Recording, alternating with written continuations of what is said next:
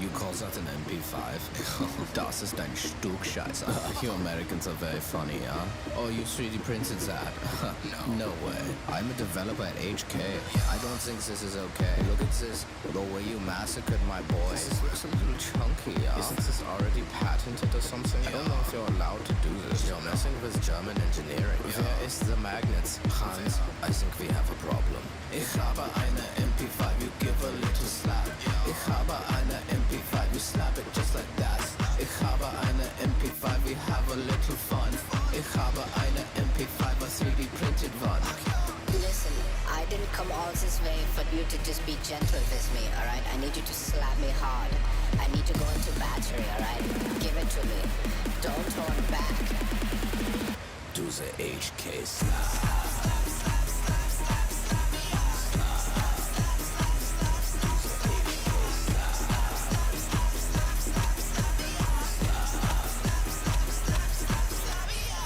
Do you mean to tell me that you made this in your living room with just a 3D printer? Yeah. Oh, I still don't quite understand. You mean you just squirted it? What? I squirted it, yeah. I squirted it out of the 3D printer with plastic in my living room, yeah. I'm scared. This could mean anyone could 3D print it in the living room. I think that's the point, yeah. But it's very scary. Well, sometimes the world is a scary place. Slap it with your left, slap it with your right. Slap it in the day and slap it in the night. Slap it like you mean it, slap it like a god. I slap it when I see it, it always gets me hard. Listen, I didn't come all this way for you to just be gentle with me, alright? I need you to slap me hard. I need to go into battery, alright? Give it to me. Don't hold back. Do the HK slap.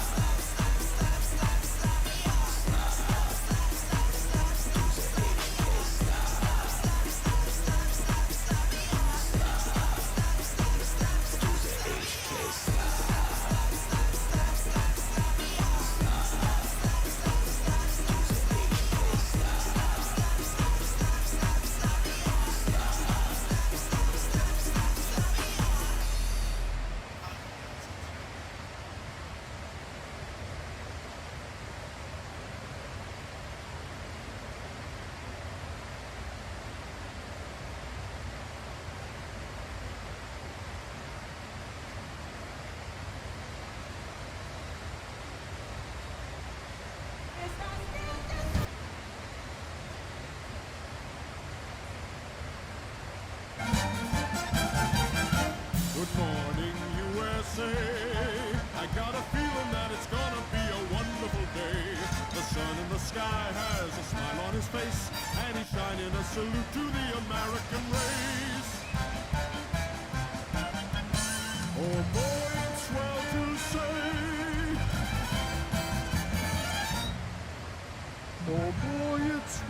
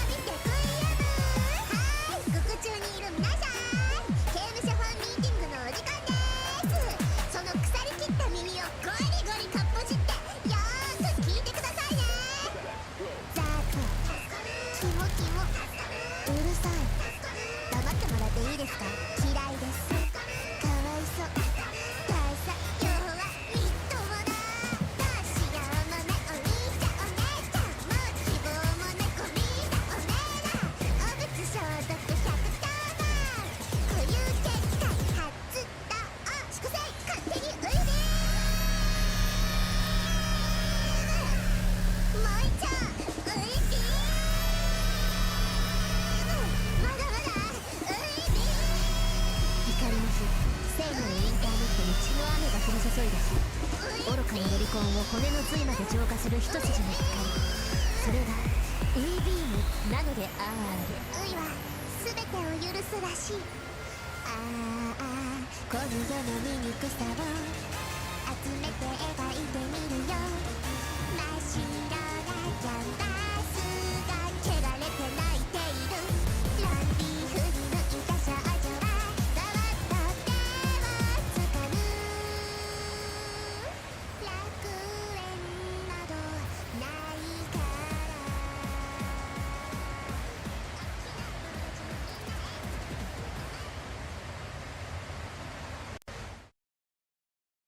Ah, slow news day, isn't it? That. All right. We can open up with a little bit of funnies. Let me pull up my Discord. Not my Discord, my Chrome actually. What do we have? Apparently we can have a little happening sauce in our life, just a teeny tiny bit. But in the grand scheme of things, nothing ever happens. That's probably not my favorite one. Which one was my favorite one? Like that one. The elites don't want you to know this, but the El Presidentes in South America are free. You can take them home. I have one El Presidente.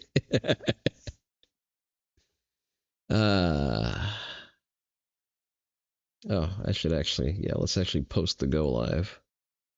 A dollop of a happening, just a tiny bit. You can have a little bit as a treat. All right, where was? Oh, that one. That was fantastic. That's how you do. That's how you do an overnight raid, you fucking amateurs.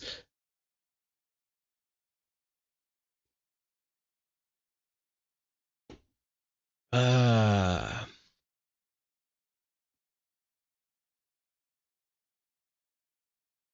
close that one without opening.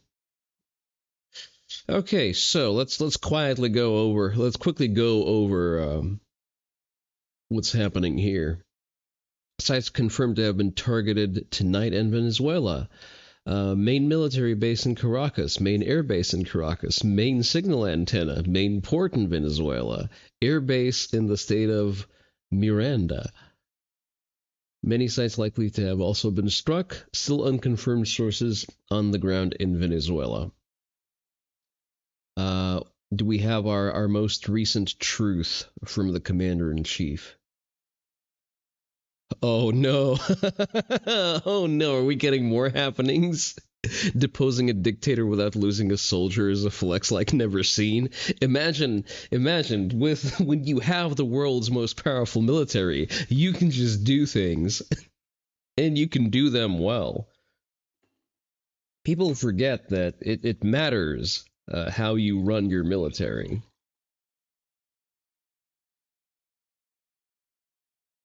Also, all of those people criticizing Hegseth for not being suited for the position are currently sitting with egg on their face. Good morning, everybody.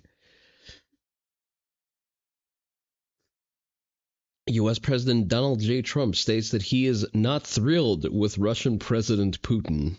Oh boy. Wait. Okay, more developments. President Trump states that Venezuelan opposition leader Maria Corina Machado doesn't have the support or respect to run Venezuela. That's an interesting turn. Okay.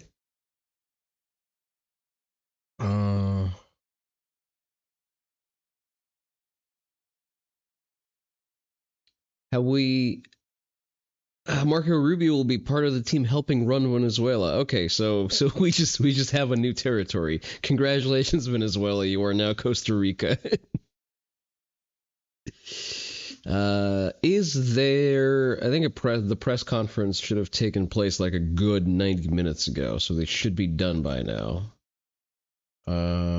Wait, what? Women are converting to Islam for clout? Hell yeah. Like I needed more reasons to want to repeal the 19th.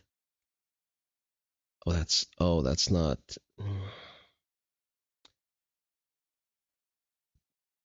All right, let's not get too scatterbrained here.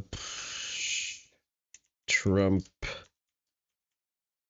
press conference. Let's see. Oh, this one is still live. Holds a news conference on the Venezuela strike. AP or ABC News? Which one? Which one do we go with? Definitely not a press conference. Are we just waiting?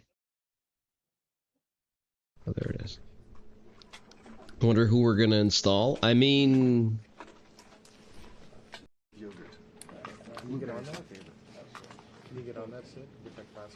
we could just take them over and have Marco Rubio be the governor. The White House would broadcast on X. You can post a link in chat. That would be appreciated. You may get pee-pee slapped by the mod, but I will still see the link.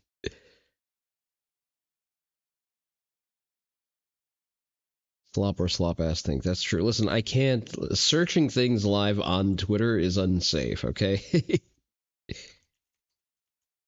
White House. Ah, there you go. See, you didn't even get slapped by the mod.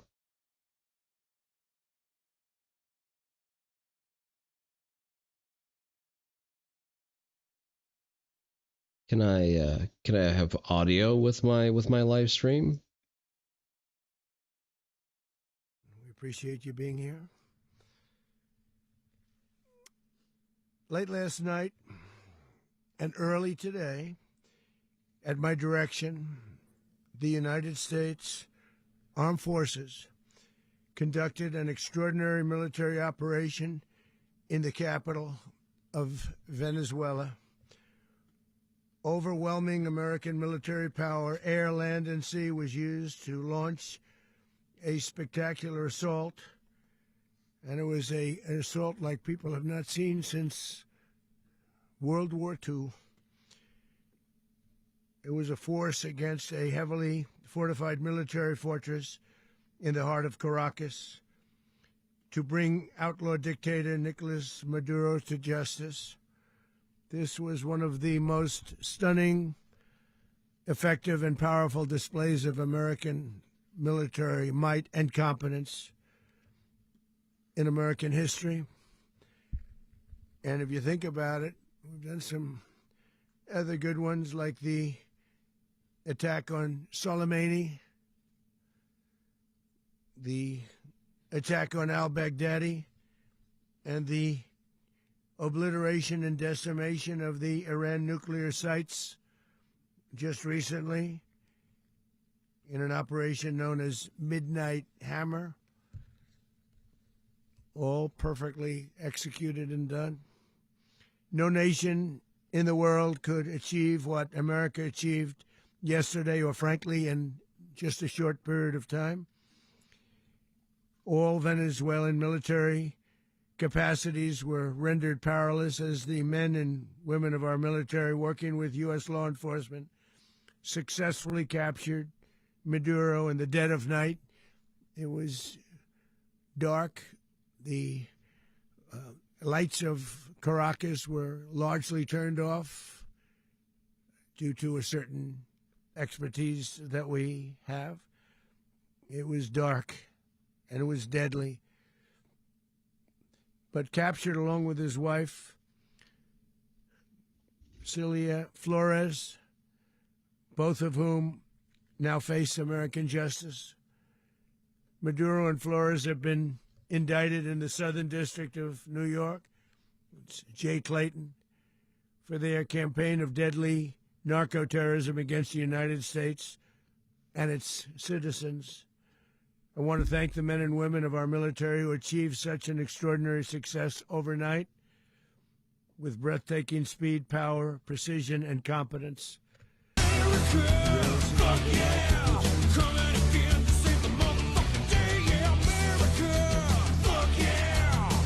some raids Excuse in this me. country that didn't go so well. They were an embarrassment.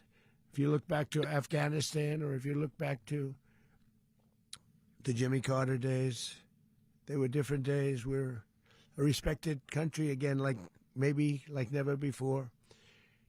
These highly trained warriors operating in collaboration with U.S. law enforcement caught them in a very ready position. They were waiting for us. They knew we had many ships out in the sea, just sort of waiting. They knew we were coming. So they were in what's called a ready position. But they were completely overwhelmed and Night Stalkers never quit. Well, they don't have to. You don't have to quit when you're the best. very quickly incapacitated. If you would have seen what I saw last night, you would have been very impressed. I'm not sure that you'll ever get to see it, but it was an incredible thing to see. Not a single American service member was killed, and not a single piece of American equipment was lost. We had many helicopters, many planes, many people involved in that fight. But think of that, not one piece of military equipment was lost, not one service member was, more importantly, killed. The United States military is the strongest and most fearsome military on the planet by far. With capabilities and skills our enemies can scarcely begin to imagine. We have the best equipment anywhere in the world. There's no equipment like what we have. And you see that even if you just look at the boats. You know, we've knocked out 97% of the drugs coming in by sea. 90%. Each boat kills on average, 25,000 people. We knocked out 97%. And those drugs mostly come from a place called Venezuela. We're going to run the country until such time as we can do a safe, proper, and judicious transition. So we don't want to be involved with having somebody else get in, and we have the same situation that we had for the last long period of years. So we are going to run the country until such time as we can do a safe, proper, and judicious transition. And it has to be judicious. Approximately $874 billion defense budget. Hell yeah. Because that's what we're all about. We want peace, liberty, and justice for the great people of Venezuela. And that includes many from Venezuela that are now living in the United States and want to go back to their country. It's their homeland. We can't take a chance that somebody else takes over Venezuela that doesn't have the good of the Venezuelan people in mind. We've had decades of that. We're not going to let that happen. We're there now, and what people don't understand, but they understand as I say this, we're there now, but we're going to stay until such time as the proper transition can take place. So we're going to stay until such time as we're going to run it, essentially, until such time as a proper transition can take place. As everyone knows, the oil business in Venezuela has been a bust, a total bust, for a long period of time. They were pumping almost nothing by comparison to what they could have been pumping and what. That sure sounds like energy prices are about to fucking plummet. Ooh, that's going to have some interesting knock-on effects. Could have taken place. We're going to have our very large United States oil companies, the biggest anywhere in the world, go in, spend billions of dollars, fix the badly broken infrastructure. True. It's the Department of War. And start making money for the country. And we are ready to stage a second and much larger attack if we need to do so. So we were prepared to do a second wave if we needed to do so. We actually assumed that a second wave would be necessary, but now it's probably not. The first wave, if you'd like to call it that, the first attack was so successful, we probably don't have to do a second, but we're prepared to do a second wave, a much bigger wave, actually. This was pinpoint, but we have a much bigger wave that probably won't have to do. This partnership of Venezuela with the United States of America, a country that everybody wants to be involved with because of what we were able to do and accomplish, will make the people of Venezuela rich, independent, and safe. And it will also make the many, many people from Venezuela that are living in the United States extremely happy. They suffered. They suffered. So much was taken from them. They're not going to suffer anymore. The illegitimate dictator Maduro was the kingpin of a vast criminal network responsible for trafficking colossal amounts of deadly and illicit drugs into the United States. As alleged in the indictment, he personally oversaw the vicious cartel known as Cartel de las Solas, which flooded our nation with lethal poison, responsible for the deaths of countless Americans, the many, many Americans. Hundreds of thousands over the years of Americans died because of him. Maduro and his wife will soon face the full might of American justice and stand trial on American soil. Right now, they're on a ship. They'll be heading to, ultimately, New York, and then a decision will be made, I assume, between New York and Miami or Florida. But we have people where the overwhelming evidence of their crimes will be presented in a court of law. And I've seen it. I've seen what we have. I'm interested to see what questions are going to be taken from the press pool. If any of the typical suspects are going to try to bellyache about how this is an act of war. It's both horrible and breathtaking that something like this could have been allowed to take place.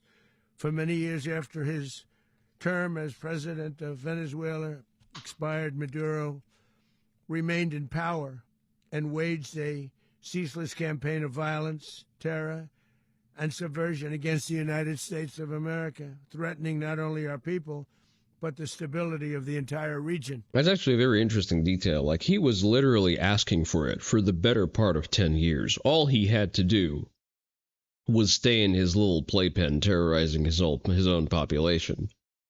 Now he's made himself a mark. He definitely missed the spot where he was supposed to stop fucking around. And you all saw it. In addition to trafficking gigantic amounts of illegal drugs that inflicted untold suffering and human destruction all over the country, all over, in particular, the United States, Maduro sent savage and murderous gangs, including the bloodthirsty prison gang Tren de Aragua, to terrorize America. Every British person in every server is being a bunch of tooting longhouse bitches. It's weirdly uniform.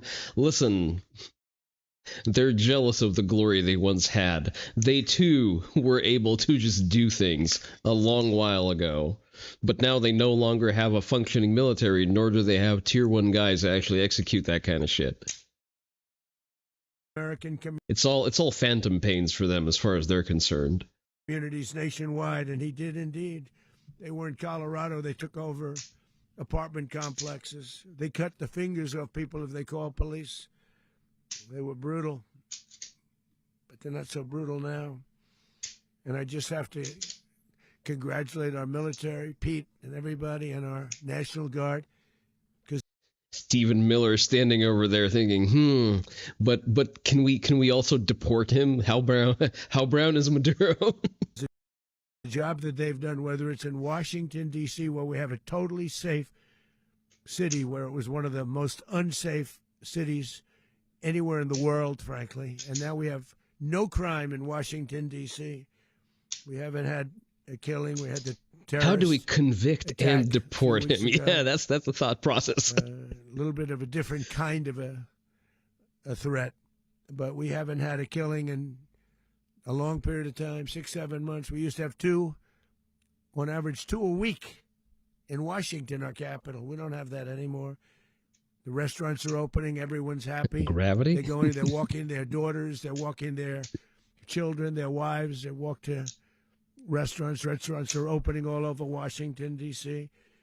So I want to thank the National Guard. I want to thank our military. And I want to thank law enforcement. It's been amazing. And they should do it with more cities. We're doing it, as you know, in We're doing it in Memphis, Tennessee right now, and crime is down. We've just sort of started a few weeks ago, but crime is down now 77%.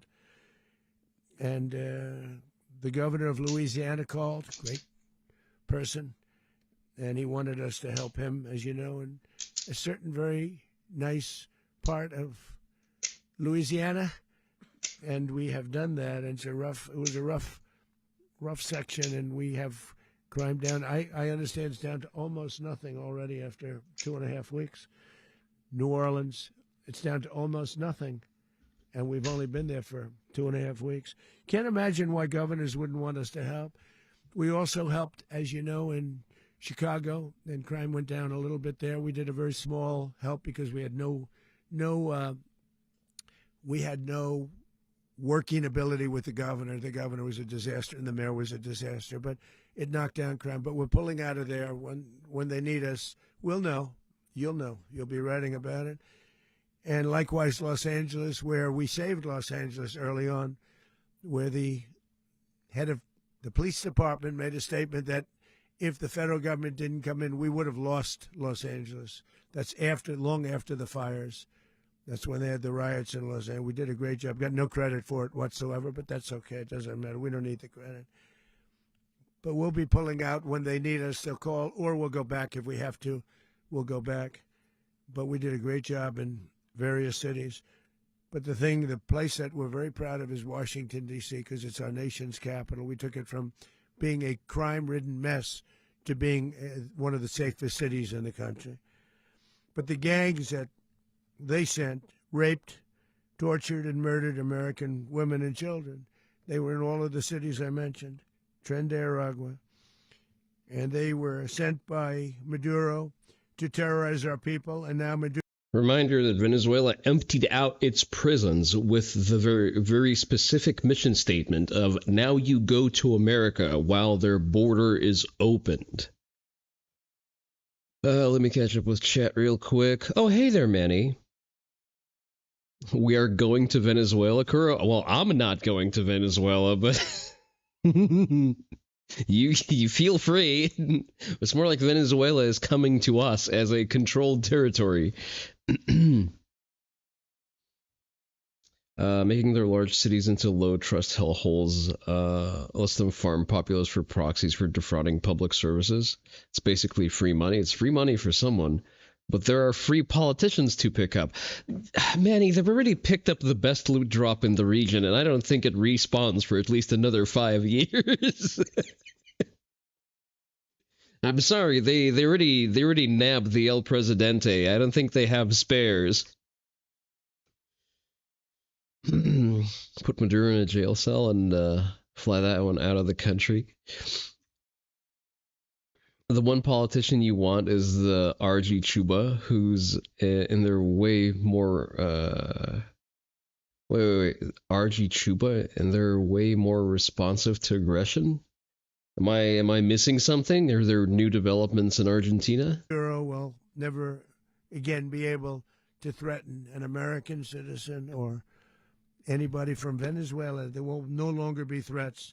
For years, I've highlighted the stories of those innocent Americans whose lives were so heartlessly robbed by this Venezuelan terrorist organization. How are you doing today, really Manny? One of the worst. Let me give you a shout out. Americans like 12-year-old Jocelyn Nungary from Houston. Beautiful Jocelyn Nungary. What happened to her? Manny's good people. Go follow him. Assaulted and murdered by Tren de Aragua animals. They murdered Jocelyn and left her dead under the bridge. There was a bridge that will never be the same to so many. I mean, for all intents and purposes, Tren de Aragua was a paramilitary group that was sent here to execute diversions. Like, they do that in a South American shithole-ish way, but that is what they effectively were. That is why they were sent to infiltrate the country. Many people after seeing what happened. As I've said many times, the Maduro regime emptied out their prisons, sent their worst and most violent monsters into the United States to steal American lives. And they came from mental institutions and insane asylums. They came from prisons and jails.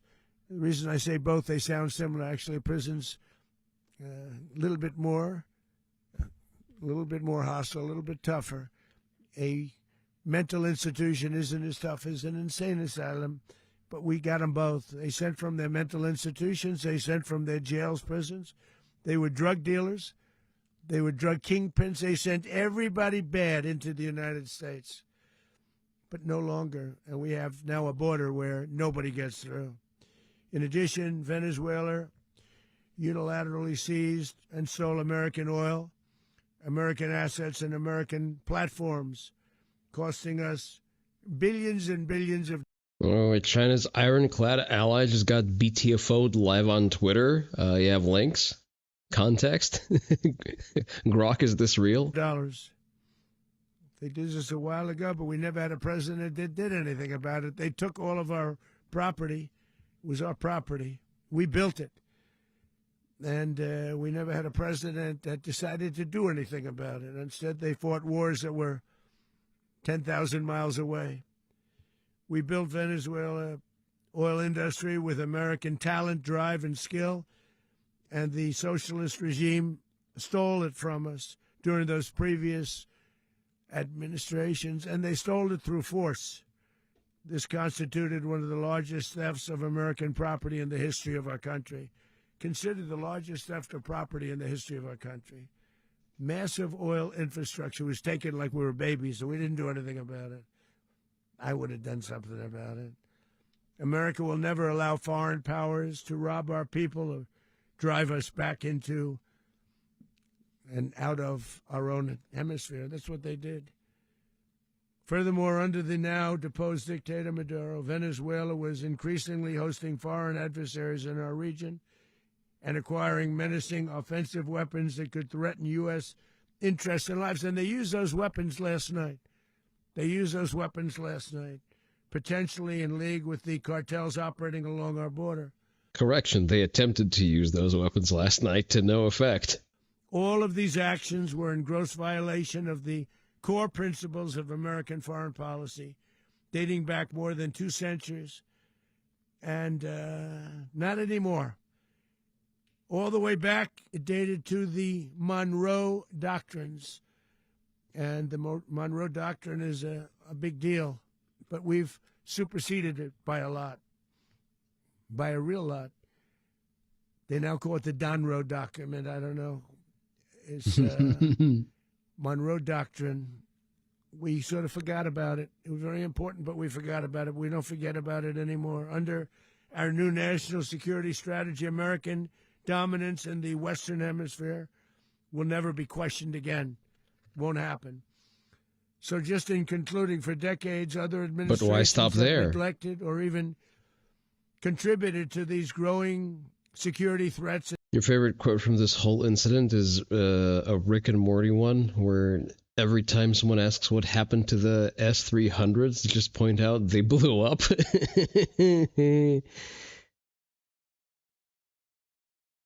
And you play more Glenn Rafferty. In the Western Hemisphere.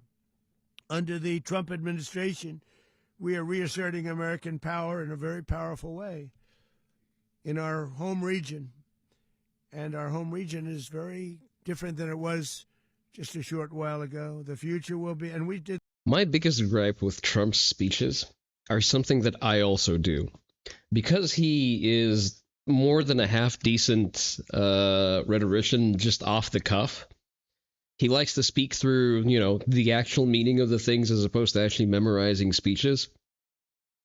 He sometimes ad-libs, sometimes he introduces certain tautologies, like establishing American power in the powerful way. Nobody who's actually writing a speech is going to write it like that. But if you're talking off the cuff because you're ad-libbing, because you're just that good, you're sometimes going to have a gaffe like that.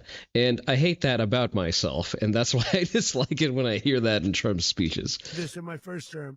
We had great dominance in my first term, and we have far greater dominance right now. Everyone's coming back to us. The future will be determined by the ability to protect commerce and territory and resources that are core to national security. These are core to our national security. Just like tariffs are, they've made our country rich, and they've made our national security strong, stronger than ever before. But these are the iron laws that have always determined global power, and we're going to keep it that way. We will secure our borders. We will stop the terrorists. We will crash the cartels, and we will defend our citizens against all threats, foreign and domestic. Other presidents may have lacked the courage or whatever to defend America, but I will never allow terrorists and criminals to operate with impunity against the United States. This extremely successful operation should serve as warning to anyone who would threaten American sovereignty or endanger American lives. Very importantly, the embargo on all Venezuelan oil remains in full effect. The American Armada remains poised in position, and the United States retains all military options until United States demands have been fully met and fully satisfied. All political and military figures in Venezuela should understand what happened to Maduro can happen to them, and it will happen to them if they aren't just, fair, even to their people. The dictator and terrorist, Maduro, is finally gone, and Venezuela people are free. They're free again. It's been a long time for them, but they're free. America is a safer nation this morning. It's a prouder nation this morning because it didn't allow this horrible person and this country that was doing very bad things to us. It didn't allow it to happen. And the Western Hemisphere is right now a much safer place to be. So I want to thank everybody for being here. I want to thank Cuba General is Raisin sweating King. He's right now. fantastic. Man, I've worked with a lot of generals. I worked with some I didn't like. I worked with some I didn't respect. I worked with some that just weren't good. But this guy is fantastic. I watched last night one of the most precise attacks on sovereignty. I mean, it was an attack for justice. And I'm very proud of him, and I'm very proud of our Secretary of War, Pete Hegseth, who I'm going to ask to say a few words. Thank you very much.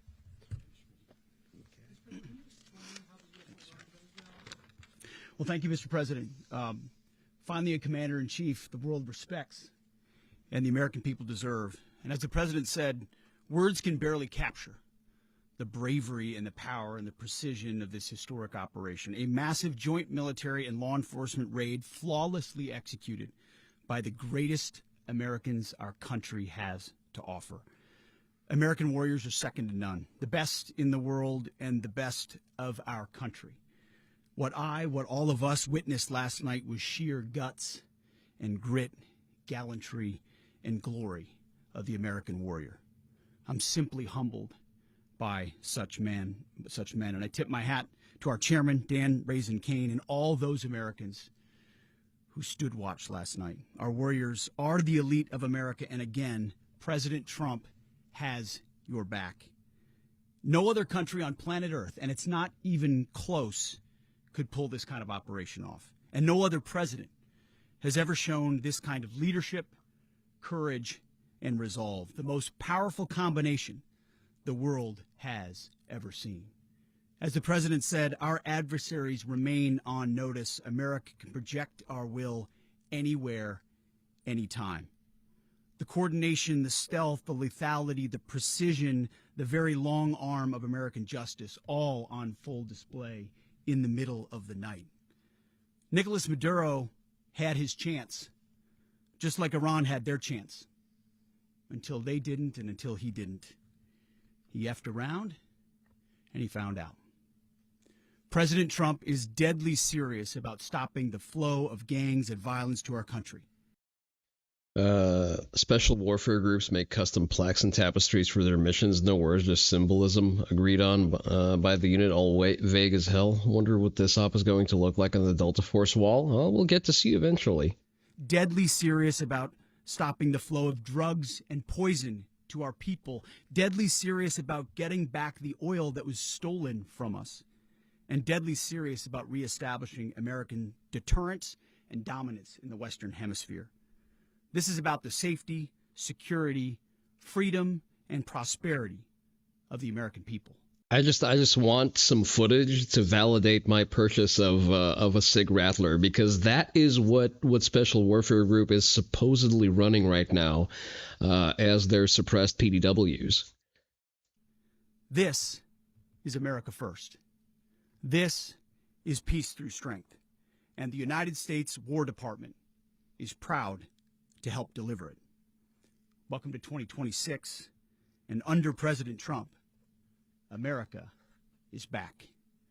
I'd like to welcome now our chairman, Chairman Raising Cane, to give a few more details about the operation. Mr. Chairman. Thank you, Mr. Secretary. Thank you, Mr. President, and good morning. Last night, on the order of the President of the United States and in support of a request from the Department of Justice, as the President said, the United States military conducted an apprehension mission in Caracas, Venezuela, to bring to justice two indicted persons, Nicolas and Cecilia Maduro. This operation, known as Operation Absolute Resolve, was discreet, precise, and conducted during the darkest hours of January 2nd and was the culmination of months of planning and rehearsal, an operation that, frankly, only the United States military could undertake. What I'd like to do this morning is talk to you through some of the preparation and the details without compromising any of our tactics, techniques, and procedures. There is always a chance that we'll be tasked to do this type of mission again.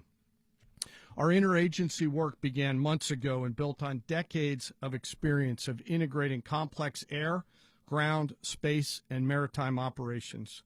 While the past 2 decades have honed the skills of our special operations forces, this particular mission required every component of our joint force, with soldiers, sailors, airmen, Marines, and Guardians working in unison with our intelligence agency partners and law enforcement teammates in an unprecedented operation. We leveraged our unmatched intelligence capabilities and our years of experience in hunting terrorists, and we could not have done this mission without the incredible work by various intelligence agencies, including the CIA, NSA, and NGA.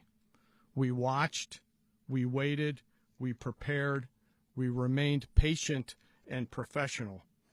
This mission was meticulously planned, drawing lessons from decades of missions over the last many years, many missions over these last many years. This was an audacious operation that only the United States could do. It required the utmost of precision and integration within our joint force. And the word integration does not explain the sheer complexity of such a mission. An extraction so precise it involved more than 150 aircraft launching across the Western Hemisphere in close coordination, all coming together in time and place to layer effects for a single purpose. Like, all jokes about South America aside, you realize that the U.S. that the U.S. just managed to pick up a Tier 1 asset. We've managed to black bag a head of state without sustaining a single casualty or loss, both to personnel and equipment. To get an interdiction force into downtown Caracas while maintaining the element of tactical surprise. Failure of one component of this well-oiled machine would have endangered the entire mission, and failure is never an option for America's joint force. Those in the air over Caracas last night were willing to give their lives for those on the ground and in the helicopters. Let me talk a little bit about the preparation. After months of work by our intelligence teammates We can only do this to weak countries. It's literally bullying. Well, compared to us, every other country is weak, so I guess we're kind of out of options here. We lack a near-peer force to do that too. Find Maduro and understand how he moved, where he lived, where he traveled, what he ate, what he wore, what were his pets. In early December, our force was set pending a series of aligned events. key was choosing the right day to minimize the potential for civilian harm and maximize the element of surprise and minimize the harm to the indicted personnel so, as the president said, they could be brought to justice. And as the president said earlier today, weather in Venezuela is always a factor this time of the year. And over the weeks through Christmas and New Year's, the men and women of the United States military sat ready. Fair is only a real complaint in games, exactly. Remember, we used our intelligence apparatus to know where Putin is 24/7, as we should. Hey there, Gecko. How are we doing? We're celebrating, gloating maybe just a little bit. But yeah, fair is not a consideration outside of gamified scenarios. Fighting fair is for chumps. And if you want to demonstrate the fact that you are well trained in unconventional and unfair warfare, you should get yourself an Oni Dojo patch. How was that segue? Butter smooth. Patiently waiting for the right triggers to be met and the president to order us into action. Last night, the weather broke just enough, clearing a path that only the most skilled aviators in the world could maneuver through. Ocean, mountain, low cloud ceilings, but when tasked with a mission, this organization does not quit. At 10:46 p.m. Eastern Time last night, the president ordered the United States military to move forward with this mission. He said to us, and we appreciate it, Mr. President, good luck and Godspeed. And those words were transmitted to the entire joint force. Over the course of the night, aircraft began launching from 20 different bases on land and sea across the Western Hemisphere. In total, more than 150 aircraft, bombers, fighters, intelligence, reconnaissance, surveillance, rotary wing were in the air last night. Thousands and thousands of hours of experience were airborne. Our youngest crew member was 20, and our oldest crew member was 49. And there's simply no match for American military might. As the night began, the helicopters took off with the extraction force, which included law enforcement officers, and began their flight into Venezuela at 100 feet above the water. As they approached Venezuelan shores, someone got footage of the B-1 Lancers taking off, so we boned Venezuela. The United States began layering different effects provided by Spacecom, Cybercom, and other members of the interagency to create a pathway. Overhead, those forces were protected by aircraft from the United States Marines, the United States Navy, the United States Air Force, and the Air National Guard. The force included F-22s, F-35s, F-18s, EA-18s, E-2s, B-1 bombers, and other support aircraft, as well as numerous remotely piloted drones. As the force began to approach Caracas, the Joint Air Component began dismantling and disabling the air defense systems in Venezuela, employing weapons to ensure the safe passage of the helicopters into the target area. The goal of our air component is, was, and always will be to protect the helicopters and the ground force and get them to the target and get them home. As the force crossed the last point of high terrain where they'd been hiding in the clutter, we assessed that we had maintained totally the element of surprise. As the helicopter force ingressed towards the objective at low level, we arrived at Maduro's compound at 1:01 a.m. Eastern Standard Time, or 2:01 a.m. Caracas local time, and the apprehension force descended into Maduro's compound and moved with speed, precision, and discipline towards their objective. We better get a ready or not mission for about this. Or so help me God. And isolated the area to ensure the safety and security of the ground force while apprehending the indicted persons. On arrival into the target area, the helicopters came under fire, and they replied with that fire with overwhelming force in self-defense. One of our aircraft was hit but remained flyable, and as the president said earlier today, all of our aircraft came home, and that aircraft remained flyable during the rest of the mission. As the operation unfolded at the compound, our air and ground intelligence teams provided real-time updates to the ground force, ensuring those forces could safely navigate the complex environment without unnecessary risk. The force remained protected by overhead tactical aviation. Maduro and his wife, both indicted, gave up and were taken into custody by the Department of Justice, assisted by our incredible U.S. military with professionalism and precision, with no loss of U.S. life. After securing the indicted persons, the force began to prep for departure. Helicopters were called in to exfiltrate the extraction force, while fighter aircraft and remotely piloted aircraft provided overhead coverage and suppressive fire. There were multiple self-defense engagements as the force began to withdraw out of Venezuela. The force successfully exfiltrated and returned to their afloat launch bases, and the force was over the water at 3:29 a.m. Eastern Standard Time with indicted persons on board. And both Maduro and his wife were embarked aboard the USS Iwo Jima. In closing, what we've witnessed today is a powerful demonstration of America's joint force. We think, we develop, we train, we rehearse, we debrief, we rehearse again and again, not to get it right, but to ensure that we cannot get it wrong. Our jobs are to integrate combat power so when the order comes, we can deliver overwhelming force at the time and the place of our choosing against any foe anywhere in the world.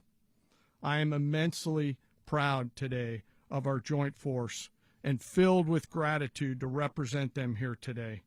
There is simply no mission too difficult for these incredible professionals and the families that stand by them and support them.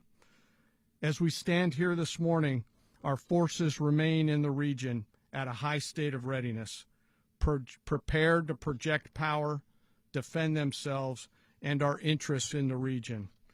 This operation is a testament to the dedication and unwavering commitment to justice and our resolve to hold accountable those who threaten peace and stability. In closing, I want to express my heartfelt gratitude to the brave men and women who executed this mission. Their courage and tireless commitment to our nation are what makes us strong. Thank you, Mr. Secretary, and thank you, Mr. President.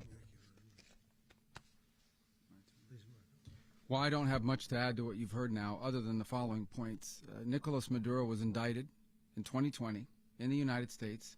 He is not the legitimate president of Venezuela. That's not just us saying it. The first Trump administration, the Biden administration, the second Trump administration, none of those three recognized him. He's not recognized by the European Union and multiple countries around the world. He is a fugitive of American justice with a $50 million reward, which I guess we saved $50 million. And Sure. yeah, exactly. But Don't let anybody claim it. Nobody deserves it but us. But I want to be clear about one thing. Nicolas Maduro had multiple opportunities to avoid this. He was provided multiple very, very, very generous offers and chose instead to act like a wild man, chose instead to play around. And the result is what we saw tonight.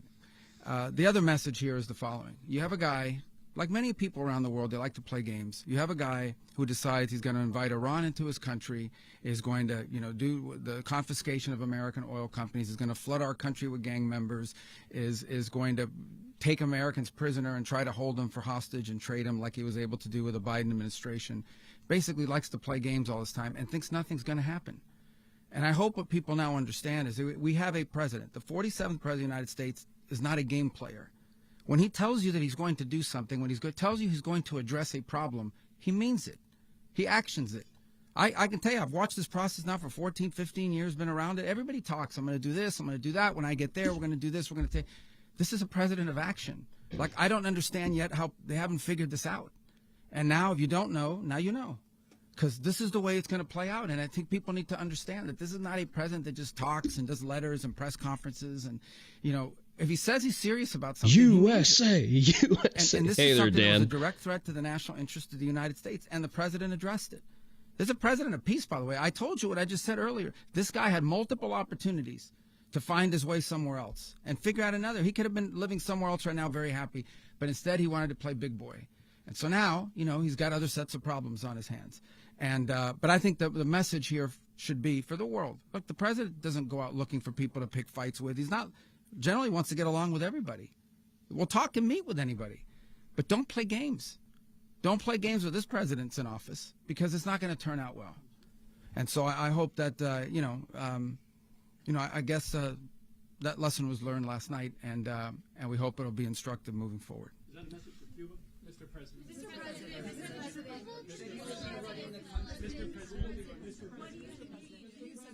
Please. Well, we're going to be running it with a group, and we're going to make sure it's run properly. We're going to rebuild the oil infrastructure, which will cost billions of dollars. It'll be paid for by the oil companies directly. They will be reimbursed for what they're doing, but that's going to be paid. And we're going to get the oil flowing the way it should be. As you know, it was just a minor flow. It was actually a minor flow for what they have. But we're going to run it properly, and we're going to The oil piece is actually very material, less so as a direct benefit for the U.S. because it's going to be handled by private companies, but the ultimate fallout of this is going to be an absolute crash in oil prices, and that's going to be interesting to see because, let me quickly fix my tracking there, getting a little bit floated out. There we go. Because I think this is this is a fork that is presented to Putin. He's demonstrating that, hey, if you don't play ball, we have alternatives. Well, realistically, it is a flex both in the direction of China, Russia, and the Ukraine, stating that, hey, we can shit on your party boat whenever we want to, from any height or velocity that we find fit. At the same time, we're also gassing out their primary source of revenue. And we're going to take a look at the Russian commentary about this momentarily. Make sure the people of Venezuela are taken care of. We're going to make sure the people that were forced out of Venezuela by this thug are also taken care of.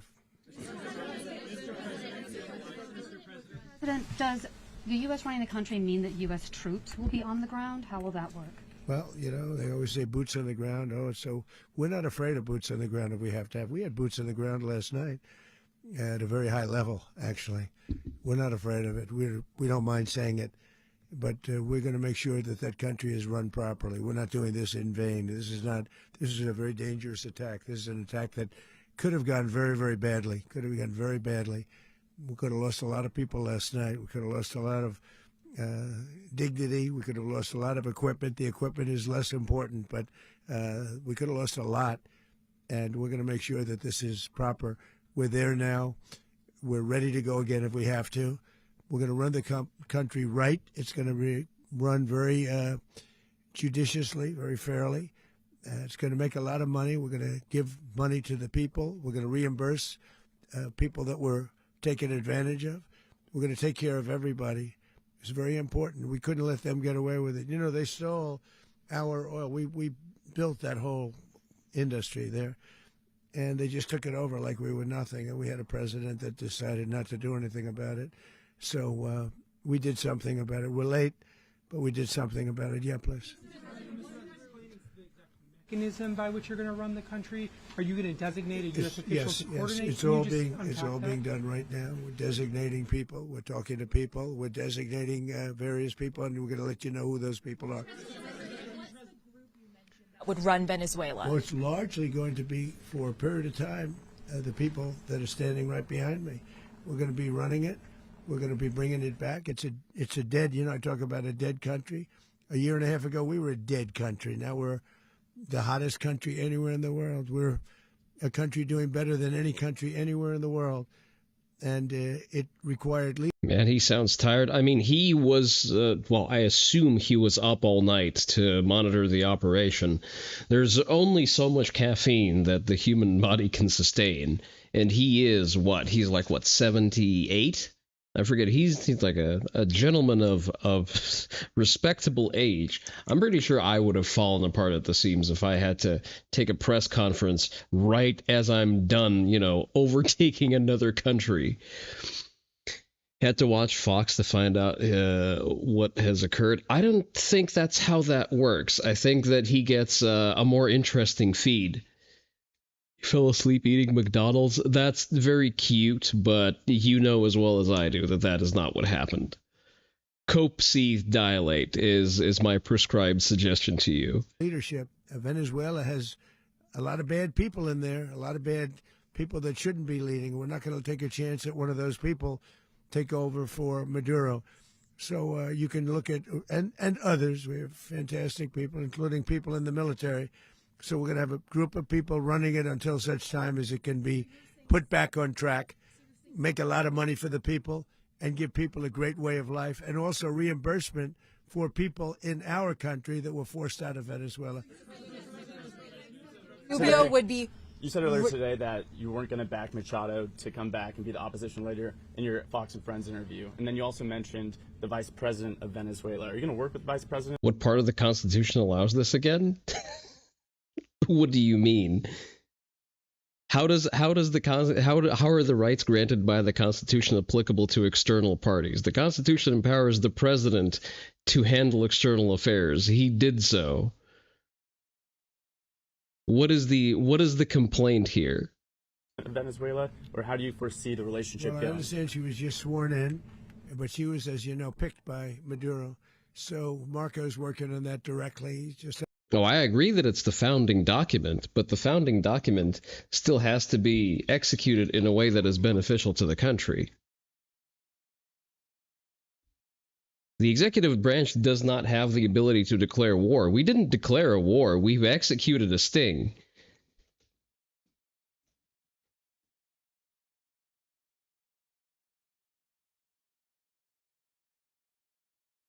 Had a conversation with her, and she's essentially willing to do what we think is necessary to make Venezuela great again. Very simple. Someone removed the president of the United States, would that be an act of war? That's a good question. I guess someone can try and see how that pans out for them. Mr. President, Colombian President Gustavo Petro, a couple weeks ago, he said he's got to watch his ass. And today he said he's not concerned about anything happening to him. It's only an act of war if you can then respond by declaring said war as retaliation for that. We've removed Maduro. The country that is left after Maduro is not willing to pursue war. Therefore, it is not an act of war. October 7th, was an act of war because Israel still had the capability of pursuing retaliatory military action. Does that help? President of the United States just violated international law, so if the UN comes and takes him, you're saying that's not an act of war? The UN is going to die trying, but we're also not going to declare war against the UN. We're just going to collect blue hats as trophies, and I'm here for it. And in the aftermath of this operation. Yeah, good thing international law is utterly fucking worthless. So if France comes and arrests Trump, that's an act of war by France. They can try, and we're going to shit down their necks, and then we're going to wait for them to give up and apologize. So just what your message is about that. Well, he has cocaine mills. He has factories where he makes... If they were to succeed, the U.S. would likely declare war on them. As of right now, Venezuela isn't capable of declaring war. Tell me again about all those African dictators the UN files and arrest warrants at? Yeah. Cocaine. And yeah, I think I stick by my first statement. He's making cocaine. They're sending it into the United States. So he does have to watch his ass. Mr. President, did you notify any members of Congress in advance? Marco, do you want to talk about that? Because you were involved in it. Sure. We call members of Congress immediately after. This was not the kind of mission that you can do congressional notification on. It was a trigger-based mission in which conditions had to be met night after night. We watched and monitored that for a number of days. So it's just simply not the kind of mission you can call people and say, hey, we may do this at some point in the next 15 days. But it's largely a law enforcement function. Remember, at the end of the day, at its core, this was an arrest of 2 indicted fugitives of American justice, and the Department of War supported the Department of Justice in that job. Now, there are broader policy implications here, but it's just not the kind of mission that you can pre-notify because it endangers the mission. Plus, if I could add one thing to that, Congress has a tendency to leak. This would not be good. If they leaked, General, I think it would have been maybe. Who's that fucking pencil-necked cuck from California who got caught sticking his fingers into the Chinese honeypot? Eric Swalwell, right? So our Congress is just profusely compromised in every direction. I assume, including Venezuela. You're getting ads that are complete AI slop. God help you. Damn, that's a shame. the YouTube feed doesn't have ads, by the way. So if you need to dodge ads, the YouTube feed is there. You can keep commenting here. But I have to say, they knew we were coming at some point. You know, we had a lot of ships out there. They sort of knew we were coming. We went there. But Congress will leak, and we don't want leakers. To watch this all play out live. What was Maduro doing when the U.S. forces entered what I assume would be his home? And also, was there any point where the U.S. was considering if Maduro pushed back or resisted killing Maduro? It could have happened. It could have happened. He was trying to get into a safe place. You know, the safe place is all steel. And he wasn't able to make it to the door because our guys were so fast. They went through the opposition so fast. And there was a lot of opposition. You know, people were wondering, do we get them by surprise? Sort of surprised, but they were waiting for something. It was a lot of opposition. There was a lot of gunfire. You saw some of it today. But he was trying to get to a safe place, which wasn't safe because we would have had the door blown up in about 47 seconds, they say on average, regardless of how thick the steel was. It was a very thick door. It was a very heavy door, but he was unable to get to that door. He made it to the door. He was unable to close it. Go ahead, finish. Where is Maduro going to be in the time being right now? Do you know his exact Well, whereabouts? eventually, ultimately, in the near future, he's going to be brought to New York. And where is he going to be held? Where is he going to be held in New York? Do you know? That's going to be up to the officials that do these things. Mr. President, the U.S. has That'd be an awesome third act conclusion. Dictators without necessarily a plan for what comes afterwards. Not with Did me. that weigh on your decision? Well, that's when we had different presidents, but with me, that's not true. With me, we've had a perfect track record of. You want to watch the operation video? Listen, I just want to confirm that high-speed guys are running SIG Rattlers. That's all I want. I want SIG Rattlers to become so popular again that I get parts compatibility and parts support again. And, you know, every super safe solution company out there starts making them for the SIG Rattler. Winning. We win a lot. And we win, if you look at Soleimani, you look at al-Baghdadi, you look at the Midnight Hammer. Midnight Hammer was incredible. Right now, you wouldn't have peace in the Middle East. We have essentially peace in the Middle East because of that. If we weren't successful with Midnight Hammer, you wouldn't have peace in the Middle East. So, with me, you've had a lot of victory. You've had only victories. You've had no losses. Yeah. How long do you expect the U.S. to run Venezuela, and how soon do you want Venezuelan people to hold elections? So I'd like to do it quickly, but it takes a Get an AR, silly goober. I will get an AR eventually. I have the plan. I plan to buy a Mark 18, but my primary as of right now is a SIG MCX, and it is a good rifle. Like my specific SIG Rattler is well built. Like that one's fine. I've managed to roll a super rare on the SIG QC Gotcha. I think mine also predates them moving their manufacturing capabilities to India, so mine still has 0 Indian parts in it. But at the same time, like ARs do certain things well, just not everything. And the SIG Rattler solves a lot of problems that I have in particular, like being a short, like a compact package that's readily suppressed, for example. Like when I throw a can onto my cane brake, I don't need to fiddle around with the gas system. I don't need to worry about the buffer tube weight or whether or not it's going to cycle correctly with the back pressure. My leftoid troll got his perceived victory and left. Listen, I wouldn't call him a troll because he didn't really get anything out of me. Is he flexing on Twitter or on the basket weaving forum? I missed the whole invading prison gangs and Fent as an act of war comeback. No, I did see that. I just let you fight your own battles because that was a point that I've made today anyway. So, well noted. We're rebuilding. We have to rebuild their whole infrastructure. The infrastructure is rotted. It's actually very dangerous. It's blow-up territory. Oil is very dangerous. It's a very dangerous thing to take out of the ground. It can kill a lot of people. It has killed a lot of people doing just that. The infrastructure is old. It's rotted.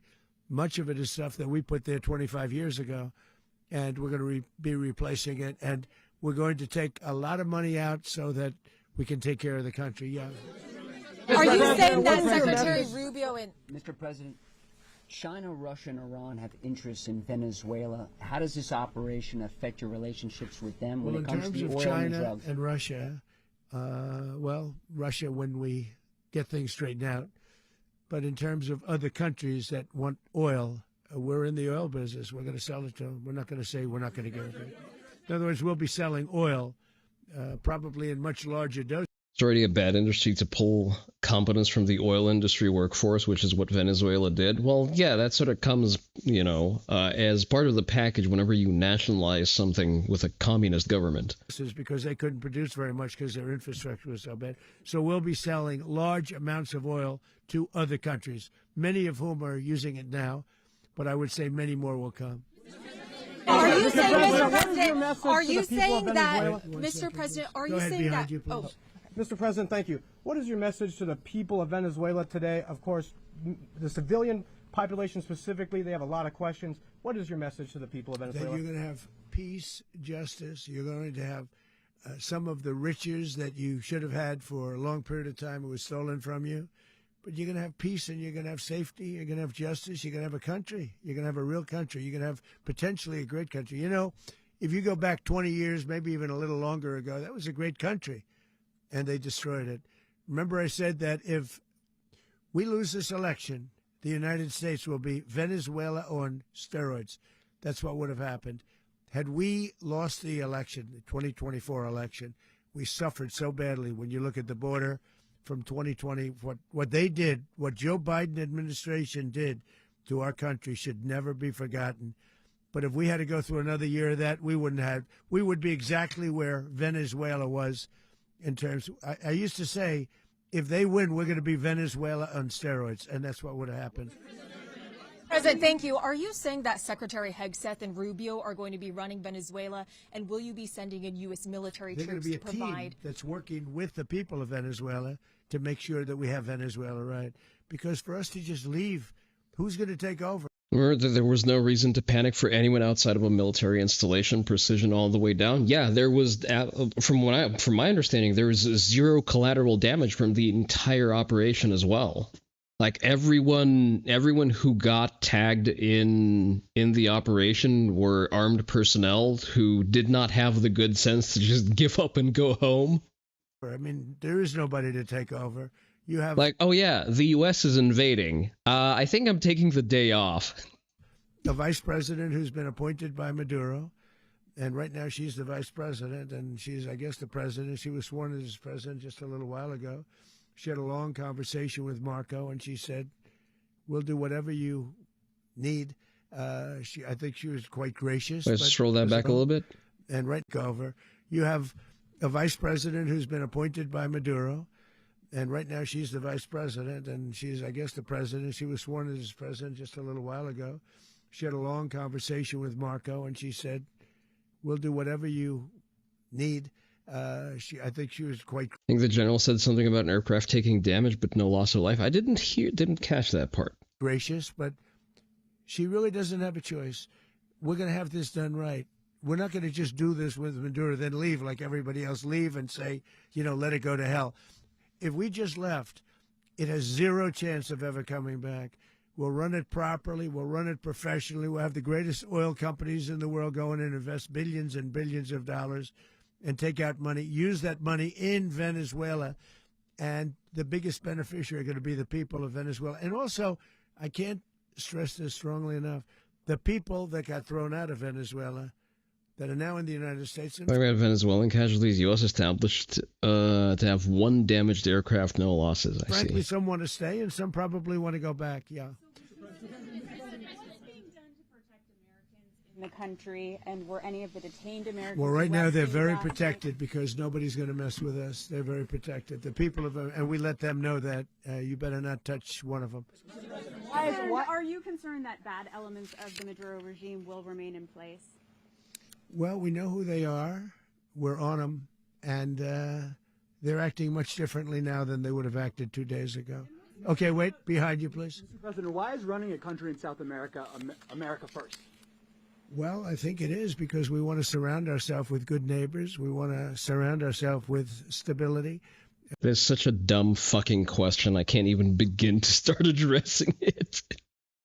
It smells of Twitter groiperism so fucking bad. How did you ever even end up in the press pool, you fucking mouth breather? We want to surround ourselves with energy. We have tremendous energy in that country. It's very important that we protect it. We need that for ourselves. We need that for the world. The only losses here are the bars who are anticipating the presence of U.S. Marines for the purpose of selling alcohol at bulk rates. Don't worry, I think they'll make up the loss momentarily. And we want to make sure we can protect it. Yes, sir. Please go ahead. Yeah, is there a message here for Cuba and Diaz-Canel? Well, Cuba's an interesting case. Cuba is, not doing very well right now.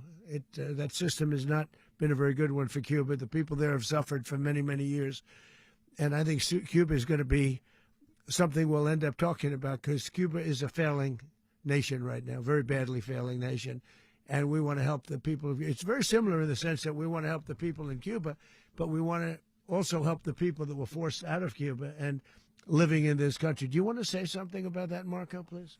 Well, I mean, I just gave you a statement a few minutes ago about, when the president speaks, you should take him seriously. Suffice it to say, Cuba is a disaster. It's run by incompetent, senile men. P. Bunyan, welcome to the chat. Why are good journalists so hard to come by? Also, greetings. Wasn't there a piece recently about how the entire journalistic industry is basically turned itself into a DEI circle jerk where it's forcing people out of the profession hand over fist in order to hit diversity quotas? I understand that was Condé Nast, and this isn't exactly a news outlet, but I believe most publishing houses operated on the same rules of basically just trying to, hire certain demographics over people who are actually competent. And, who is going to be your frontline correspondent if not a hungry 20-year-old who wants to make a name for himself? Because it's definitely not the girlie who gets the position because of diversity quotas. Sounds about right? Yep. And in some cases... At this point, let's conquer the whole world. Yes and no. Yes and no, Gecko. So military intervention is not a cure-all. It's not a method of addressing every problem that you come across. I think that U.S. hegemony functions on, we need to sustain a U.S. global hegemony. No disagreement there. However, we don't do that by direct projections of force in every scenario. Sometimes waving a big stick and having people aware of the big stick is arguably more valuable than actually hitting someone with said big stick.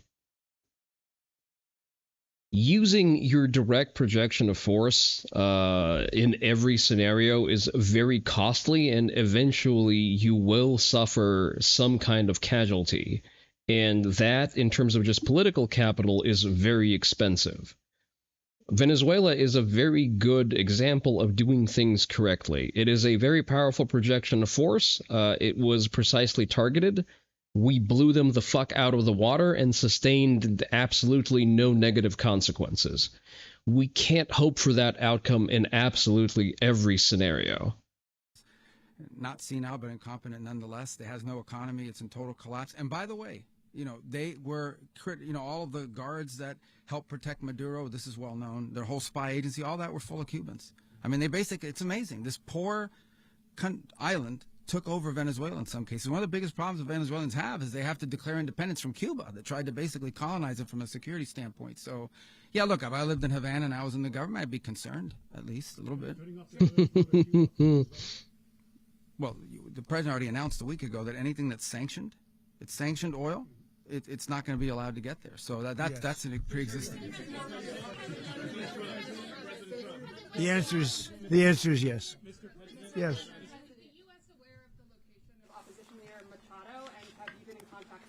No, we haven't. No, we haven't. Mr. President. Mr. President, on Monday. Oh, I think it would be very tough for her to be the leader. She doesn't have the support within or the respect within the country. She's a very nice woman, but she doesn't have the respect within the Mr. President, is it possible that the Monday. U.S. ends up administrating Venezuela for years? Well, it won't cost us anything because the money coming out of the ground is very substantial. So it's not going to cost us anything. We will. Well, we want safety there. We want to be surrounded by countries that aren't housing all of our enemies all over the world. That's what that was happening, and you don't want to have that. But we're going to be rebuilding, and we're not spending money. The oil companies are going to go in. They're going to spend money. We're going to take back the oil that, frankly, we should have taken back a long time ago. A lot of money is coming out of the ground. We're going to get reimbursed for all of that. We're going to get reimbursed for everything that we spend. So it's going to be a very important. This is a very big evening that took place last night. We have to be surrounded by safe, secure countries, and we also have to have energy. Very important. We have to have energy that's real energy, not where they're getting 4% and 5% of the energy out of the ground. You take a look. It was such a disaster. So what's going to happen with Venezuela, I think, over the next period of a year, is going to be a great thing, and the people of Venezuela will be the biggest beneficiaries. Going to send in the U.S. military. Mr. President, thank you. What did you last speak to Maduro about when you spoke? And is the Well, US I don't want to get war into with the Venezuela? conversations, but I did have conversations with him, and I said, you got to surrender. And I actually thought he was pretty close to doing so, but now he wished he did, yeah. You said that Maduro is responsible for drug trafficking. You recently pardoned the former president of Honduras, who was convicted of many drug trafficking. Can you explain how these two situations are different? And would you ever pardon Maduro? I endorsed, as you know, the winning president, the man who won in Honduras. I endorsed the man who won in Chile. I endorsed the man who won in Argentina. And we are doing very well with that whole group. What the man that I pardoned was, if A small country with a lot of oil is a good basis for prosperity, so long as you don't stick your dick in it. Yes, and this is what most socialist governments typically fail to do. you could equate it to us, he was treated like the Biden administration treated a man named Trump. That didn't work out too well for them. This was a man who was persecuted very unfairly. He was the head of the country. He was persecuted very unfairly. And there are a number of them. And we felt that it was a very unfair situation that happened to him. He's also a party member of the man who won. So obviously the people liked what I did.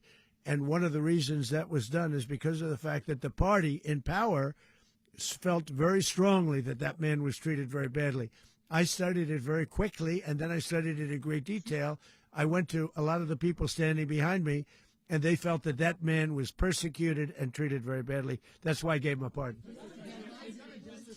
You referenced boots on the ground earlier. Can you just sort of button this up? Do you envision the U.S. military having a presence in Venezuela as the U.S. runs that Well, country? no, we're going to have a presence in Venezuela as it pertains to oil, because we have to have, we're sending our expertise in. So you may need something, not very much. But no, we're going to be taking out a tremendous amount of wealth out of the ground. And that wealth is going to the people of Venezuela and people. I'd say it's important to understand how the logistics of that are going to be executed. It's not really cause for panic. Likely there is a plan in place. I hope that it's a plan that goes at least slightly beyond just having MPs on the ground. From outside of Venezuela that used to be in Venezuela. And it goes also to the United States of America in the form of reimbursement for the damages caused us by that country. So I want to thank you all very much. Thank you. Do you have one? Yes, please. You were so nice before. I'm going to give you the final question. Go Thank ahead. you, Mr. Unless it's a President. bad question, in It's which about case I'll Putin. go one word. It's about who? It's about Putin, if you want. About Putin. Well, that's Okay. always nice You had to a talk phone. about Putin. You had a phone call with him Yeah. on Monday. Did he talk at all about Maduro? Did y'all talk about this? No, we didn't. And We then- never spoke about Maduro. Are you mad at him right now? I mean, there's this I'm not intelligence. thrilled with Putin. I'm not thrilled with Putin. He's killing too many people. I thought that would be so. I settled 8 1/4 war. You know what the 1/4 was? Thailand and Cambodia. I did it again. They broke out, and I did it in about 5 hours, and I settled it. I'm giving myself 1/4, so I'm up to now 8 1/4. In other words, I settled the war, but then they broke out. They had a pretty bad breakout over the last 4 days. I got them to go back to peace, so I only give 1/4. I thought the easiest one would be, one of the easier ones would be Russia, Ukraine. It's not. You almost forgot about the Cambodia thing. Well, it was over so fast. And they both have done some pretty bad things. And look, that's Biden's war. That's not my war. But I want to stop the lives. Did you see where last month, 30,000, it was 27,000 the month before. 30,000, mostly soldiers, were killed this last month. 30,000. Zelensky not taking the deal is kind of pissing you off. The problem with Zelensky is that he thinks that he's found a new sugar daddy in the form of the EU, and essentially he stays in power for as long as the war draws on. As long as the war draws on, he has access to an unlimited spigot of money that he can keep funneling into his pocket. And therefore, he has no incentive to really participate in the negotiations with any kind of goodwill, essentially. He has no reason to want the war to end. And that is a product of sort of the larger situation of where Ukraine has failed their exam to become the new Israel, and they've become the new Hamas instead. I want to stop that. You know, I got NATO to pay 5% instead of the 2% that they weren't paying. They weren't paying. Gibbs' psychology, again, it's not only Gibbs' psychology. He is a direct beneficiary of any military assistance that comes into the country, because just based on sort of the state of equipment and of a lot of the forces on the ground there, like, we've funded them to the tune of what, like 10 times of what Israel receives. We've funded them to the tune of they should have been able to just, purchase a new military, never mind having the time and financing to actually build up manufacturing capabilities. Instead, Zelensky allegedly now owns a hotel chain in Turkey. I wonder how that happened. Paying 2, now they pay 5. And we send them a lot of munitions. We send them a lot of things, missiles and various other things, a lot. And they pay. The United States is not losing money. We're probably making money on that. It's the last thing I care about. I just want to stop all those people. We're losing 25,000, 30,000 human beings that come from 2 places that are very far away. But if I can stop, because it's something I've been pretty good at doing, deals, I guess. It's all a deal. Life is a big deal. But if I can stop that war and stop 30,000 young people, in addition to the fact that people are being killed in Kiev, people are being killed in other cities throughout, a much smaller number, but they're being killed, viciously killed. So I'm not happy about it. I thought that would be something that would get solved. We have Mr. Witkoff here. I think that we're making progress, but that's a war that should have never happened. If I were president, it would have never happened. Putin says it. Everybody says it. If I were president, that would have never happened. But I inherited that war. That was Joe Biden, Zelensky, and Putin. I came into the situation, and it's a mess. And I will say this. I watched an operation last night that was so precise, that was so brilliant. I mean, it was incredible. If we had our people, like this general and our people involved, that war would not have gone on very long, that I can tell you. That war, to use an old term, that war has become a bloodbath, and we want it to get stopped. Thank you very much, everybody. Fantastic. You love to see it. Let's see. We have more to look at real quick before we go into the sloppa proper.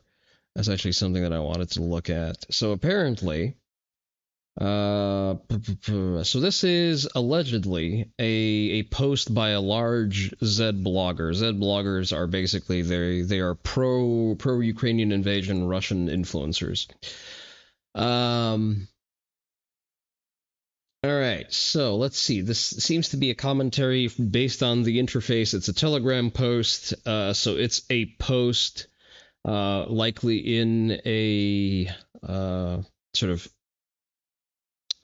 So the way that Telegram works, they have channels where only the admin posts. Sometimes they'll have commentary underneath that.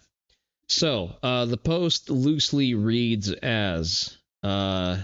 It's not. Are we going to have to Maduro Zelensky's ass? Very likely. I wouldn't completely exclude that possibility. This is not funny at all. We are on the brink of oil drilling becoming unprofitable altogether. In a few months, we're all going to starve to death. This is checkmate to the entire economy. To the entire economy run by the underdeveloped trader Putin. Interesting. Okay. This is most of it is untranslatable. This is an absolute nightmare. They will crash the price of oil and claim all oil sales. It's over. We don't have internet. We're choked out by taxes. And we'll have our fucking oil as a consolation prize. The political leadership of our country... we should start killing the political leadership of our country. This is a quote. This is a quote, FBI. I am reading a quote by a Russian blogger. I am not glowing right now. I am just translating verbatim. They're all insane and they're all traitors. It's time to hang them. The Americans have just extended their own existence for another several centuries. And we're going to be over in a few months. You love to see it. Listen, I am not glowing. I am reading what the Zed bloggers are posting. This is very funny. This is hilarious. But also, I would say, listen, it is a Russian form of blackpilling. Like, a lot of hard right nationalists in Russia are actually not big fans of Putin. Because they don't think that he goes far enough. They're generally very histrionic in their ideas. For some reason, they don't really have a big complaint about him, I don't know, burning through an entire generation of young men and replacing them with Central Asian migrants, who are Muslim, by the way. That seems to go entirely over their head. Then again, it's hard to keep track of everything going on with a double-digit IQ, which is kind of an entry-level requirement for that particular cohort. Okay, what is this? Data Republican. A reminder that many of the anti-fascist groups that have been attending a color revolution here in the United States have strong ties to Venezuela. They served as election monitors, which is invite only by Maduro, met with Maduro's officials. Whenever you see someone cry about regime change, remember many factions are already attempting regime change right here in America, including foreign countries. Maduro was already waging war within the shores of the United States, which has finally struck back for the first time. Real and true?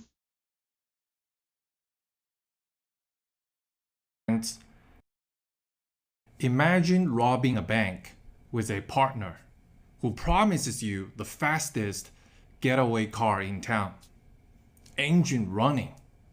Route mapped out. All-weather reliability. The job goes sideways. Sirens everywhere.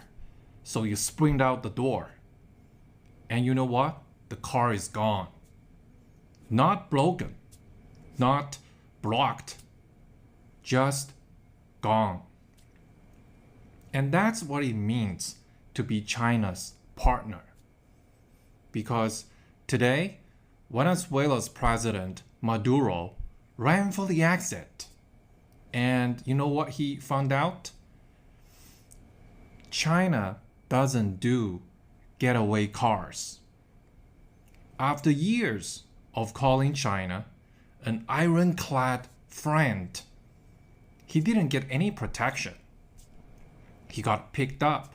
Well, it's more of a friends with benefits kind of thing. China held the door and blinked. Now, here's the timeline that should terrify every Chinese partner on Earth. Let's walk through the timeline of Maduro's arrest slowly, because this is where it gets surreal. According to Trump's own statement, less than an hour after Maduro wrapped up a friendly meeting with a Chinese delegation, the US military suddenly achieved near supernatural situational awareness, executed a flawless operation, and removed Maduro from Venezuela with surgical ease. No confusion, no prolonged chaos, no desperate last stand, just precision. So let's be blunt. The Chinese envoy shows up. The target becomes stationary. The fog of war evaporates, and the US collects its men right on cue. What an astonishing display, of what Beijing likes to call a all-weather strategic partnership. China provides the hospitality, the US collects the guest. Now, this is the part every dictator. I think this is a little tinfoil hat, even for me. Like, I think it violates not Hamlin's razor. It violates Occam's razor, because we don't really need the Chinese envoy to be there. China provides hospitality, the US collects the guest. You love that saying. But it's also not entirely accurate. It's not like we've collected him from Chinese territory. It's not like we besieged the Chinese embassy and then they just handed Maduro over. Like, they've taken Maduro from his compound, from his residence, as a result of a multi-month intelligence operation, not because the Chinese envoy told us that Maduro exists in Venezuela. That's great. I feel like all China could do is just sit there. China occupied the cuck chair the entire time. Strongman and global South and had just about as much participation. Leader should be replaying on loop, because being China's partner doesn't mean protection. It means exposure. China doesn't shield you. China doesn't extract you. China doesn't intervene when you need it the most. Well, I mean, look at Snowden.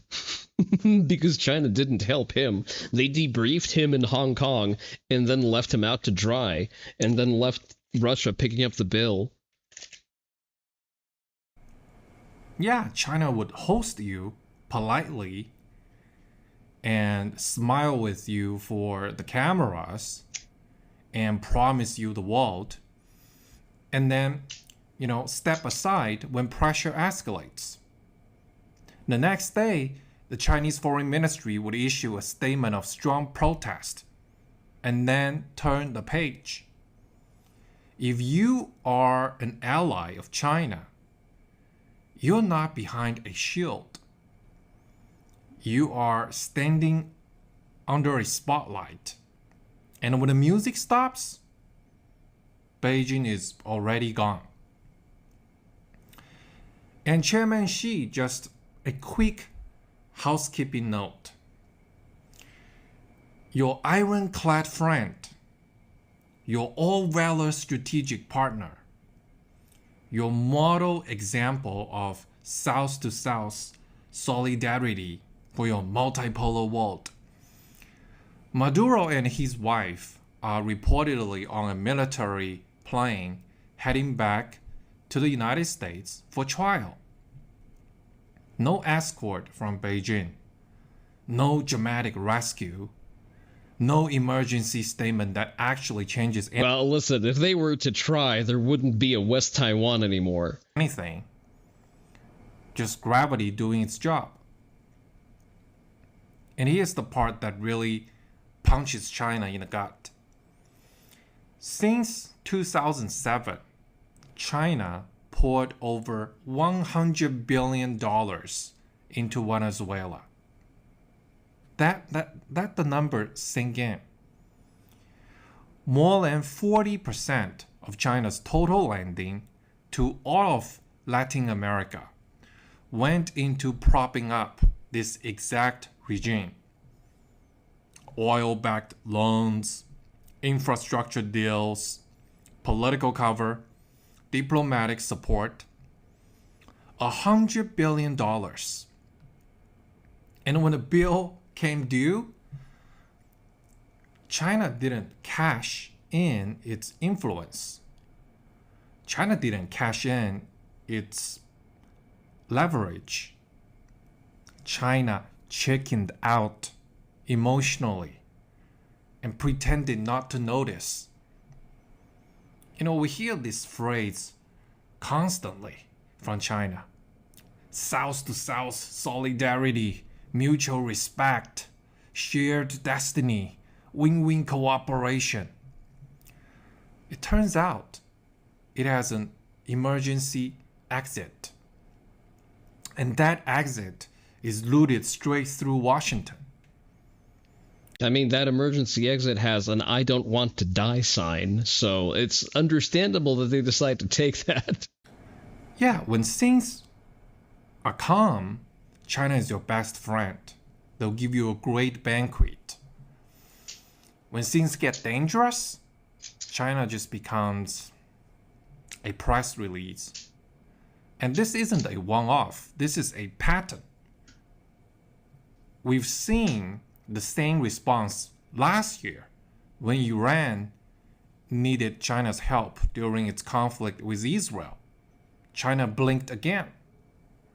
So if you depend on China for survival, you are betting your life on a country whose core strategy is to never take the last step with you.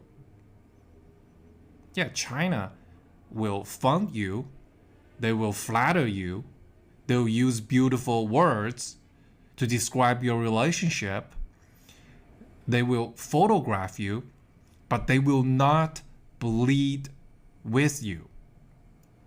And this is the strategic message everyone else heard loud and clear from Maduro's arrest today. This wasn't just about Venezuela. This was a global memo to Iran. Man, you love friendship with sociopaths, so predictable. To Russia. To Africa's... I think listen, it's incorrect to call it a friendship. People who take things that the Orientals say at face value have not done enough reading on their classics. Like you read through Sun Tzu, you read through the 36 stratagems, and if you understand those texts, you will disillusion yourself from believing the bill of goods that you are being sold by Chinese diplomacy. This is entirely, as what the kids would refer to as, a skill issue. Your cooperation with China lasts only so long as it is beneficial to China, which is, again, it's not an unreasonable standard for international relations. I think it's an unreasonable task. It's an unreasonable ask to expect China to go to war with the United States and get its entire shit pushed in for what? For a marginal South American country who's only good for hunting zoo animals and funneling drugs into America? Like that particular juice is definitely not worth the squeeze. Strongman. To every regime flirting with China as a counterweight to the United States. But you want the entire Chinese fishing fleet sunk? Listen, the Chinese don't want... The Chinese know that you want that, so they don't want to give the U.S. Navy a blank check as to how much of their fishing fleet, or their fleet full stop, they're going to have sunk. States. The message was simple. China cannot protect you when it matters the most. And what is worse, proximity to China may make you easier to find. I mean, if you're given $100 billion, I think it's not an unreasonable expectation to, be able to protect yourself. It's like I've just touched upon with Ukraine. Like when you're given what are we at right now? $140 billion in military spending. I think you should be able to defend yourself quite effectively, if only you weren't embezzling money hand over fist and were actually investing it into something useful. When your 5-inch cannon targeting Q is maxed out, yeah. As what has happened today. Because if the timeline tells us anything, it is this. When China shows up, the Americans don't get confused. They get clarity. And that's the humiliation. So no, this wasn't just about Maduro losing power. And that's also not an unexpected outcome. It's not an unexpected outcome for the Chinese, because the Chinese play Go. And in Go, whenever you set down a stone in a corner, your opponent is very likely going to start building his defense in that corner against the stones that you put down. This is basic board game theory, which the Chinese, I assure you, are well aware of, given how prolifically they play Go, although the Chinese rules count points wrong. We should do a board game stream one of these days. This was China losing credibility. After $100 billion, after years of rhetoric, after endless speeches about a multipolar world. And if anything, by the way, we're like, let me go into Go theory real quick. For example, there is a common Tesuji that is called San 3-3. 3-3 basically is a corner attempt where basically you attempt to take a corner. If your opponent guards correctly, he ends up taking the corner. You get a wall that looks into the center and potentially expands on one of the sides. It's difficult to explain without visual aids. Just a second.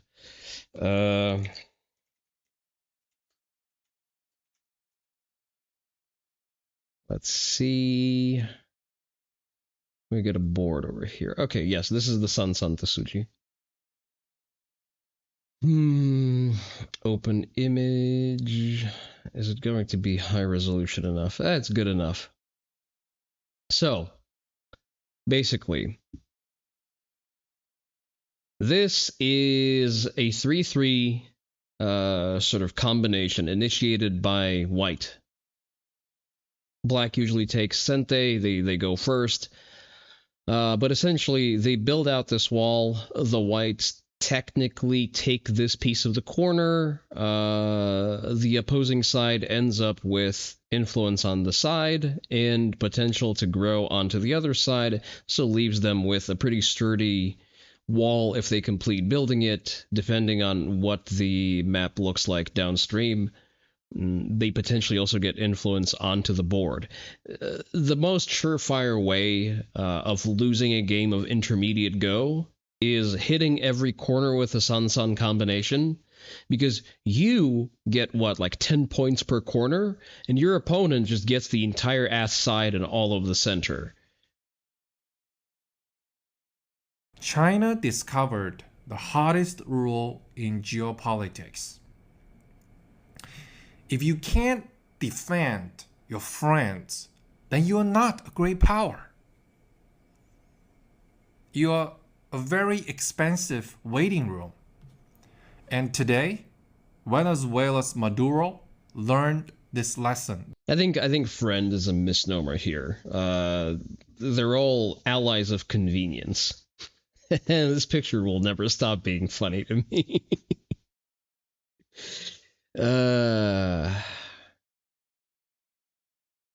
Special Operations Aviation Regime might have already went in. Okay, that's the OSINT reporting on the ground. Senate Armed Services Committee was not notified ahead of any potential military action taken tonight in Venezuela. A source familiar tells the CNN. Well, that's because they have a tendency to leak. That's why they weren't told anything. The mausoleum of former leader Hugo Chavez has been bombed amid United States strikes on Venezuela, making a highly symbolic escalation as details remain unconfirmed. You hope they actually hit his mummy?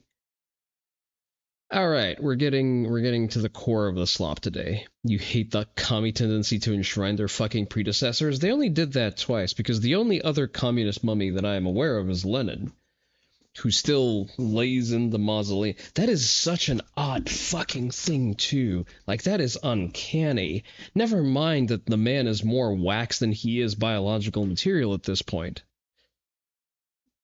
The Kim Jong bloodline, do they also keep mummies? Do they not just cremate or whatever the hell they do? I understand that they create like a whole reverence cult of personality around them. Didn't they do that for Mao? I don't think so. Like, that was a very odd one-off. I think it was meant to be like a flex of, of communist science, of like, oh, see, we can preserve a body, something to that effect. Or maybe it was them trying to stick a finger in the eye of the Orthodox Church, because they also like their mummies. All right, back to our current events for a moment. The NPI of Somalia's UA Ambassador Healthcare Company is on an exclusion list with the code, whatever that is. This means that this company has been convicted of Medicaid crimes. This is who is overseeing security in the UN. Remember how I said that the UN is an unserious organization and we can't wait to collect scalps as trophies? This was a supervisor at the Medicare office in Franklin County, Ohio. Every Somali has to be deported. Every Somali and every Indian has to go. I am sorry. That is the only way this is happening. All right, staying on the theme of South America. Apparently Brazil is making some serious gains in the 3D printing space. In the world of open source firearms, the Urutau, a 3D printable, semi-automatic bullpup carbine, emerged as a landmark project. Designed by the anonymous Brazilian Joseph the Parrot, aka Z Carioca, the Urutau pays tribute to the elusive Hotu, or ghost bird, and was developed with input from global online communities, especially Deterrence Dispensed, the Gatalog, and Are We Cool Yet, AWCY. When AWCY dropped support without explanation, Z Carioca and his collaborators continued independently. It's fully ambidextrous too, so you can choose the ejection ports. Okay. Worldwide volunteers testing prototypes. Z Carioca himself never fired the Urutau, entrusting testing to remote builders. The files were ultimately released under a CC0 license, free for anyone to use. The Urutau builds on earlier open source firearms, like the FGC-9, but every part was redesigned for easier manufacturing, improved performance, and resilience against government regulation. Most parts are 3D printed, with minimal specialized metalwork, and it avoids firearm-specific components. Key innovations include reduced recoil, improved safety. Okay, but could I build an Urutau while replacing certain parts with actual correctly machined parts? Like, because I don't need to avoid detection with this. I can just buy shit. And compatibility with CZ Scorpion Evo 3 magazines. Nice. The package offers alternatives for core components and many user-generated mods, thanks to its open source license. Although promotional videos hinted at full auto capability, Urutau's initial 1.0 release was strictly semi-automatic. Well, I mean, to be fair, every gun is born fully automatic, which is, or rather, every semi-auto is a full auto waiting to be restored. The designer explained this was due to unreliable select-fire mechanisms, testing limitations, and ITAR compliance. At release, technical data for non-automatic and semi-automatic firearms had been removed from the USML and were no longer controlled under ITAR, but data for fully automatic firearms and conversion devices remained restricted. On June the 12th, 2025, Seacarry. Okay, that's the trigger link. Interesting. Yoka announced, no more blown primers or bolt bounce. All issues with the select fire version of the Urutau are resolved, with release expected in 60 to 90 days. I wonder if we can get a forced reset Urutau. Documentation, about 200 pages, covers assembly, materials, safety, legal guidance, and design rationale, including extensive operational security, OPSEC practices. The OPSEC section, inspired by police investigations and the BBC documentary Forensics, The Real CSI Untraceable Firearms, advises on secrecy, evidence handling, secure communications, and plausible cover activities for firearm manufacturing. The Urutau package includes detailed build. It's a good thing that in America I can just build a gun and the government will never know about it, and that's still completely legal. Guides, blueprints, OPSEC documents, and instructions for secure communication. The new Second Amendment manifesto, included in the release, frames the right to bear arms as a universal human right, calling for global self-sufficiency and innovation. If you live in a location where your government limits or strips you of your right to keep and bear arms, we sympathize, and it is our intention to return your right to you. The mods and extras directory in the package offers alternative build options, OPSEC and obfuscation as a standalone document, a Spanish translation of the new Second Amendment, and a concise guide to producing Urutau-style documentation. Urutau files were first published on Odyssey and later hosted by Deterrence Dispensed. The file is also available on other platforms. The mods and extras directory in the package offers alternative build options, OPSEC and obfuscation as a standalone document, a Spanish translation of the new Second Amendment, and a concise guide to producing Urutau-style documentation. Urutau files were first published on Odyssey and later hosted by Deterrence Dispensed, with files also available on other platforms. Police have recovered Urutau models in New Zealand, Australia, and the US, and the design has appeared on extremist forums. It's open source collaborative development, designed in Brazil, tested in America, and made in your home, that epitomizes decentralized, international firearm innovation, enabling quick builds and scalable production. The 3DPF movement evolved rapidly from the basic Liberator pistol, 2013, to sophisticated hybrids like the Urutau, propelled by a global, collaborative community. Permissive US gun laws helped, but the technology spread worldwide, empowering insurgents and extremist groups to bypass controls.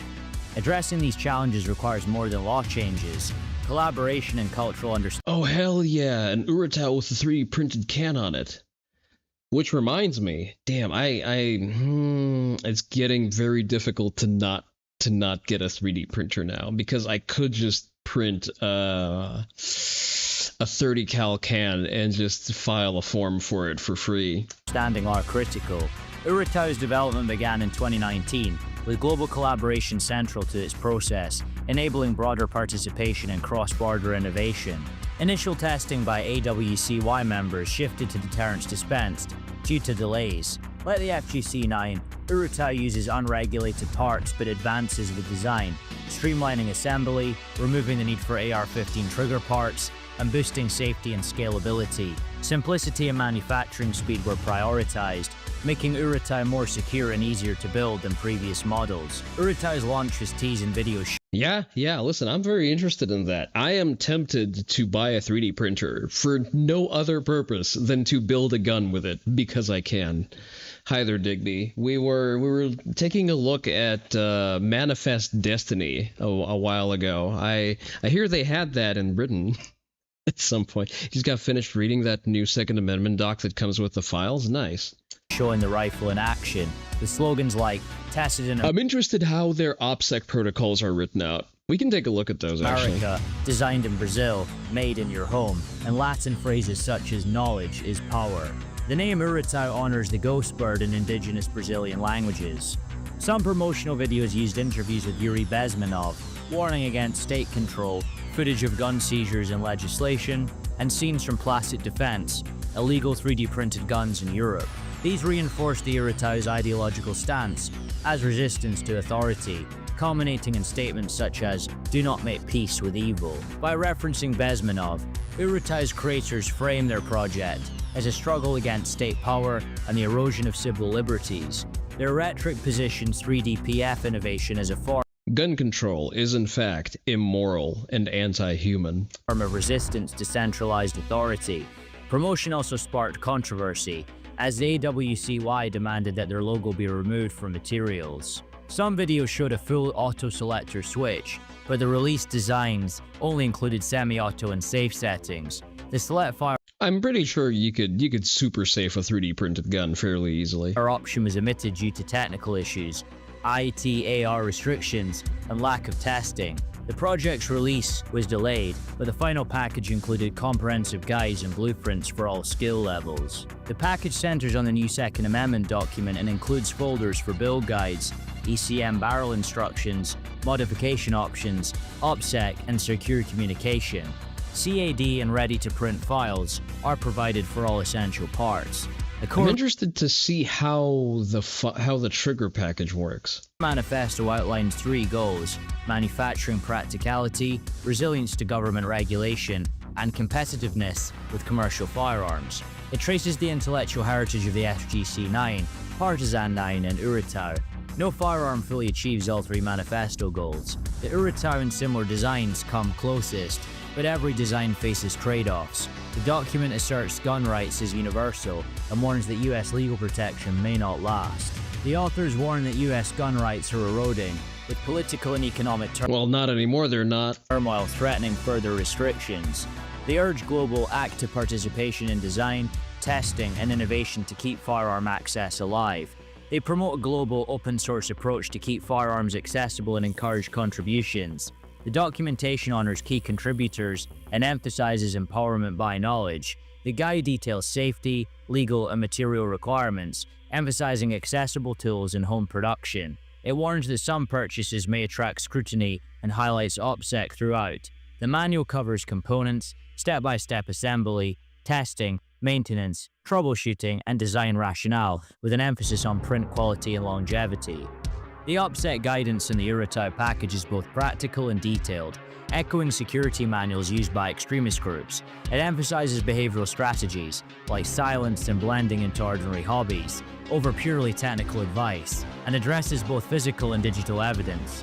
John Smith practices good OPSEC, uses a playful story to It's very detailed. Good, because I need detailed instructions. illustrate risk-minimizing techniques for acquiring parts and protecting privacy in restricted regions, reinforcing key OPSEC principles. Urutau's impact extends beyond technical innovation, shaping legal and cultural debates by simplifying construction and reinforcing the message of universal access and resistance to regulation. A major advancement is the elimination of firearm-specific parts, improving supply chain resilience and reducing legal risk. Other features such as dual steel guide rods and a telescoping bolt enhance durability and ease of operation. Urutau can be made in under a week and easily scaled up for larger operations, making it attractive to criminal and insurgent groups, as seen in mass manufacturing cases in Europe. Low cost, fast production, and high resale value make 3DPFs lucrative for illicit actors. Its design supports urban combat, guerrilla tactics, and easy concealment. Resistance fighters may find the Urutau appealing because it's easier to assemble, doesn't require welding, and has smoother recoil than the FGC-9. 3DPFs have empowered rebel groups against repressive regimes, but there's no evidence. My only real concern would be the SBR status. Like, you'd need to make that. Would I like some delicious salt? Always. That Myanmar insurgents have It's very important to keep your electrolytes level high. switched from the FGC-9 to the Urutau. The Urutau has, however, appeared in at least one right-wing extremist case. In 2021, Swedish authorities arrested a white nationalist who attempted to make several 3DPFs, including a beta Urutau, and was active in online communities. Urutau's I'm liking the drip. The thing is, the 3D printing community makes guns look both the most cringe and the coolest ever at the same time. bullpup design and cyberpunk style, inspired by real guns and science fiction, have made it iconic among digital subcultures and gaming communities. Its customization, ideological message, and robust OPSEC guidance set it apart in the 3DPF world. The OPSEC guide, inspired by BBC's Forensics The Real CSI Untraceable, and dedicated to David Biddle Portman, focuses on real-world behavioral strategies.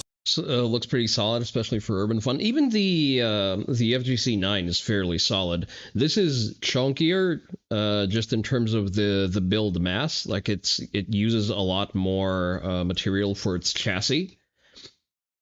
It could also accommodate a longer barrel, being a bullpup. I dislike bullpups, but then again, you're not going to get a crisp machine trigger feel out of a 3D printed gun anyway, so I guess the trade-off here is worth it. To reduce detection risks. Experts note Urutau's OPSEC documents resemble far-right security manuals, emphasizing secure communications, anonymization, and erasing tracks to maintain anonymity. John Smith practices good OPSEC, uses playful storytelling to teach resilience and subversive tactics. Recent trends also include doxing of 3DPF creators by journalists and researchers, exposing key figures such as JStark1809 and Ivan the Troll. Urutau's debut sped up the global spread of unregulated firearms, challenging regulators worldwide. It stands as both a technical milestone and a manifesto for decentralized resistance. As the new Second Amendment states, the right to keep and bear arms is a fundamental human right that should be universally recognized, not limited by borders. Urutau's rise marks a shift from US-centric leadership to a more diverse, international movement. New divides have emerged: open source versus proprietary control, and experimentalists versus functionalists. A key divide is I really want Japan to start 3D printing guns. between PKC, part kit completion, remixes, popular in the US due to available parts, and hybrid designs favored abroad, which minimize reliance on regulated components. The new Second Amendment urges universal accessibility and warns the PKCs are vulnerable to government intervention. It champions hybrid firearms like the FGC-9, Partisan 9, and Urutau for their adaptability. The 3DPF community is driven by constant innovation. Urutau inspired many remixes, such as the Urutau GL using Glot magazines, custom handguards, and other user-generated parts. Remix culture reflects the community's decentralized collaboration. Other projects like Nutty 9, Decker 380, and especially Use general for drops of blue. Oh god, I'm gonna have to load it up as a screenshot then, because I don't want to go on Blue Sky.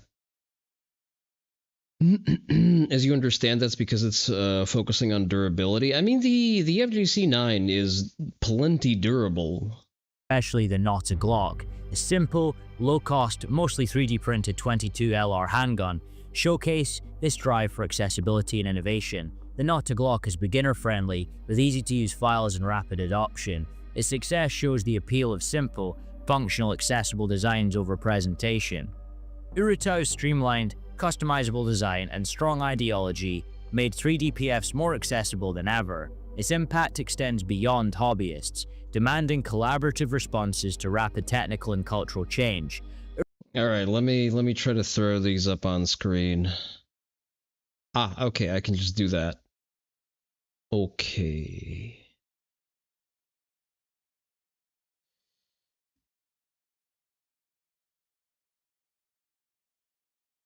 People on Blue Sky are so mad about this. Posts are gaining literally tens of likes. De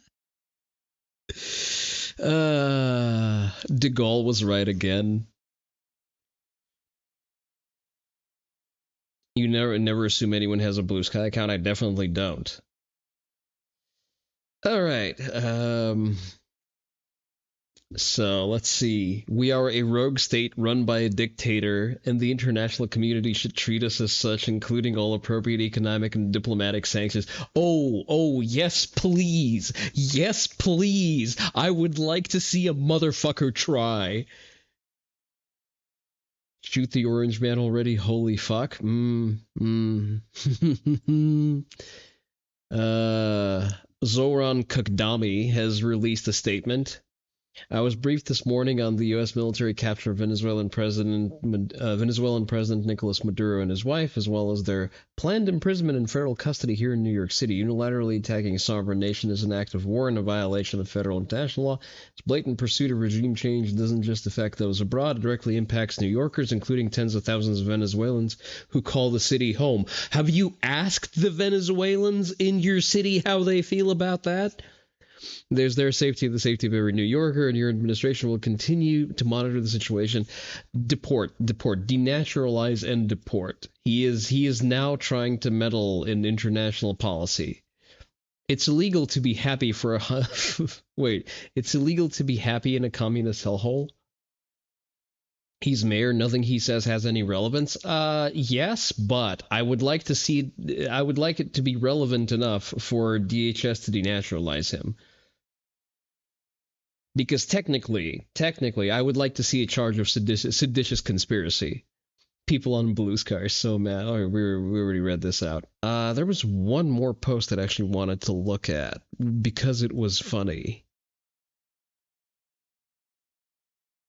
Let's see. Oh no, not the Vance posting.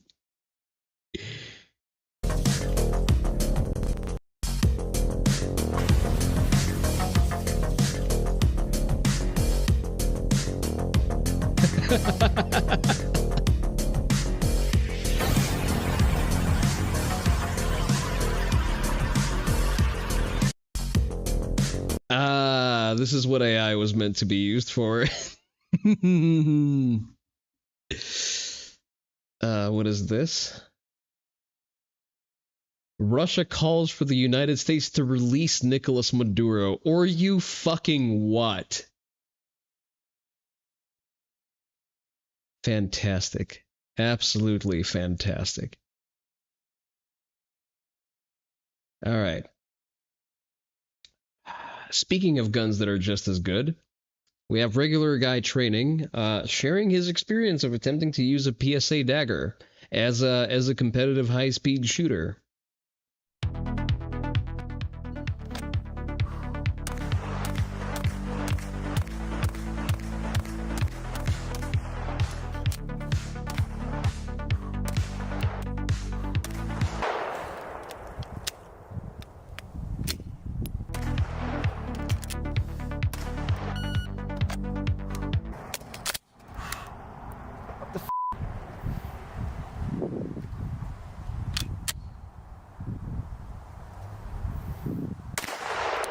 That failed.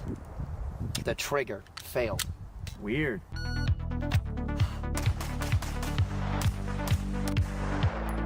Let's get past the B-roll and go straight to the meat and potatoes. Yes.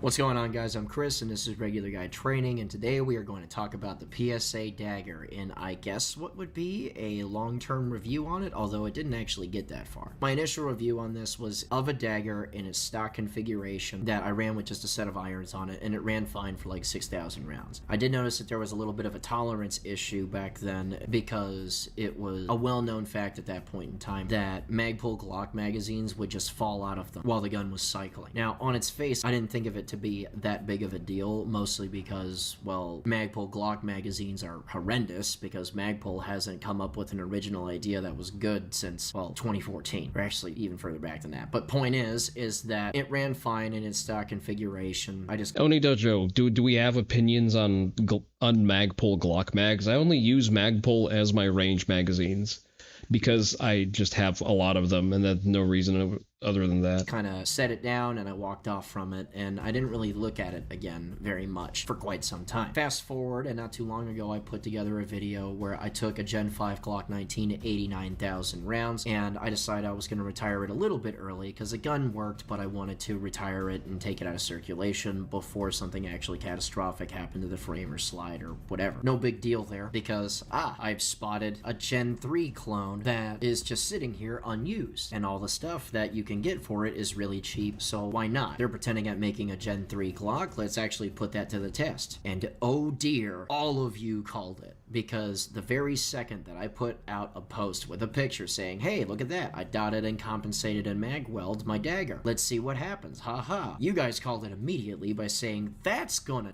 die. Boy, how right you were. So those are even so the parts, like the compensator is a dedicated dagger compensator. Interesting. let's talk about all of the things that went wrong with this, and technically that went wrong with another dagger as well, but we'll talk about all that here very shortly, right after a little bit of ad time.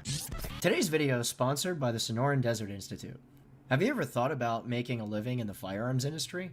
If you enjoy gun repair, ballistics, learning about firearms, we watched the ad Sonoran because it's Desert not our Institute might content. just be a good fit for you. To find out more about SDI, visit sdi.edu.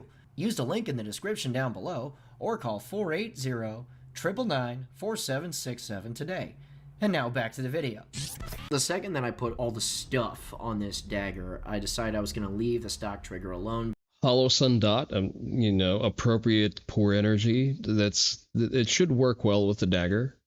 Because it works. Okay, I'm only teasing. Pretty good. It breaks pretty clean. I'll keep using it. And it did in fact run just fine. The only additional issue that I had is, well, Glock holsters, right? Because it doesn't take them. Because we designed our dust cover stupidly. And now I have to worry about beginning to think about buying dagger holsters for it. But at least for now, I can throw an X300 on instead of this TLR1. And by the way, the reason why it won't actually fit in Glock holsters is the dust cover is a little bit taller than it should be. So that extends the whole package a little bit. So if you got a light on the gun, it's not going to want to go into Glock holsters, and if you don't have a light on and use non-light bearing holsters, it's still not going to work. However, if you have something like an ALS, which you could back an Odyssey into, it'll still go in this holster with a TLR1 on it. It'll just be real tight. So if you stick an X300 on the gun, it'll go in and out just fine, no problem. So, okay, it's running fine. It's doing what it's supposed to do. Great. Shoots flat. Awesome. Love it. Maybe these guys are wrong. You're not at all. So after a little bit, I noticed something. The hinge style hook type trigger shoe that's in it is something that I just don't encounter anymore unless guys are messing around with like Langdon Tactical M9s or a 226 or whatever, which those are all rare at this point. Everyone that's running around with striker fired gun is some sort of straight shoe, or it's a Glock shoe, or if it's an M&P, which is a solid design, they got an Apex in it because it's just better in the first place. I don't really encounter this anymore. It's not really something that I want to end up getting really good at because it is a little bit different than other shoe types. What's the point of having it here? I ordered a Gen 3 Haley Skimmer. Haley Skimmer triggers have run great for me for a really long time because all they really are polished up Glock parts. Alright, neat. Stick that one in there because a buddy of mine that's got one of these dagger frames already has one in his, I know it's compatible, through his experience, I thought. So that gets installed, it all gets souped up, ready to go. We're going to get a bunch of really high quality filming done of it. I at least thought that anyway, because from the moment we started shooting with this thing, oh dear, was the phrase of the day. Because the first thing that I encountered was a little bit of weird ejection problems where non-standard ejection stuff would start happening, like inline stovepipes, for instance. Then, much bigger problem, the trigger is failing to reset. Great. We decided that we were going to go ahead and change out lowers. Buddy of mine's got a different frame, got the same trigger in it. At this point, I'm placing all the blame on the Haley Skimmer because tale as old as time. You buy a trigger kit from someplace else, it was made on Monday morning after a really great weekend, do the email chain back and forth, and we're good to go. You'll get new stuff. you're fine, right? So, okay, great. Put this new frame on, and I learned something else about tolerance issues with these guys as well. Buddy of mine that hands me this frame has an extended magazine release on his Glock. That's not a big deal. I don't have trouble with extended magazine releases on Glocks because the magazine release itself is fairly tight because the spring in there, it's fairly difficult to depress. So my really aggressive left-handed grip is not going to cause any issues. Surely. Also incorrect because, well, turns out Magpul Glock magazines falling out of daggers was an indicator of a larger problem, and that is, well, if you then start to put aftermarket parts. You know, at least 2 gun tubers that are shilling for PSA daggers. I mean, we have someone in the YouTube chat who's a big fan. Or no, your poison of choice. You're just as good poison as what, the Ruger RXM. The only gun tuber I can think of who's like hard stuck for daggers is Trench Grenade, and that's mostly because he's still in the process of throwing his hissy fit about Glock being anti-2-way, quote unquote. Because listen, the man's a drill sergeant. I assume he's good at this job, but he's never had a job that requires wearing a tie. So there's that. Parts in a lower, and then you start using a really aggressive left-handed grip where your right hand is grasping the gun firmly. Turns out, if you barely touch an extended magazine release on a dagger, it's gonna... Listen, Trenchy is good people. Like, he's very passionate about it. Like, I don't have bad things to say outside of the part that where he sometimes comments on things that are very, very far outside of his area of expertise.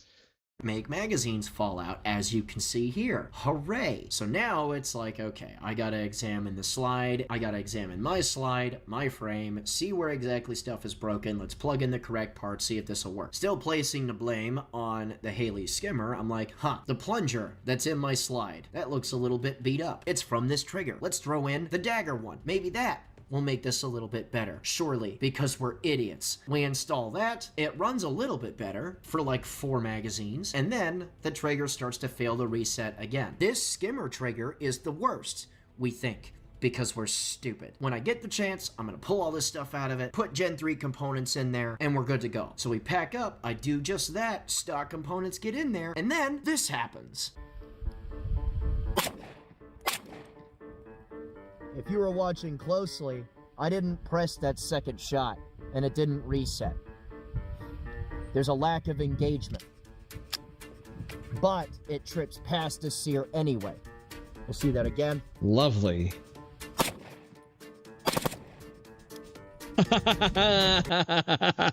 That is technically now a machine gun.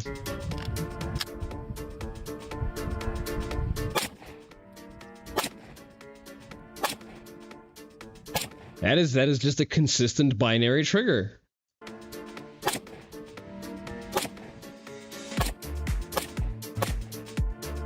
The thing is firing on reset. So now that's 2 frames that have... With Gen 3 OEM parts. So this is like the whole thing here. Like, I understand that, listen, PSA Dagger is ostensibly a different gun, but at the same time, the PSA Dagger espouses and markets itself as a Gen 3 Glock clone. So it would be reasonable to assume that a Gen 3 Glock clone can take parts that are designed for the spec of a Gen 3 Glock. But for some reason, this Gen 3 Glock clone, when presented with Gen 3 Glock parts, develops a binary trigger.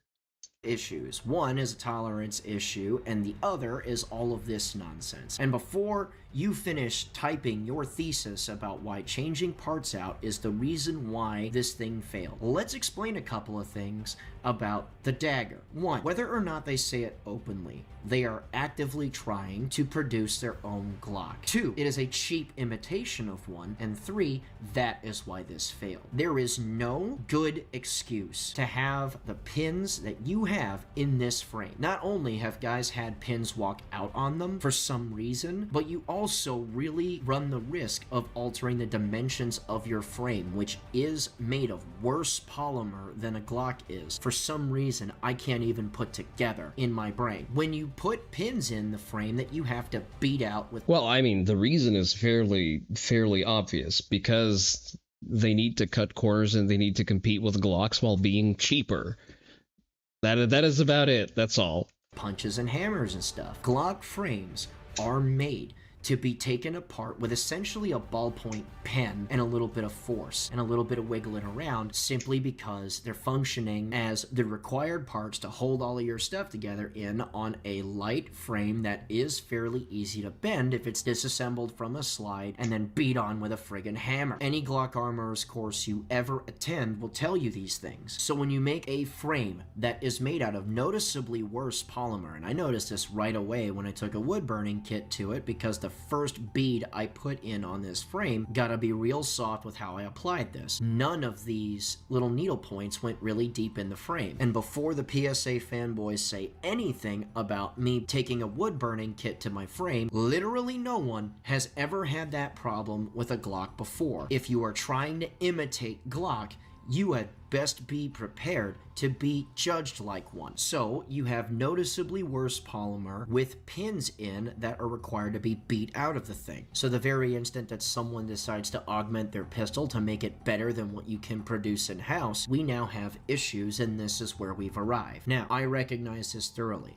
You guys called this forever ago. But the reason why I'm doing this is so that you don't have to. And again, you have to consider this. I am a schoolhouse that happens to have a YouTube channel. Between private and open enrollment classes, I see 400 to 500 students a year that all fire about 2,000 rounds apiece. So if you divide that by 2, that's basically my pistol count. So I see round about 500,000 pistol rounds fired every year. And this bothers me a lot. Now I have to be on the hunt for guys that did anything to their lowers with regards to the dagger, which just causes additional issues that don't need to be there. And frankly, this just annoys me, because this is yet another thing that lets us know anytime that PSA actually builds anything themselves, it's hot garbage. Their AKs turn themselves into metal blenders instantly. The Jackal, of which the design I really like, when it's assembled by them, which is every time, you now have to worry about each individual screw attached to the thing, because like me, a lot of guys had their barrels just walk out on them. I have seen up to this point a lot of small daggers just breaking through use, and now with the larger daggers we have this little issue popping up for no real reason. And again, anytime that we see them assemble, and that on top of the fact that sometimes the Picatinny rail on top of whatever you're being shipped, be it a Saber or a Jackal or whatever else piece of PSA shovelware you buy, can just be out of spec. assembling ARs, we see a lot of issues in that department as well. The only thing that really works from them is a parts kit that you put together yourself, and that's because they receive their stuff from OEMs. It would seem, based on the evidence that I have, every single time they are involved in the assembly or manufacturing process, what they put out is jank at best and unusable or dangerous at worst. And that's not okay, because now I have to look out for unnecessary nonsense when students come to class. So, you guys called it. You were right. You saw it coming forever ago. This thing absolutely died, and I'm not going to recommend a dagger to anybody, really ever. To the point where now, I've noticed that since my initial review on the dagger was put out, I've gotten significantly better at the evaluation process of equipment and that sort of thing in general, so now I have to go back and unlist that video because great. And frankly, it's just annoying to me. But there again, that's how this goes down. The data is provided in the way that it's provided, and we just kind of have to go from there. So, that said, if you want to come out and train with us, you absolutely can. Link for this is in the description below. If you want to support us through Patreon, you can do that too. And if you want to get something out of it, $41 a month will get you as much training as you would like, unless it's something like a private class or a soft skin vehicle class that we teach simply because of the logistics involved. And as far as a private class, yeah, so listen, when things are cheaper, they are usually cheaper for a reason. Just as good is a meme for good reasons as well.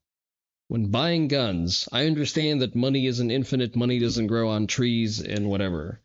But when you're investing in equipment that you're potentially trusting with your life, maybe, just maybe, you may want to skip that one DoorDash accumulate a little bit more money, because realistically the daggers are not that much cheaper than a baseline Glock.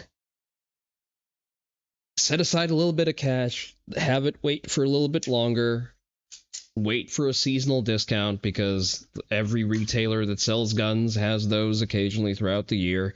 There's like a major sale around every Christmas, Black Friday, 4th of July, Veterans Day, Memorial Day, President's Day, I think. Whichever one of those you prefer. You can find a Glock for about the same money that you would pay for a dagger, and then you would still have to pay to repair the dagger, to replace parts and whatnot. So guns are very much a case of pay once, cry never. All right, Fat Electrician. Let's see. Ah, yes, my favorite Christmas story. Today we're talking about George Washington crossing the Delaware. Yes, like the pain. Good alternative to this dagger is a CZ-P10. Isn't it hammer fired? I forget. I'm not a big fan of CZs. I think that most of the people who run CZs are unctuous hipsters. I've yet to be convinced otherwise. The grip angle is weird, and CZ is just general. Is striker fired? Well, fine. I guess it's an okay gun. Like, outside of the fact that CZ helps in the disarmament of the Canadian people. Other than that, I don't really have a solid reason to not go with that. We've all seen the painting. We've all seen the internet memes like America will cross a frozen river on Christmas to kill you in your sleep. Haha, that's funny. What's not funny is the fact that everybody knows the painting, but almost nobody knows the full story. It's a metaphor. I get it. But that actually happened, though. And the reason that's a tragedy is because while the painting is cool, the painting doesn't convey the message that Washington didn't just cross the Delaware River while it was frozen. He crossed it on 3 separate occasions, handed out 3 separate ass whoopings, and saved the entire American Revolution. And it is probably the 10 most important days in American history. And we're going to get to all of it right after word from our sponsor. This video is brought to you by Supremacy World War III, a free online military strategy game where you can play against other people. You can pick your country and then go to war with the rest of the world, or they have America only mode where you can pick a state inside the United States and go to war with all of the other states, which is usually what I like to do. I like to play Iowa because I'm from Iowa, and then I like to attack Minnesota. For obvious reasons. Banter.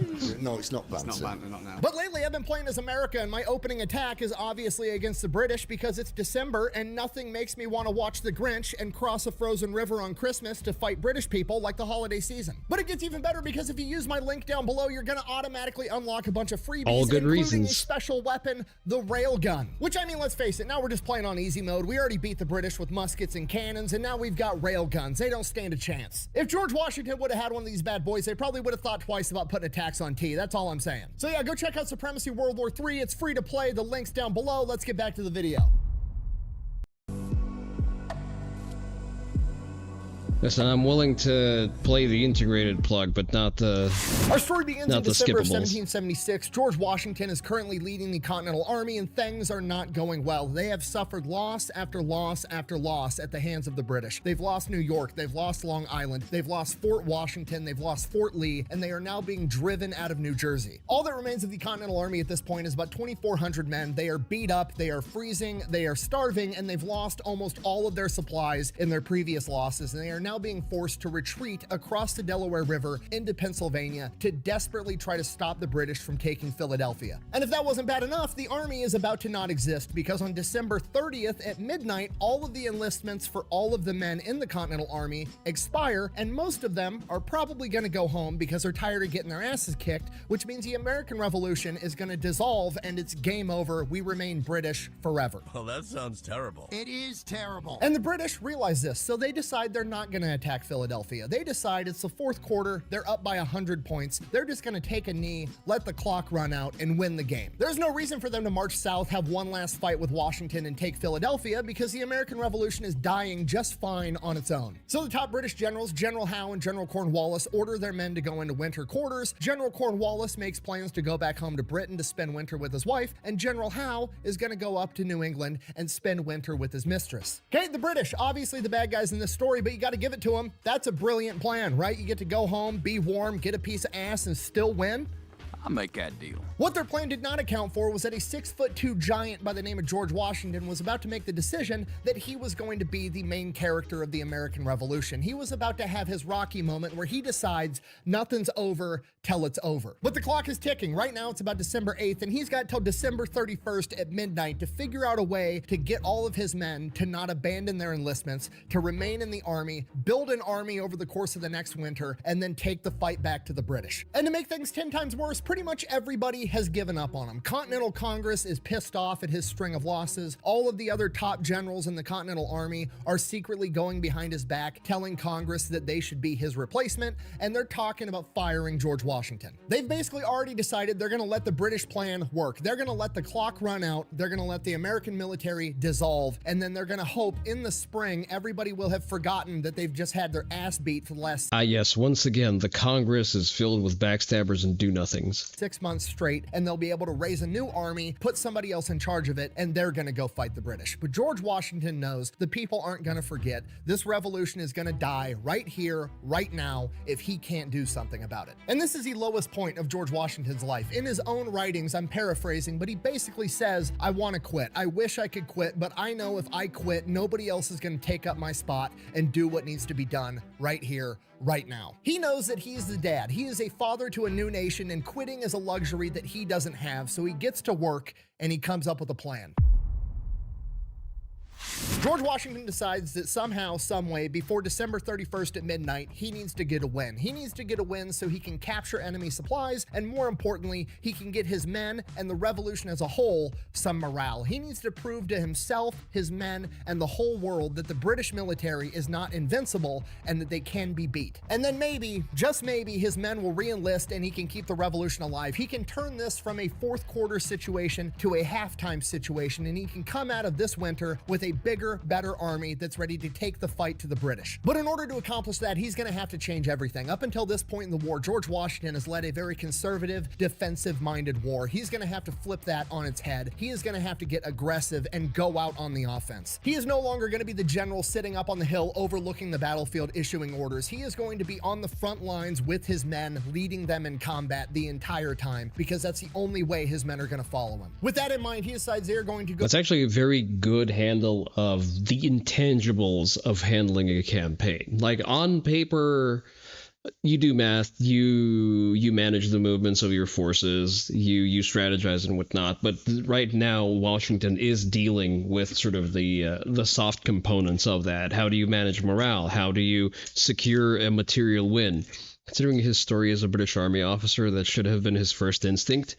Well, listen, he was dealing with a different, there was a difference in equipment, there was a difference in manpower, which he had to contend with. Go to the nearest British outpost. They are going to launch an attack and they are going to crush them there, steal all the supplies, and get this victory. But that's easier said than done, because the nearest British outpost is a town called Trenton in New Jersey. So they're going to have to recross the Delaware River when it's borderline frozen in winter, when the men are already freezing, starving, and beat up. So the journey alone is a humongous ask, and even if they can make it to Trenton, once they get there, the problem only gets worse because it's occupied by 1,500 Hessians. And the Hessians are German mercenaries hired by the British. They are basically the Blackwater of their day. They are the world's premier soldiers for hire. They are in every way professionals, and good ones at that. The Continental Army, on the other hand, is a bunch of average Joes that picked up muskets one day. They don't know how to march, they don't know how to fight that great, but they're willing to fight. It is quite literally pros versus Joes, and to make things worse, the Joes are freezing, starving, and low on supplies, and the Hessian pros are not. They are the exact opposite. This is borderline impossible. If they're gonna pull this off, they're gonna need a Christmas miracle, which is exactly why we're gonna attack on Christmas. We'll improvise. Just keep it kind of loosey-goosey. Action! All right, so it's decided. We're attacking Trenton on Christmas, so we got to get a plan together. First things first, we got to be able to transport all the men and all the cannons across the river as quickly as possible. And in order to do that, we're going to need as many boats as possible. Luckily, the Delaware River is used for commerce, so there's these things called Durham boats that a lot of farmers and businesses that operate on the river already own. And these boats are capable of carrying a huge quantity of weight because they're usually used for carrying like iron ore or crops. So if we can get our hands on those, we'll be able to transport large quantities of men and cannons across the river as quickly as possible, and they're already along the river. So George Washington orders his guys to go out weeks in advance and track down all the farmers, all the businesses that own these Durham boats, and first they need to ask if they can borrow them. If they're not going to let the Continental Army borrow them, they're going to ask them if they can buy them, and if they can't buy them, we're just going to steal that shit. We're going to strategically transfer that shit to our location. Okay, not really that great. It's not good for, the whole hearts and minds, and we want everybody on our side to think we're the good guys thing, but our back is up against the wall. It has to be done. Hey, listen, equipment is We equipment. need these boats. If we can't buy them and we can't borrow them, we're going to fucking steal them. So the men go out, they acquire the boats. Okay, now for the actual plan, how we're going to conduct this battle. We are going to go there. We are going to leave at night. We are going to cross the frozen Delaware River with giant chunks of ice floating down it in these Durham boats in the dark. And then we're going to march 9 miles to Trenton and hopefully get there before the sun is up and we can still attack them at night. And because it's Christmas, hopefully all the Hessians have been partying and drinking and we can catch them when they're drunk, off guard, and just slaughter everybody. That's the plan. Okay, this is not going to be conventional warfare. We're not going to march to Trenton, then form up in ranks on the outskirts of town in a field and wait for the Hessians to come out and form up their ranks and fight like they do, where we all just stand in the field and take shots at each other. No, we are going to rush into the town with our 6-foot-tall Kentucky rifles and start doing CQB guerrilla warfare tactics. That's the plan. I know what you're thinking. If we're just doing a bunch of close I should get a Kentucky rifle. quarters combat inside of an urban environment, why are we bothering to bring a bunch of cannons with us? Surely cannons won't be good for CQB, right? Wrong, because we've got Henry Knox, like Fort Knox where they keep all the gold. Yeah, that guy. He's George Washington's chief of artillery, and he's about to revolutionize how cannons are used in combat. Henry Knox is about to write the playbook for CQB cannon warfare, which shouldn't even be a thing. They made a CQB AT4, which is pretty sweet. Wait, hold on, time out. That's Because usually cannons are just, you put them up on the hill, they shoot at the enemy from far away. That's how they're used. That's what artillery is at this point in time. Henry Knox, however, isn't going to have his one big artillery battery up on the hill. He's going to take his men that man the cannon, he's going to take them and the cannon, and he's going to attach them to different infantry units, and they are going to roll into town with the infantry, and every time they hit a major crossroads or a choke point, the cannon is going to set up there, and they're going to hold that crossroads and that choke point with the cannon, and they're going to be using canister shot, which is basically a burlap sack full of a bunch of tiny cannonballs, essentially turning it into a giant fucking shotgun, and we all know shotguns are the best for CQB. Pistols put holes in people. Rifles put holes through people. Shotguns at the right range with the right load will physically remove a chunk of shit off your opponent and throw that shit on the floor. So Henry Knox and his artillery boys are going to be going in attached to the main assault element that is led by George Washington himself. There's also going to be 2 other elements of this attack. And the second element is absolutely critical for mission success because there's a Delaware River going down, Trenton is right here, and then there's a little creek that peels off the Delaware River called the Assunpink Creek. Come again. And to answer your question, yes, it is taking an enormous amount of self-control not to make a joke about the name of this creek. Anyways, moving on. In order for this mission to succeed, they need to take control of this bridge immediately and cut it off, because if the Hessians are able to get all their men and get them across the bridge, they'll be able to form up, and then there's one giant choke point, and then it's just going to be a slugfest, and the Americans are probably not going to win because they're going to have to run across a bridge to get to the Hessians, or the Hessians are just going to retreat, go to the nearest town, and come back with a ton of reinforcements. And the problem George Washington faces with this is there's not a lot of people capable of leading this force that he also actually trusts, because the vast majority of high-ranking officers in the Continental Army at this point in time are politically hostile to George Washington, and they're running off to Congress trying to steal his job. Really, the only big names that are super loyal to George Washington himself are Henry Knox, who has to be with George Washington, and Nathaniel Greene, the fighting Quaker, aka his right-hand guy, and he also needs him with the main assault force. So he needs somebody that he can trust that's going to lead these men in combat. So he turns to John Sullivan. Now, John Sullivan and George Washington definitely have their differences. They don't necessarily like each other. They get on each other's nerves, but Sullivan isn't a politicking general. He's not going behind George Washington's back trying to steal his job. His and George Washington's disagreements fall over how to win the battle, not necessarily who should be leading. This guy is a straight up hardcore soldier that just wants to go in there, get the job done as effectively as possible. Once John Sullivan has his orders, he is a guy that just goes out there and gets it done. He can improvise on the fly, and he is hyper aggressive. He believes that having an imperfect plan that is executed immediately and violently is better than a perfect plan that takes a little while to figure out. And that is why That's basically the genome of the American military. Hell yeah. George Washington comes to him with this mission to take over the bridge over the Assunpink and is like, look, I don't care how you do it, just fucking get it done, take this bridge. The third element of this attack wasn't going to be as vital, it was more or less going to be insurance. They were going to cross the Delaware River further south below the Assunpink River on the other side of the bridge from Sullivan. They were then going to occupy the road between Trenton and Bordentown, New Jersey, which was the nearest British outpost, which all the reinforcements would be coming from, and if they ended up coming, their job was going to be to stop them, or if they couldn't stop them, at least harass and delay them and give Washington the time he needed to take over Trenton. And because this was not as vital, he would end up giving this job to General Cadwalader, who, while he was loyal to Washington, he also didn't have a great reputation for operating well under pressure. He was too conservative. But he was really the only other loyal guy around that was a general, so Washington basically more or less had to give him the job. So now he's got the leadership that he needs to the best that he could do. Now he's got to improve morale. He's got to get all of his men's hearts into this fight, and he's just brutally honest with them. He straight up just comes out and tells them, look, this is going to be victory or death. We're going to fucking win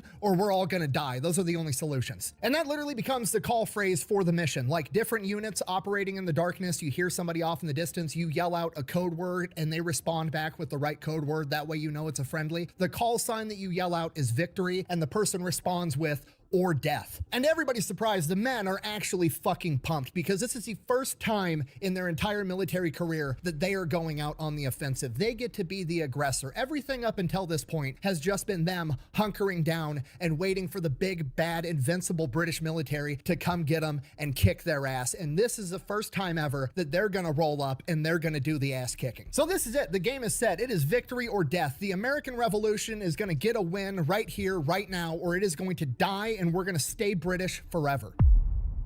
I'm done spending Horrific an obscene amount of money prospect. on takeout every week. Done. I'm getting back on track with Factor.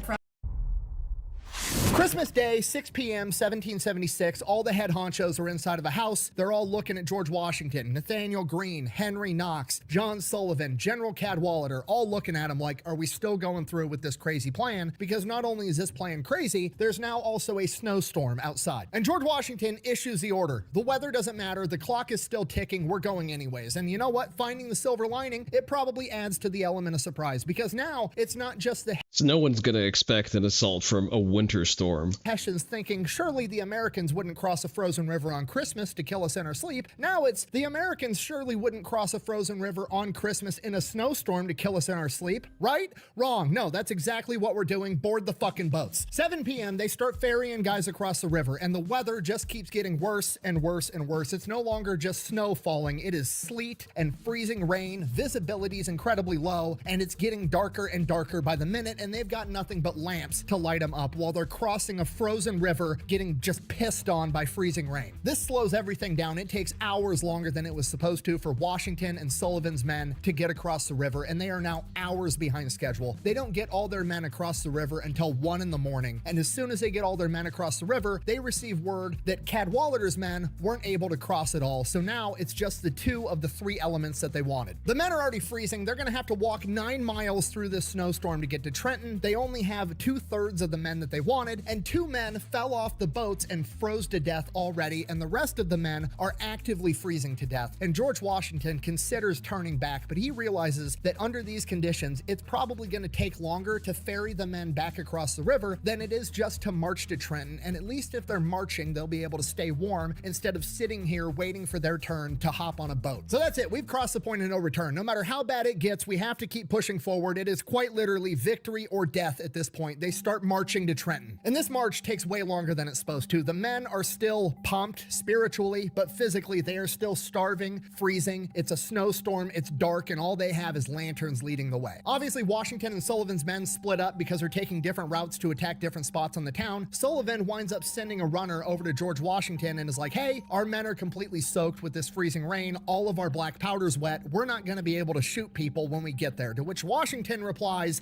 then use bayonets. John Sullivan, king of just getting getting works. the job done anyways is like, okay, Roger, take over the bridge with nothing but pointy sticks. You got it. They don't make it to Trenton until like 7:30 in the morning. The sun's already coming up. Everything is going wrong. They're missing one of their 3 elements. The black powder's wet. The sun is now up when they were supposed to attack at the dark, and the Hessians didn't go and get drunk the night before, and they're all just sleeping. The perfect plan that we had has crumbled. It no longer exists. The only thing we have now is immediate and violent execution of whatever we've got. Yeah, let's try some schoolyard bullshit. So the Americans just attack at 8 o'clock in the morning. There's very few guards out because, again, it's the day after Christmas and a snowstorm just ended. Surely the Americans aren't on their way, right? Wrong. All the guards get killed immediately. Henry Knox and his boys roll in there with cannons, set them up on the street. Everybody in town's been alerted from taking out the guards. Hessians start running out of the buildings in their pajamas with their guns, trying to figure out what's going on. They're getting lit up by canister shot from Henry Knox's artillery. So it's already chaos for the Hessians, and then the American infantry starts doing what the American infantry does, and they start deliberately targeting the officers so they can't give any of the men any orders. So it's just mass chaos for the Hessians absolutely everywhere. And then to make things even worse for the Hessians, some of the American civilians inside the town of Trenton start helping in the battle. One soldier had an account that he witnessed a woman from a second-story window shoot and kill a Hessian captain. Which is just poetry, because American men don't engage in gentlemanly warfare, and American women definitely don't. Some of the Hessian troops wind up retreating. That's actually a very material point. The key to the Americans' military historic success is the rejection of the gentlemanly warfare doctrine. No, we will win. We will win in the dirtiest way possible, and you can just cope and seethe about it. Across the bridge before Sullivan could take it, but ultimately he does wind up taking control of this bridge at about 8:30. So we are 30 minutes into this battle. America's already taken the bridge. They're kicking ass, and Colonel Rahl, the Hessian commander, is just now getting out of his quarters. They went and woke him up the second the attack started, but you know, he had to go and get his uniform on and get his powdered wig because he's got to go win in style. So he comes out, and it's just complete chaos. Men are scattered everywhere. All of his officers are fucking dead. He hops on his horse and starts rallying his men to this apple orchard right outside of town. So Colonel Rahl's out there on horseback yelling orders. He's getting all of his men to this apple orchard, gets most of them there, starts getting them formed up, and then some random American, some fucking farm kid with a Kentucky rifle notices, oh look, a guy on horseback with a bunch of fancy shit on his outfit and a powdered wig. Shoot that guy. Yeah, sucks so to now suck. Colonel Rahl, fatally wounded, basically orders his men to carry him back to his quarters and tells the rest of his officers, like, good luck, fucking figure it out. And by the time that unfolds, Sullivan already has cannons on the other side of the Assunpink River pointed at them on the apple orchard. Henry Knox has all the cannons moved around them on the other side, and it's just all the Hessians standing in the middle, surrounded by cannons and Americans, and they're forced to surrender. When it was all said and done, 22 Hessians had been killed, 83 had been wounded, and they captured 900. The rest of them managed to escape across the bridge before Sullivan took it over. And the Americans, the untrained, undisciplined, inferior fighting force, managed to suffer, let me check my notes, fucking 0 casualties. Okay, if you're not picking Well, except the 2 guys who fell off the boats, but that doesn't count. up on putting down the Hessians MVP player. It's not that they stay losing, it's when they started losing and never stopped.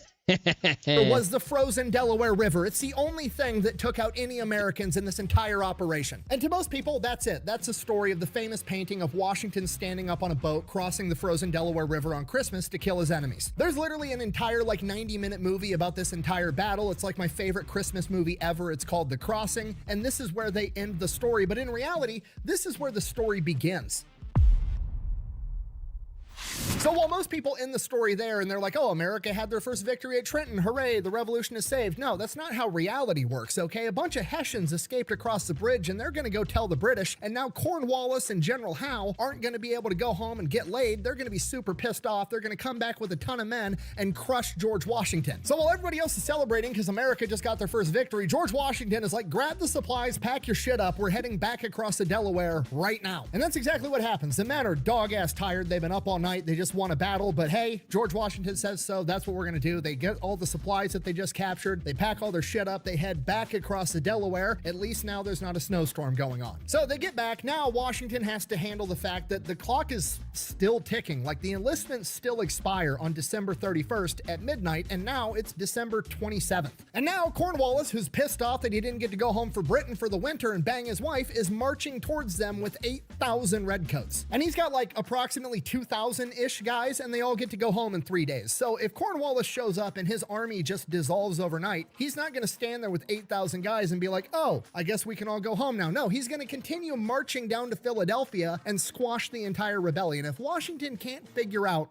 how to put up a defense right here, right now, it's still game over. So Washington forms up his men and delivers a speech, and he basically lays it out how it is. He's like, look, you guys can go home if you want. I can't stop you. But if you guys stay, give me one more month, I will get all of you a $10 bonus from Continental Congress. I will get you paid. And if you give me one more month, we can fight and keep this rebellion alive. Otherwise, we're never going to have another shot like this. They're going to absolutely crush us if you guys quit right now. So they stay. They're freezing. They're starving. They're beat up. They're exhausted.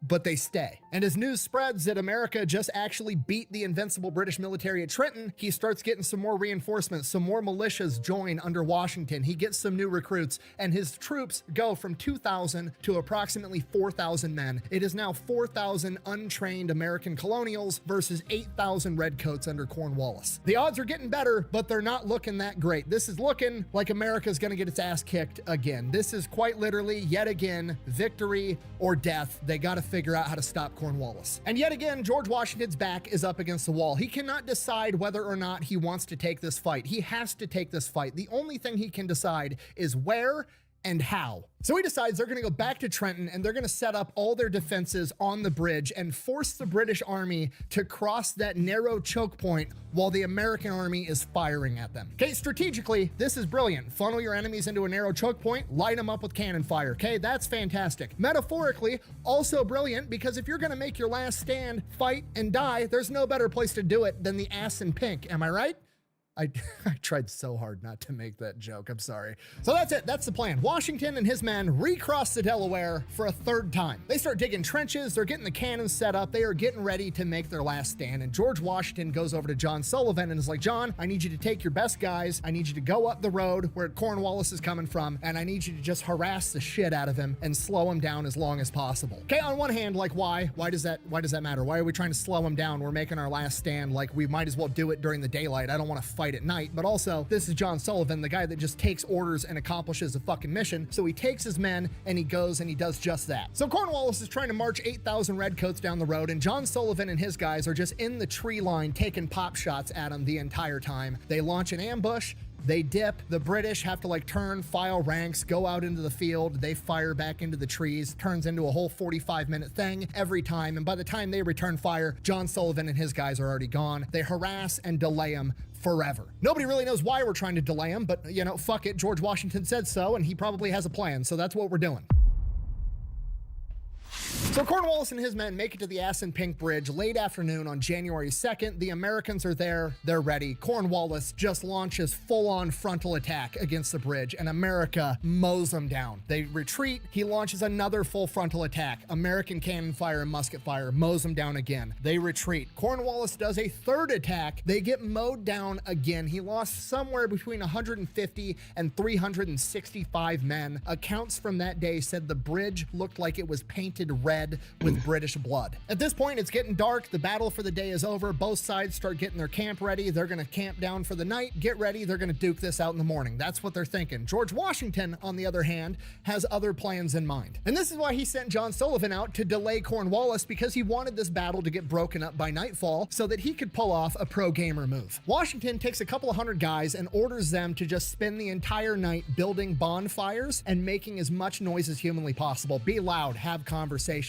yell, build a bunch of fires, make it seem like there's 4,000 motherfuckers on this side of the bridge, and the rest of us are all gonna take these tiny trails. We're gonna go around Cornwallis to the town of Princeton, where he just came from. We're gonna fuck up all his reinforcements and steal their supplies.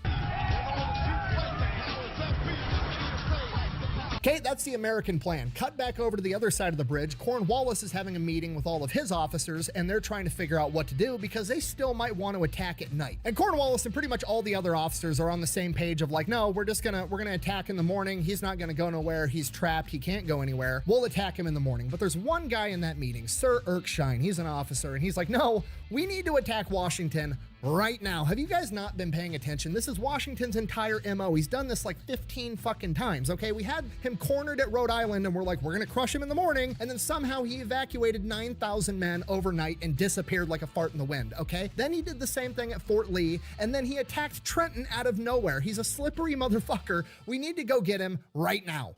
I have a gun in my room. You give me 5 seconds, I'll get it. Boom! I'll blow their brains out.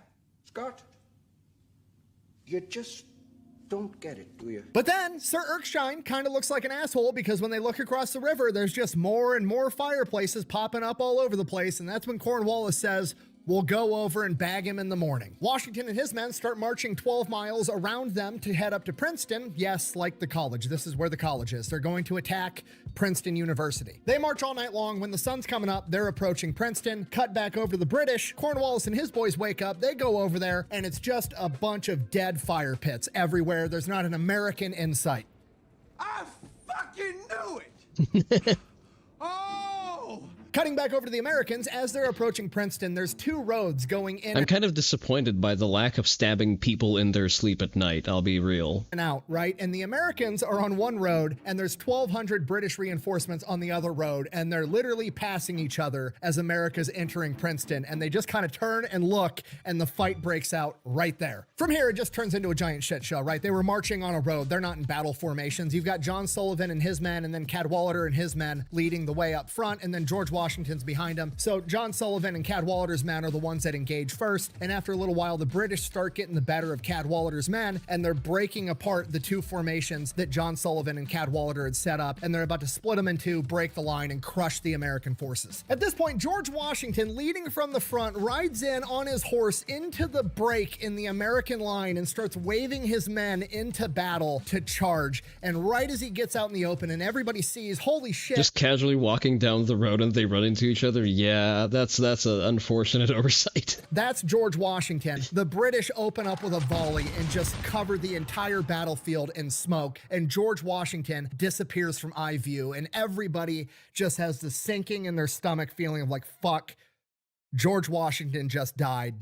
That's it. But as the smoke dissipates, George Washington comes back into eye view, still on his horse, still waving his men into battle, and they follow and proceed to crush the British line. How could you miss? It was 3 feet in front of you! With the British line fractured, some of the Redcoats turn, take off towards Trenton so they can reconvene with Cornwallis, and the rest of them are forced to retreat into Princeton University and take up occupation inside of some of the school buildings, and they barricade themselves inside. So the Americans roll in the cannons and just start lighting up Princeton University with cannon fire. Eventually, the British are forced to wave the white flag out of these school building windows, and they are forced to surrender. And from here, George Washington has yet another decision to make because he knows that he is now in between Cornwallis and the Redcoats and their supply depot in New Brunswick, which is the biggest supply depot for the British Empire in this entire area. If he goes into New Brunswick and takes out that supply depot, it would be humongous. But also, that's exactly what Cornwallis is anticipating, and Cornwallis is for sure beelining it there as fast as he can because he does not want to lose this supply depot. Instead, Washington decides it's finally time to take up winter quarters, and he's going to be a dick about it the entire time.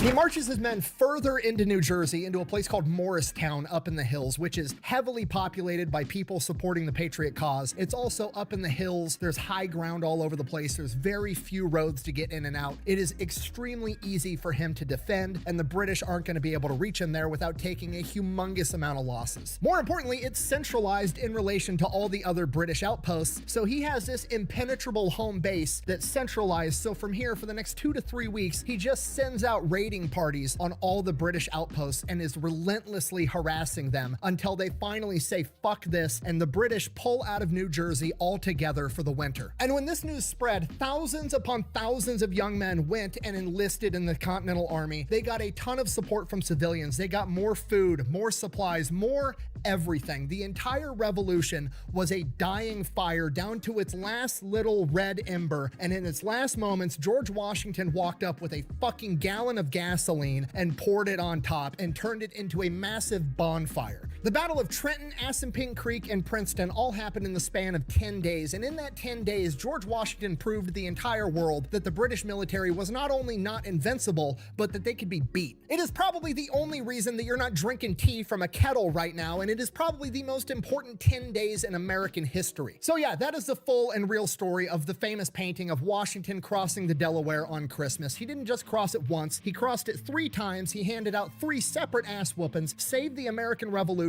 and changed the world forever, and that is why he is the father of the United States of America. Thank you for watching. Best way to support the channel is go buy some merch, maybe order some Echelon. All that's available at thefatelectrician.com. Quack bang, out. Fantastic. You love to see it. I'm gonna give myself an aneurysm watching this. Let's drop off on the Glock glazing for a little bit. Let's watch this one first. Which one is shorter? This one. All right. Women converting to Islam for clout. Primo rage bait if I've seen it. One of my favorite things that I've learned so far as I'm reading the Quran is that technically I'm a Muslim. She's uncovered. Well, that's because they're not really converting to Islam. It's all TikTok clout. I don't know why it makes me so happy. Like, technically I'm a Muslim because I believe in God and I strive to be a good person. I can't wait to throw so many people for a loop. Oh, she is so happy that she can use this to get attention. Yeah. Look at that smile. That's the smile of someone who is going for the clout. And ever since the whole Free Palestine campaign gave Islam good PR, a number of leftist women, ironically leftist women, have been jumping to become Muslim, like how every wokey announced they were trans when people started getting a bunch of undeserved praise for it. I reverted on the 6th of September 2024. I grew up Christian. My whole family is Christian. And then I met some friends in work who are Muslim. British accent. And they kind of introduced me to the religion. Then I was in Morocco and I saw a TikTok about the Day of Judgment. I just started crying and I was like, I can't die and not be Muslim. Look at that. She's getting more attention from her friend group. Notice the British accent. I'm sure that's not a coincidence. She also gets tons of attention on social media, and she even gets to have a coming out story. When I was first learning about Islam, I hid it quite a bit. I was initially very nervous about telling any of my family. I actually was in the Digby, you're more proficient in the differences between regional accents. Is that a southern accent? car with my sister. I started speaking to her and I was like, I'm not gonna lie to you. And I started speaking and she was like, you want to revert? And I was like, yeah. Alhamdulillah, she had a lovely reaction and was just kind of like, obviously I'll support you, whatever you want to do. Is this not just the LGBT stuff all over again, including the violent radicalism? A lot of the prejudice and the misconceptions that you may have aren't actually Islam. If you actually looked into Islam yourself, the core values at the heart of it, you would actually find that it is beautiful and it doesn't condone any of the negative things that you see. Oh, okay. Well, as long as you say no, definitely from a comfortable background. Oh, absolutely. Seriously, guys, the religious text. She's now a walking, talking takia. I don't think she's smart enough to know what that is. Say this stuff is bad. I can just ignore all the violent extremism that comes from Muslims. If you don't remove extremists and radicals from your community, you become defined by them. Right. If there are a bunch My of disdain for English women will never come close to yours. That's true. That is a difference that is made purely by proximity.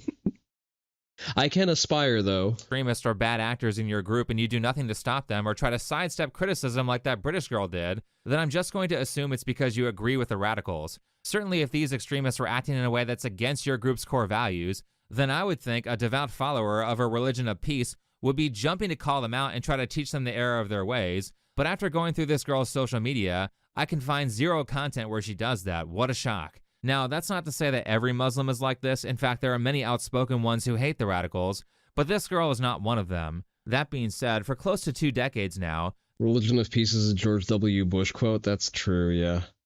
Give that woman a few months, maybe a year, and she'll be on her new thing. Well, unless she's dumb enough to get married in the process, in which case she'll just get beaten at home. There's been a growing amount of people who desire to take their American or Western values and swap them out with what I would say are inferior values. I mean, I don't think it's outlandish to say that being able to marry and procreate with your cousin is an inferior value by comparison to what's popular in the West. I'm not just talking about Islam here. There are many terrible values that legacy media and social media heads have been trying to get Americans and Westerners to adopt for a very long time now. But the latest trend that's being used to erode American values and freedoms is Islam, a group that has some serious issues with extremism and also has some incredibly oppressive beliefs that leftists, ironically leftists, have been defending by saying, look at all the peaceful ones. I am Irish, and I am from the South, and I will wear this hijab because I wear it for Allah, not for no man, not for anybody else. I wear it for Allah. This is a Your hair is showing, whore. peaceful religion. You need to do a little Google search instead of believing everything that you hear on the news, okay? Oh hey, look at this.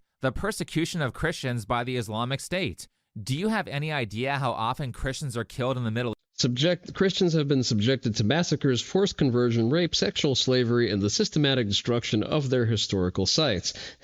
The depopulation of Christians from the Middle East by Islamic states, as well as other organizations and governments that have been formally recognized as an ongoing genocide by the United States, European Union, and United Kingdom. Middle East are outright genocided? She's speaking to a man? Yeah, that's already not great. Where's all the Free Palestine activists on this one? And how many terrorist attacks have been committed by Muslim extremists? Now, people might say that the Bible has some messed up stuff in it. True, the Bible does. And as I was saying earlier, I'm not here to say that all Muslims agree with the behaviors of the radicals. However, the reason why I and many others don't see modern Christianity as the same as Islam is because these days you don't see mass groups of Christians in the West going around and committing terrorist attacks or telling their followers to murder the non-believers. The worst they will do is hold a protest saying that being gay is a sin, which is something Muslims also believe. I'm a trans woman.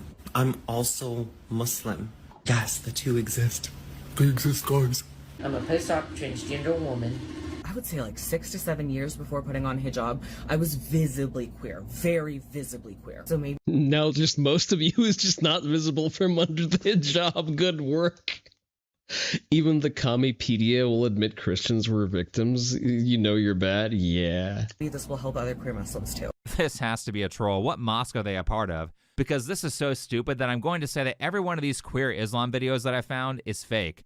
Our best work was never terrorism, was large formations of armored cavalry putting bitches in the dirt. Yeah, pretty much. That, or you know they definitely aren't in a Sharia law country. Speaking of fake converting because you're an attention seeker,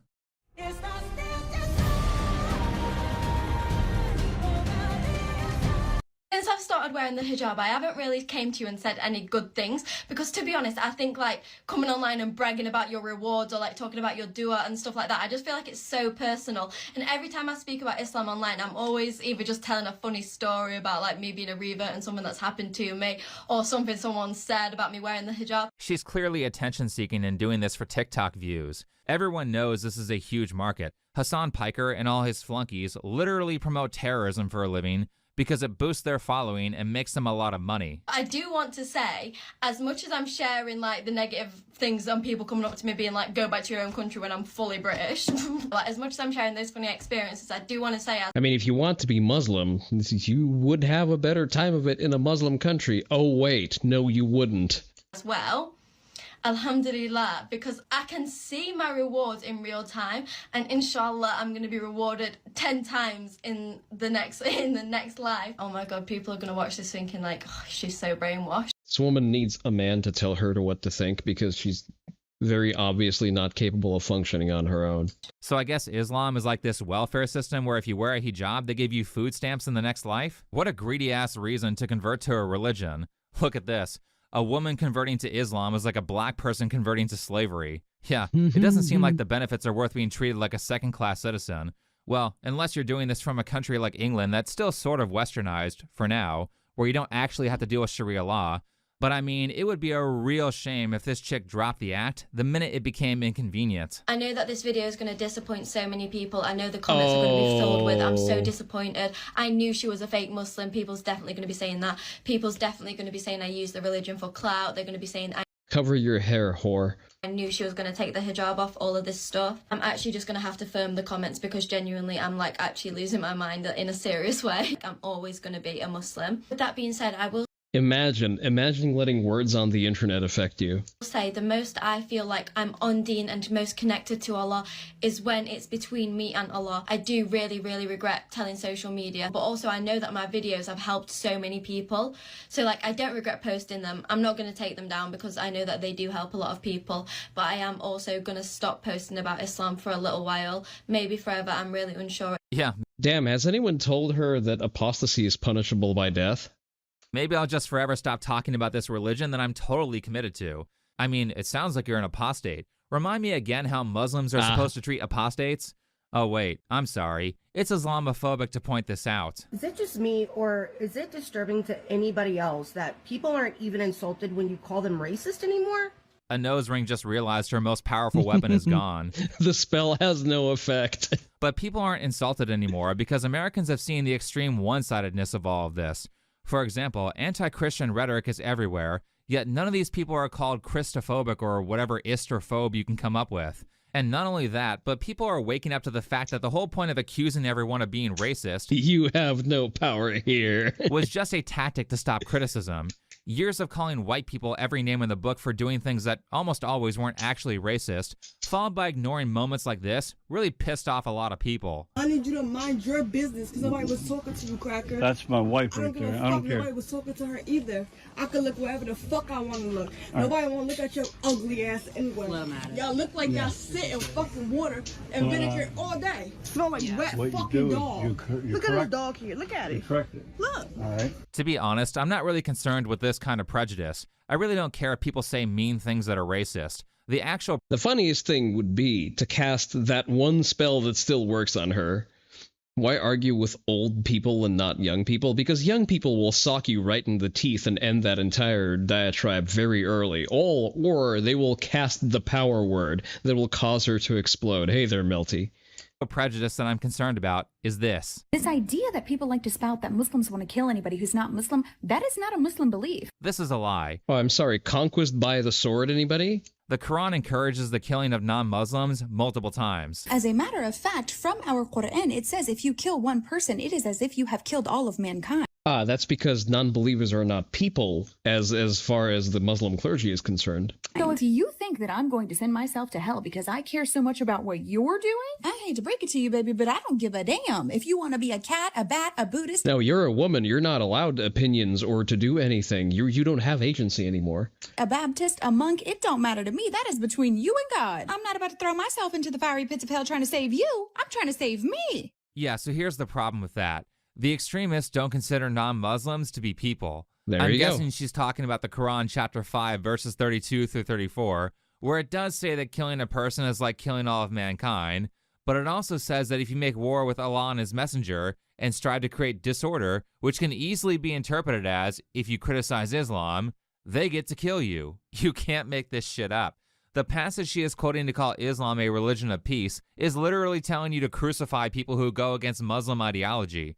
Now, those of you who might fight me on my interpretation, here's a Muslim saying that not implementing Sharia law is war with Allah and his messenger, and it's okay to use violence against people who refuse it. Britain is Darul Haram because they are, anathema to God's law. They're not implementing it. They're violating His sanctity, and therefore this is war against Allah and His messenger. But we are not allowed. This is your reminder to eat bacon every day. To actually fight them here at the current time. So we are, propagating Islam. At the current time. At the current time, will there be a time? Well, Eric, we are not like the Christians. If you hit me on the left cheek, I'm not going to give you my right cheek. I'm going to defend myself. So at the moment, we're propagating Islam peacefully. But if they attack us, we have a right to defend ourselves. What if they don't attack, but say you get numbers, you get strength, say Muslims became a majority in Great Britain, then would there be a cause for offensive jihad? If we have enough authority, you did miss the part of the stream where I apologize for saying nothing ever happens. I refuse to apologize. You can have a little bit of happening sauce as a little treat. We have enough power. We are obliged as Muslims to take the authority away from... But ultimately, on a long enough scale, nothing ever happens because we're just back in control of the Western Hemisphere. So, if anything, things have reverted from previous happenings to nothing ever happening. You ran out of bacon? You have pork shoulder? Nice. From the people Yummy happening sauce. Have it and implement the Sharia. Now I hope that can come in a very peaceful way. I hope that we can do that in a way, where there's no bloodshed. There he is, openly admitting that he would use violence against people who refuse to convert, and likely only prefers peace at the moment because there aren't enough Muslims in the West to make violence an effective tactic. Again, I will say that there are some messed up things in the Bible. Certainly Christianity has its dark points. But the issue with Islam is the massive number of people who are currently radicalized by the dark points of the Quran and are willing to use violence against people who believe something different. This is something that does not describe modern Christianity. Which brings us to this article from the New York Post. Qatar pumping tens of billions into universities. This is from a Qatar family that's tied to the Muslim Brotherhood, which is a group that supports a terrorist organization called Hamas. Well, the Muslim Brotherhood is also a terrorist organization. So what a shock. What a shock you have a family of Hamas supporters donating billions of dollars to American colleges, and now we have a bunch of college students coming out in support of terrorism. By the way, the Palestinians aren't the biggest fans of Hamas. That's because Hamas is busy killing any Palestinian who opposes them, and they're busy hiding food during a famine. But I mean, is this funding also a contributor to the large amount of anti-natalism that's been spreading? I straight up see pregnancy as an act of self-harm. If you're posting that you're pregnant, I pretty much think that you hate yourself. I legit am not happy when someone posts that they're pregnant. It actually instills fear in me. I'm like, oh my God, I'm so scared. I'm so scared for you. Yeah, that's great. Considering their rhetoric, I'm sure radical Islam would love to use violence to take. Muslim Brotherhood is the political arm of Hamas. They're the same thing, but one talks. Fair enough. Over the non-believers, but they know they can't defeat countries like America with military force. Recent events in the Middle East are strong proof that radical Muslims can't do shit against modern weapons. So they know they can't defeat the U.S. military with force, so their plan is to invade the West and outbreed Westerners. They say stuff like this constantly. One day we can have... Listen, it's a solid plan. I really think we should start doing something to counteract it. A Muslim majority nation here in Canada. Right in your face. Would you like to see Sharia law in Canada replace Canadian law? At some point it will. Because we have families, we are making babies. You're not. Your population is going down the slump. That's right? And by 2060, according to Pew Research Institute, Muslims will be the biggest religious group the world over. What are you going to do then? Actually, are you going to oppose Sharia even then? So they're open. That's a very impressive ability to cite stats as someone who is a product of cousin marriage. And talking about how they want to change the culture of Western countries to their religion and to Sharia law. And then you have college leftists calling you a racist when a travel ban gets put on Islamic countries that are full of people who are saying death to America and who are talking about how they want to conquer the West. How many Americans were defending these people because they were indoctrinated by college propaganda paid for by Qatar?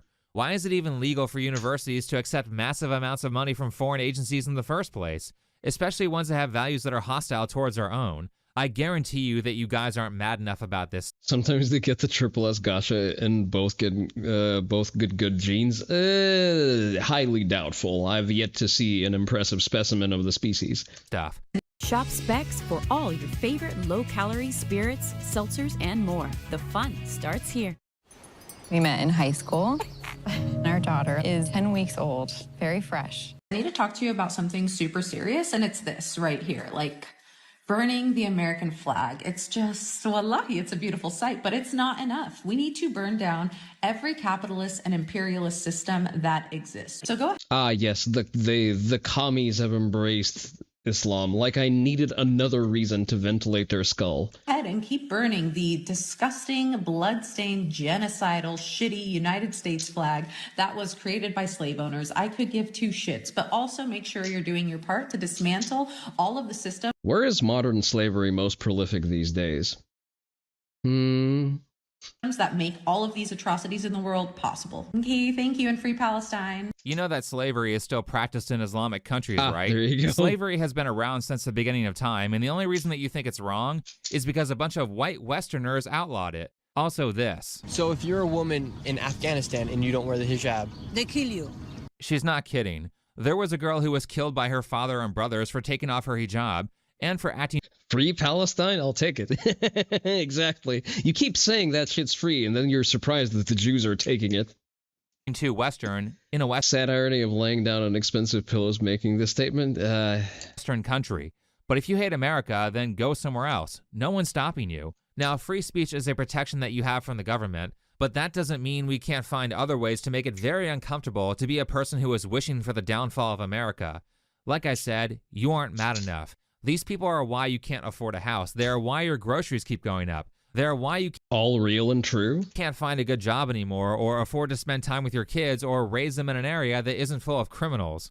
And also, listen to her wording. This girl is saying that she wants you dead. That's what bring down America means. And we have seen direct evidence of that every time there is an assassination attempt or a successful one.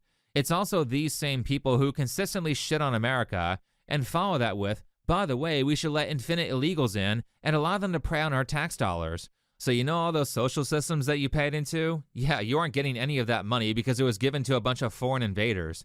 Case in point, look at this chart made by the Center for Immigration Studies, where they took welfare stats from the U.S. Census Bureau. The highest group receiving welfare by percentage comes from households that were headed by illegal aliens. You might be wondering how illegals are getting welfare in the first place, and the answer to that is anchor babies. It's time to end birthright citizenship for children of non-citizens. The second highest category is legal immigrants. The next question should be, why in the hell aren't these people being deported? People who immigrate... Well, it's a general question of why the hell are foreigners entitled to, well, any welfare at all? To become a burden on the system should be kicked out, or at the very least they should be legally barred from receiving welfare, because it's not just like a small percentage of foreigners, and it's already bad enough when born and raised U.S. citizens get hooked on welfare. People should be Also outraged true. by these numbers. Foreigners are the highest recipients of welfare by percentage by a significant margin in every category. This is straight up theft. Kick all of these flunkies out. Not only is your blood, sweat, and hard-earned money being given to people who are You don't even need to kick them out. That's the thing. You take away the Gibbs, they'll leave on their own. a net negative on the system, and to people who don't even pay into it, but also these newcomers are constantly being used to flood out natural... This, I'm going to take a while. No, I'm not sure if this is Japan, because this looks like a maple tree, but I'm not entirely sure. ...born Americans and erase our culture. Now, allow me to take a nuanced break and say that I don't think every immigrant is bad. I actually love immigration when immigrants assimilate and are respectful. Immigration's a part of the reason why America is great, because when you have proper immigration, you can swipe all the good ideas that other countries have and use them to fix problems that your country has. Like, how about we bring some Japanese people over here and get them to tell us how to have low crime rates like Japan has? So I think immigration done properly is great. Well, if anything, we've not really had any issues with immigration where immigrants, for example, were predominantly from post-Soviet countries. Like, you don't really hear any issues about Poles, Russians, Ukrainians, like all of that cohort, because they turn out to be good, productive members of society that just gradually dissolve in the American milieu. There was no issue, for example, with H-1B visas up to and including the point when Indians started abusing the system because, well, fraud is all they do. Howdy, anarchist. What I'm tired of is all the ungrateful welfare flunkies or people who constantly complain about how bad America is. Do you know what is Islamophobic, these grocery stores? Because why is it the chicken and the turkey, like frozen foods, are more expensive than the pork frozen foods? Like, that's Islamophobic, bro. And it's because pork is cheaper to produce, you illiterate fuck. like the price for the bulk pork is the price for the small single-served chicken, whatever, turkey. That is Islamophobic. Then leave. Get out. Yeah, there are we go. plenty of Islamic countries that would be perfect for you. So sick of these people that immigrate. Fried is quite literally is essential in Indian culture. Well, apparently in Somali culture as well. Well, for one, a lot of those cultures lack the concept of fraud. To our country and decide to shit on this great country when they've been afforded the opportunity to have a much better life from their native country when you compare the two. How bad does your shithole country have to be that you uproot all of the traditions, the languages, and the customs? You leave all of that behind to come to a country that none of that stuff exists. That's right. How bad has your country have to be, and how good does our country have to be that you would leave all of that behind? Right. It's not a problem when these assholes trash America, But if we ever point out that maybe the countries they're fleeing from or refusing to migrate... Well, you see, generally, yes, it's not only India. The thing is that all low-trust societies function like that. A lot of post-Soviet countries are like that. The difference is that because they have high IQ populations, they're able to move here, and usually they're actually very pleased with the fact that, oh, you have a society with actually functioning institutions that I no longer have to lie, cheat, and steal my way through life, and I can just go to work, earn a living, and just be successful that way? Damn, that's fantastic. I'm gonna participate in that shit. As opposed to Somalians and Indians and, like, the global south exclusively subsisting on, oh, it's so easy to scam here, I am going to continue scamming, because that is what I do inherently. Because, for example, in post-Soviet countries, Russia very much included, it is the norm to try to cheat the government out of as much of your own money as possible, because it's just, you know, an assumed position that the state fucks you at every step of the way. Like, all the state does is cheat and steal from you. You may as well get a little bit of that action back. Poverty, including moral poverty, is the default state of nature and man. But essentially, yes, being good-natured and charitable sits very high up on the Maslow hierarchy of needs. Back to, aren't the greatest places, then we're the bad people. Now you're an ist or a phobe. And if you're asking why they don't go to the Islamic countries, well, the answer to that is because they would be treated like shit there, and they wouldn't get all the handouts that our government kindly allows them to steal from the taxpayers. Which brings us to the biggest canary in the coal mine, Minnesota, a state so corrupt and so full of fraud that they literally changed the state flag to something that looks incredibly similar to the Somali flag because the old flag was racist or some other bullshit lie. All right, ready. Whoa, wait a minute.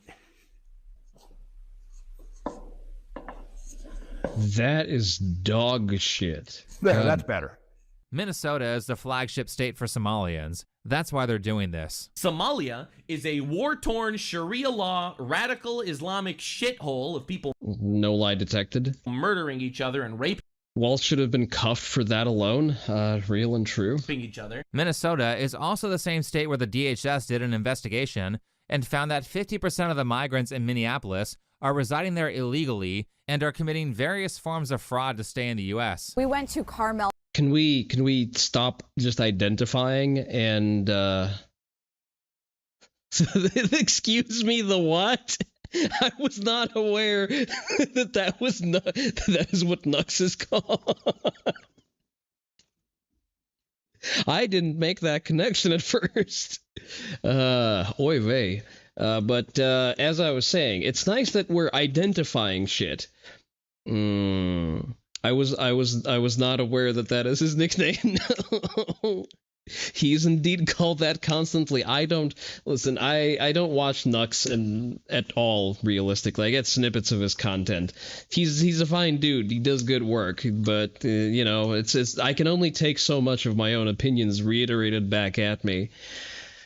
But as I was saying, it's nice that we're identifying shit. Can we just deport said 50% of Somalis from Minnesota? Can we just not have them here?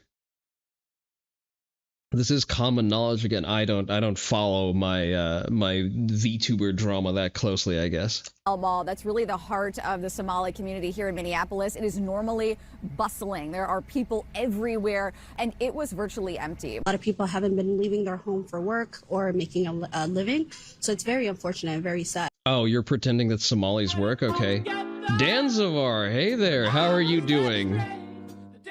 Welcome, Raiders, welcome, welcome. What were you doing? Were you streaming Tekken? They will find, they will not do anything. Nothing. Oh, that's very God. Welcome, Raiders. My name. That's a lot. The one and only? Hell yeah. You love to see it. Welcome, Raiders. Let me get you a shout out. Thank you for dropping by. I hope you had a good stream. My name... I'm sorry. I'm losing the ability to talk here. My name is Kuromaru Onii-san. I'm everyone's favorite tactical Oni no Onii-san. We look at current events. We check in on nothing ever happening. We also talk about working out, and we play video games sometimes. Later today, we're going to play a little bit of chat-controlled Subnautica. Subnautica, so stick around for that. Or if you can't, that's also fine. Just drop a follow. Follow me on the socials. That way you know when the next stream is going to happen.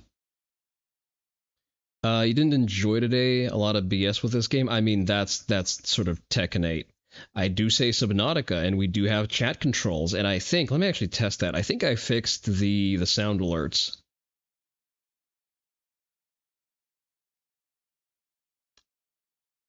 Not yet.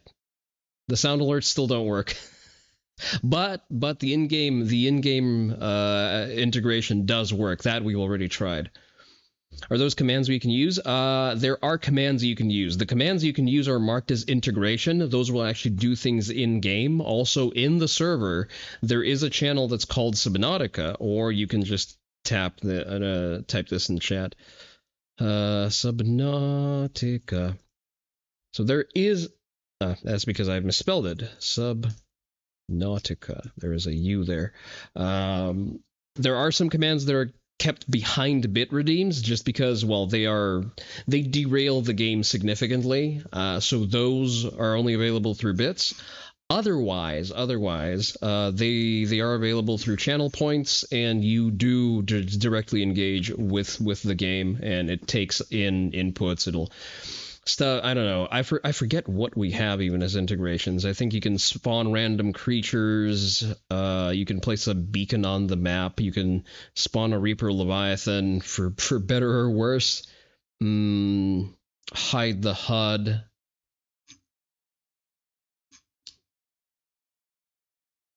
$25 points. Well, 25k points. Well, listen, it's a Reaper Leviathan. It derails the game significantly. All right, let's finish watching this, then we can hop into Subnautica proper. Gee, I wonder why everyone in the mall would disappear the minute that ICE starts investigating. Could it be that none of them are in the country legally? I mean, this shouldn't be that hard to figure out, considering how few of these people... Yeah, there's already an extra Reaper Leviathan somewhere in the... Well, listen, you spawned him as soon as I spawned into the map. Like, there's nothing I can do. Fortunately, the game didn't let you just place it in the safe shallows. People speak English. What's it like being a Muslim here in the United States? I'm not speaking English, only one Somali language. What does it mean to you to be a part of Islam? I don't know, I'm not speaking English very well. How are you? Do any of you speak English?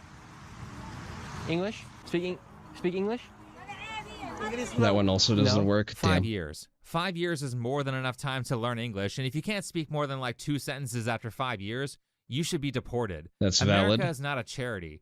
By the way, how many countries are there that are full of... Well, listen, for one, we used to have a language exam as part of the naturalization process, and I don't quite understand why we no longer require that.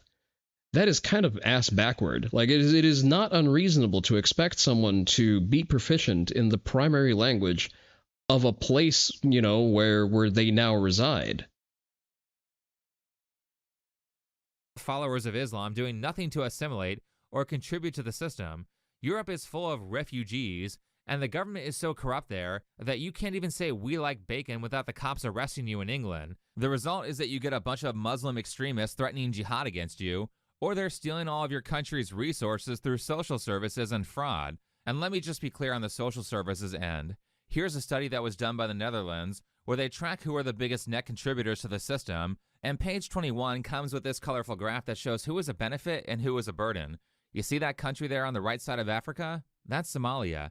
Notice how they are in the red, which means they are a huge burden on the system. In fact, I just so happen to notice that basically all the red countries which cost society the most are countries that are big on Islam, and basically all the blue countries are primary white Western countries and Japan. Oh wait, they actually just say it directly on page 39, that it's the Muslims who are the biggest financial burden. You want to know why no one cares about being called an Isterophobe anymore? It's because of this shit. The negative... You literally can't effectively interact with street signs, law enforcement, medical personnel without a shared language? Yes.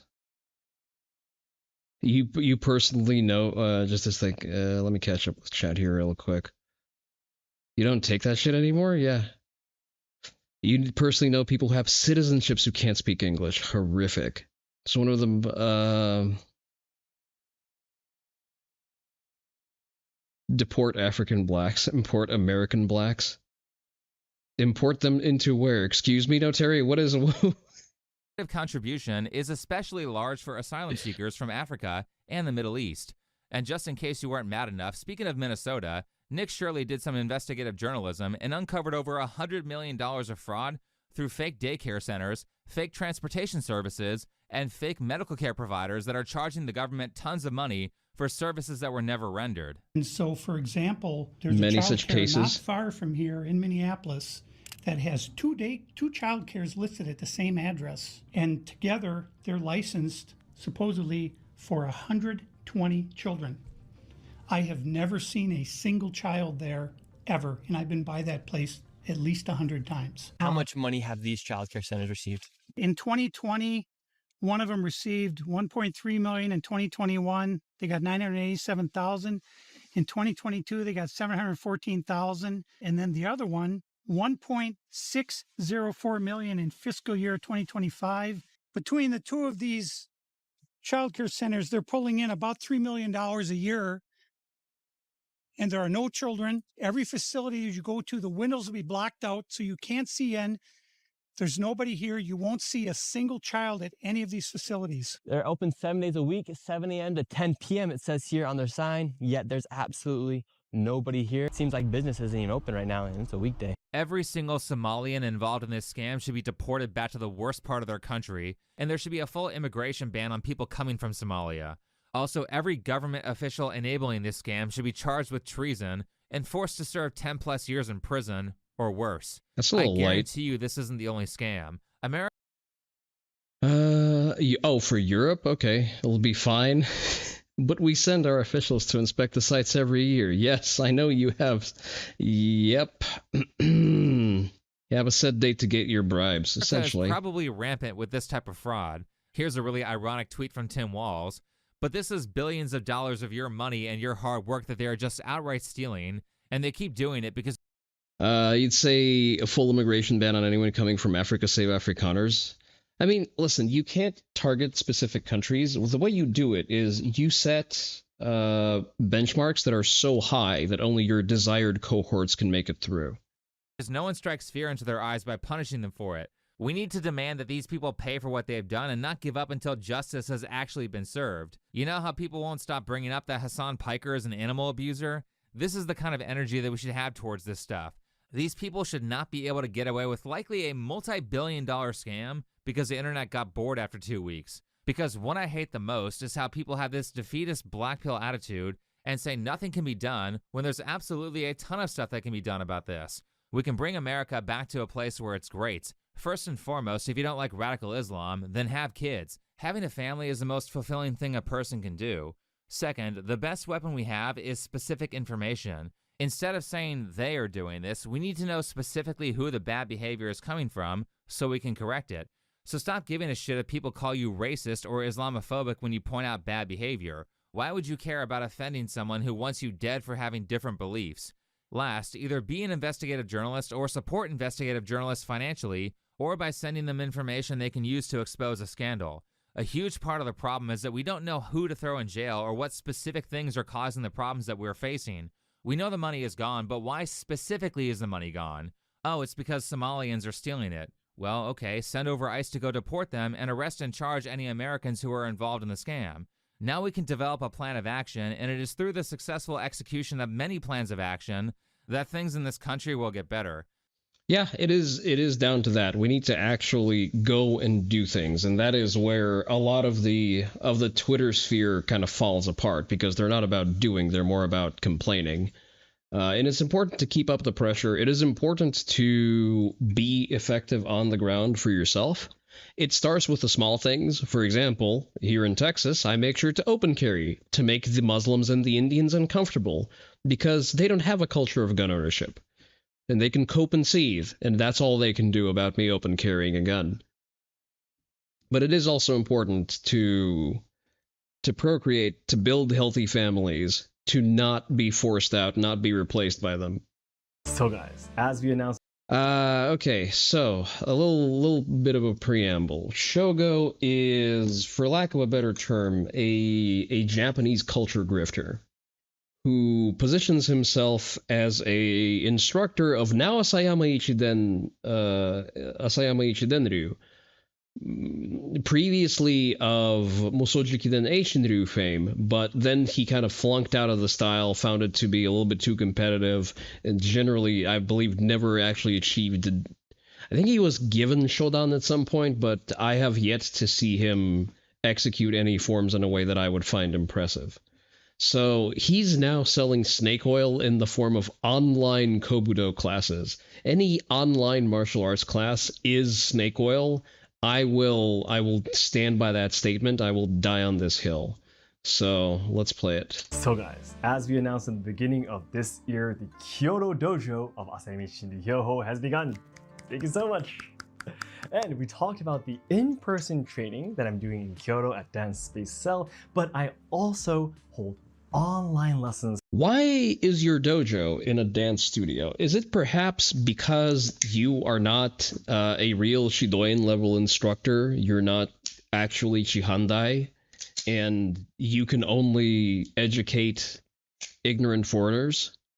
Is that why you can't even get access to real practicing spaces? Because in Kyoto, it's actually very easy to practice. Kyoto has what's referred to as the Kyoto Budo Center, which is a municipal facility where you can rent training spaces for next to nothing in terms of money. It is very cheap to go train there. Too. Which means even if you can't come to Kyoto in person, you'll still be able to train with me in the Yaijutsu part of Asami Shinryu Hyoho. So if you're interested, it'd be great if you could check it out, okay? My online lessons are held on Monday mornings and Saturday evenings in Japan time. Monday morning is from 9:30 a.m. to 10:30 a.m. and also Saturday nights are also from 9 p.m. to 10 p.m. So it's basically an hour each. And we focus on the Yaijutsu. Unfortunately, we can't do the Kenjutsu in the online lessons because Kenjutsu you absolutely need a partner to train with. So we can only do the Yaijutsu, but don't worry guys, even if it's just the Yaijutsu, there is plenty to learn. There's tons of things we have to learn. So, yeah, unfortunately, none of that can actually be learned in an online setting. So I say that as someone who's been an Yaijutsu instructor. What is my total track record of practice? I believe I've started, in something around 2011? Which school directly answers to Seki-sensei? Well, he directly answers to Seki-sensei. Asayama Ichidenryu is his style, and this is... He espouses that he teaches Asayama Ichidenryu. I don't believe that he's officially recognized as a branch chief. Hope you can take a look at. So this is effectively a tourist trap. My online lessons. The really difficult part about the online lessons is the time difference, but if you can add my Google Calendar to your calendar, you'll be able to see when the lessons are held. The time difference will be automatically changed to wherever you are. So you can take a look at that if you're interested in when the lessons are held. And how to join my online lessons, you can jump to my Patreon page and you can select a membership and you can sign up from there. Why not we just take a look at the Patreon page together, okay? So this is my Patreon page, Shogo's Online Katana Japanese Lessons.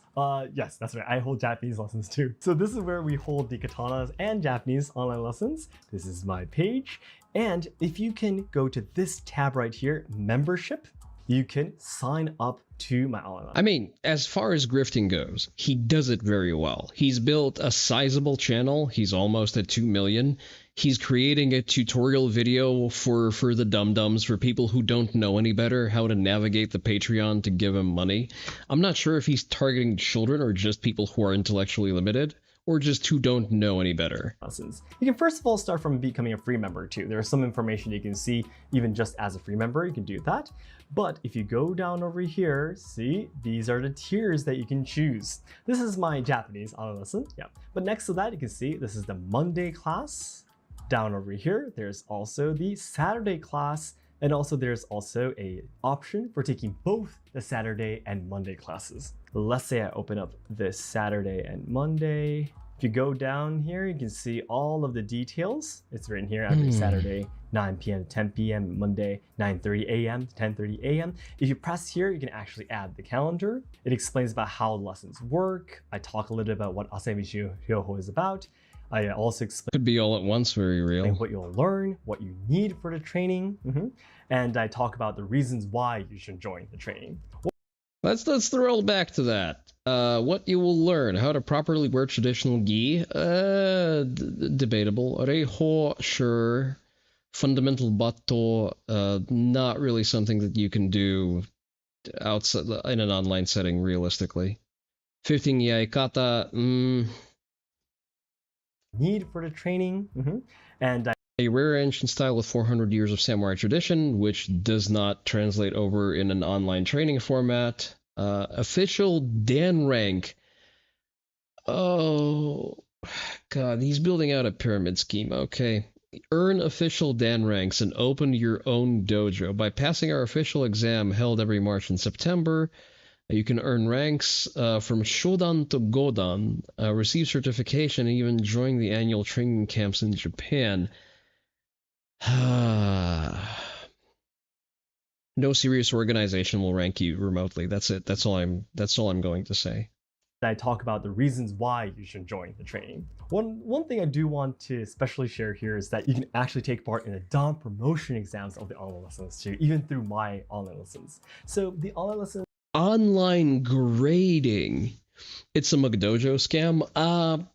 Pretty much, yes. It's a McDojo scam that skinwalks an actual tradition, which is even sadder. DOM promotion exams are held in March and September, but you'll be able to participate in this too. So if you're interested, it'd be great if you can check it out. You don't have to have like a certain amount of time before you can start taking the exam, so you can take the exam immediately after you join the lessons. Of course, it'll be a little bit too difficult to do that, but there are no restrictions, so you can try anytime if you like. And I have all these frequently... How much is the exam worth is what I would like to know. Ask questions down over here too. So you can choose a membership. You can start 7-day free trial, as you can see. So your first class is basically free. And during that set of free... When you ask who answers to Seiki Sensei, you're basically asking who teaches that same thing, but actually credible and possesses a chin. Well, for one, I don't know. Let's look at it, actually. If there's an actual Asayama Ichidenryu dojo. There should be a branch in Kyoto. Kyoto is pretty competitive as far as Kobudo styles go, but we can find a branch, surely.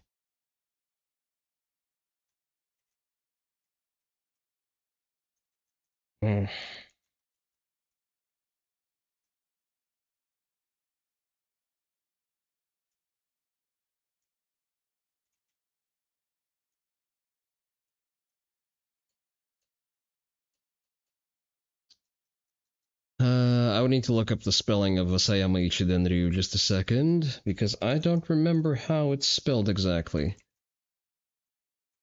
Sayama Ichidenryu. Aha, there it is.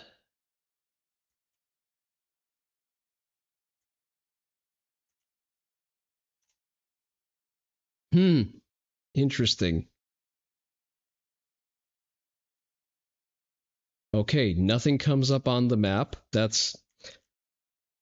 I wouldn't say that it's suspicious, but it does speak volumes. Alright, let's go through their official Japanese site.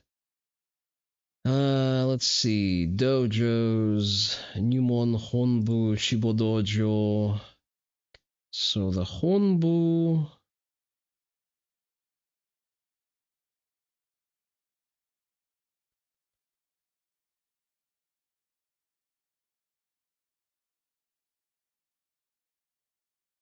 Okay, so there are several Shibo dojos. There's one in Tokyo.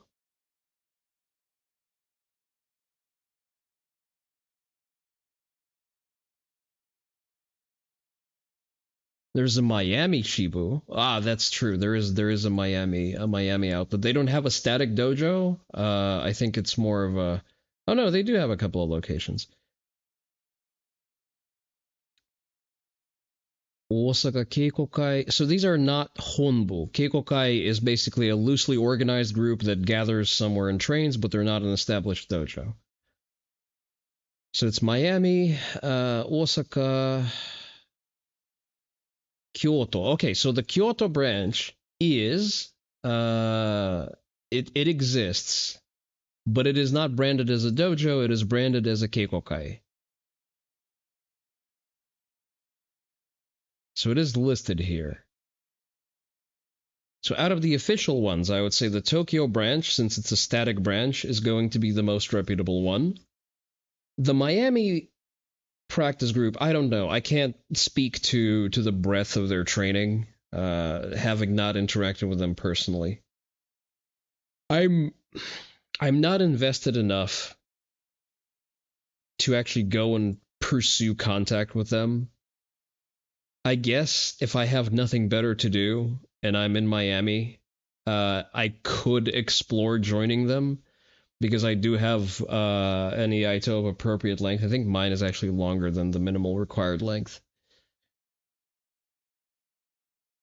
Then again, there's going to be a question of, the quality of the transmission there. And they're not going to talk trash about Shogo without establishing significant trust. And I have better things to do when visiting Miami than to try to... what's the word I'm looking for? Damn it. Try to insert myself into that environment. Yeah. So it is listed. Physical location, 7 p.m. to 9 p.m. Really? Only once a week. Once a week on Tuesdays. Huh.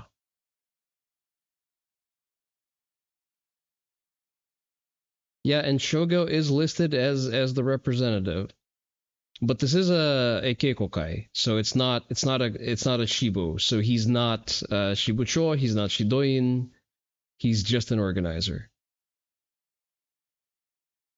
My true calling is to act as a dojo auditor for your school of choice. It's a very capital intensive investment. I'll say that. A 7-day free trial, you can actually take a look at all of the archive videos too. One of the biggest benefits of my online lessons, and also Sek Sensei and Scout Sensei, Kurosawa Sensei's online lessons, is that all the lessons will be recorded, and you'll be able to rewatch the lessons as many times as you like. So the 7-day free trial, during that period, if you'd like, you take a look at all of the past recordings and see what the lessons are like. Also take part in one of the lessons live. You can join us without the camera on, without no microphone on. You can just observe the lesson if you like, and if it seems suitable for you, please join us anytime. So for example, if you actually, let's say you press upgrade, then it comes to this page where you start your monthly payment. Okay, you can choose card, you can choose PayPal, and once you sign up, you will have access to these kind of posts where it has the password and also the ID to the Zoom. These meals changed everything for me. I'll admit it, I was skeptical about ready-to-eat meals, but then You just have to insert that to Zoom and just come to the lessons when the lessons are held, and you'll be able to join my online lessons anytime. All right, so let's start taking a look at the Tozando website. I'm sure you guys know that I recommend Tozando very much to get your training equipment. Number one, of course. That's the advertorial to buy his equipment. That's fine. Tozando is actually a pretty okay place to do that. We're not going to spend time looking at that. Buy the gi, buy the other stuff.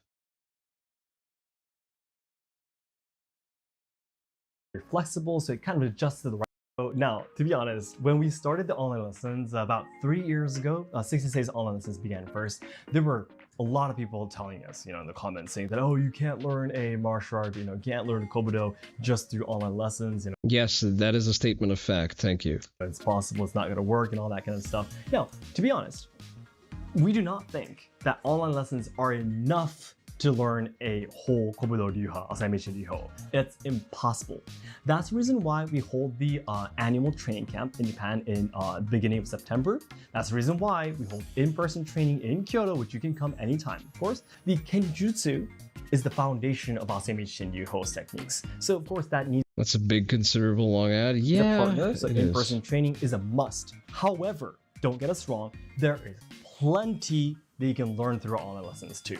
The club leaders and branch leaders who are given permission to teach Asaimechi Ryu all around the world now, all mainly train through the online lessons, and they have reached their levels through that training. They've only done in-person training with Six Sensei maybe maximum 3-4 times in the past, but they've been able to reach that level because of Imagine being given branch chief. After training with you with the source of your lineage for 3 to 4 times, that is horrific. I understand that is a way of keeping the school alive. I hope it's paying the bills, because oh boy, is it defacing the legacy of the actual Ryuha. Of all the content that we provide, okay? The online lessons, the recordings of the previous lessons, all of these materials, and also of course the videos on Nata 6 and 6 have helped these students to reach this level. So you, of course, if you train seriously, you'll be able to get to the level 2. They're proof. Basically, the club leaders and branch leaders are proof that the online lessons is a good method. Here's the thing. Me being effectively a 4th Dan and Musojuki Dan, having a cumulative experience that exceeds 10 years of training, I could possibly reverse engineer techniques of Asayama Ichiden Ryu based on footage alone with limited input. I could do that. I would prefer not to. I would still require actual in-person instruction, but it can be done. You want to beat him up and take his branch? Easily doable. For people who cannot come to Japan all the time to start their training and also lead to even more advanced techniques. So we can say with a lot of confidence that this does work, and it will work for you too if you train seriously. So now we can finally say with pride and confidence, the people who've been telling us from the beginning, oh, it's not gonna work, all that kind of stuff. You wanna come and see our club leaders Embu then? They're doing pretty good. I would like to see your club leader Embu. I would like to see them actually do techniques, and I'm pretty sure that I can pick it apart. The headmaster loves it very much. Yeah, they're doing pretty good. The headmaster loves it mostly for the cash flow. Sure you're right? Because I think we proved something here within the past 3 years. And so that's the reason why we're very confident about the online lessons too. So again, let's continue training as much as possible, online, in person, wherever you like. I am tempted to attempt infiltration into this work. Fantastic. Man-made horrors beyond my comprehension, except they're very much within my comprehension. I've seen this particular dog and pony show more than once. Alright, let's actually move on to some Subnautica, because that's what was promised. Let's change our category. The sound alerts sadly still don't work. I'm gonna have to sit down and try to figure that one out, so don't waste your points. I will not be refunding them. So use your points wisely. Let Subnautica start up. I believe that was the last game that I've been capturing, so it should be. Yeah, give it a minute. Yeah, don't use the sound redeems. Just use things that are marked as integration.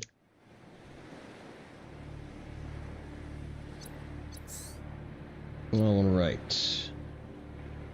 Oh, I haven't played Subnautica since last year.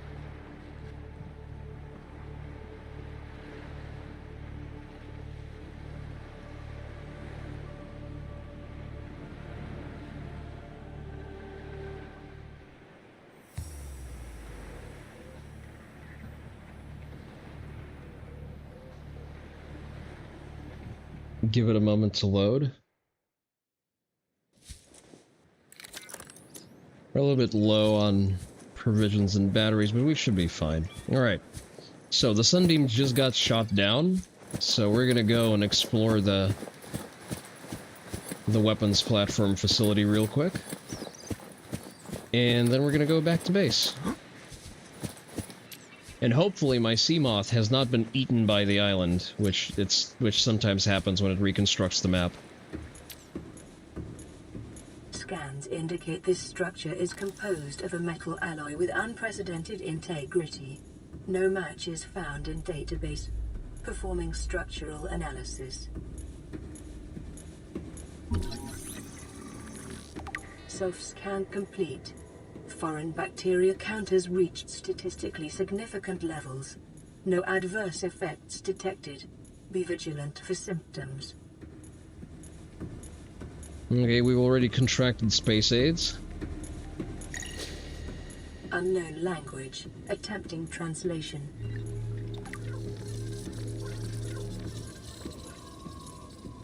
Right, unless the Oni Dojo requests it, we're not going to spend too much time on the readables. Your best probability of interfacing with this facility is achieved by accessing the control room in the lower section. Yummy ion cube.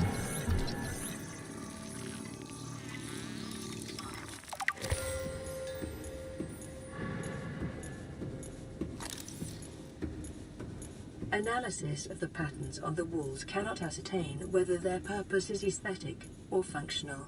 Further data required. I really like the way they executed the precursor bases. Like, it's just enough to be mysterious. Like, they do a lot of show don't tell, because telling would cheapen it. Unknown language. Attempting translation.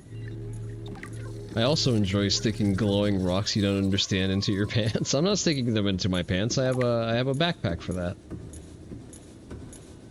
I am sure it's completely safe. Whee. I'm also wearing a radiation suit, so I should be fine.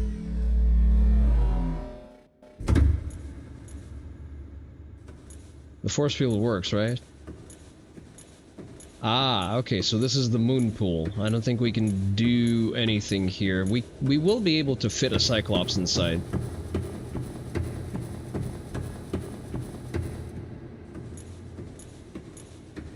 I once had a very unfortunate glitch when the physics didn't activate when I crossed the barrier, and I didn't realize that until I swam into this moon pool with my Cyclops. And I couldn't swim up because, well, no water physics. I wonder what's over here.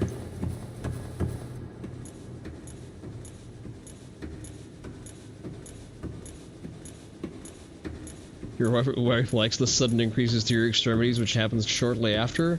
Interesting side effect.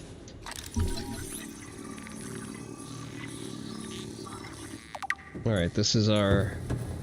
this is the receiving end of the portal, so we can't activate it just yet, as the shortcuts is going to become available to us at a later point.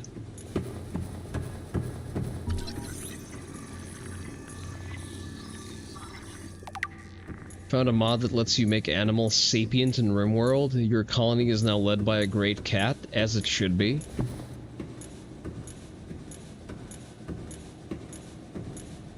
Seek fluid intake. Do I have water with me? I do.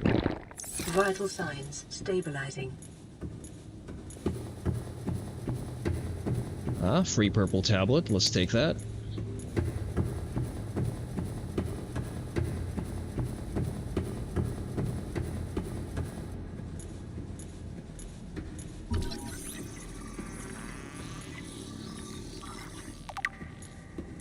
This is just fluff. We really don't need to scan everything here, but I will anyway.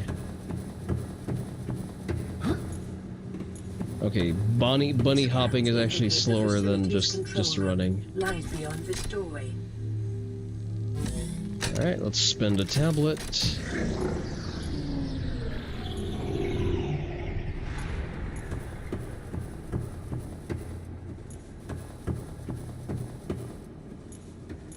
Probably not possible to glitch your way into this to prevent the sunbeam from being shot down.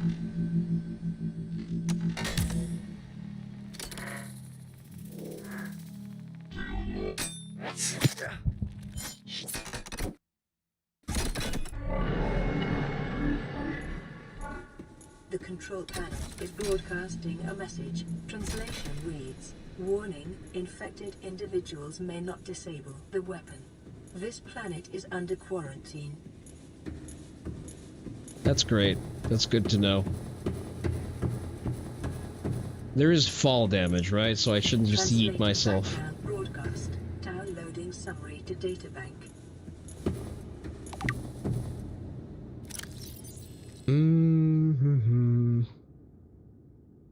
Alright, it's giving us location data.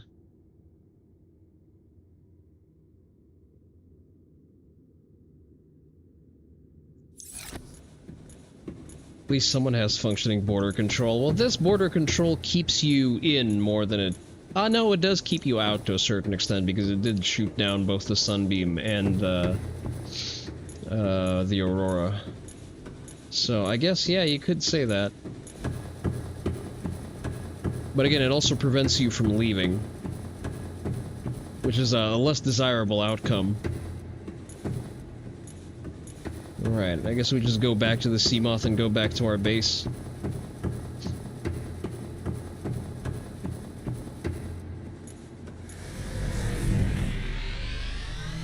I wonder if... do the warpers just automatically spawn, or do I activate the warpers by engaging with the gun?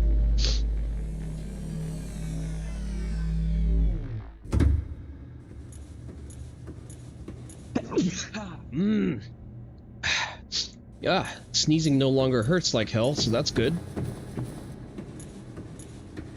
That's a positive development, if I've ever seen one. Thank you.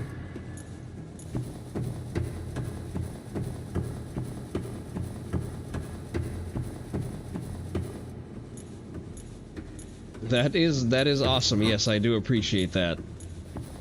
Not being in constant excruciating nerve pain is definitely an improvement.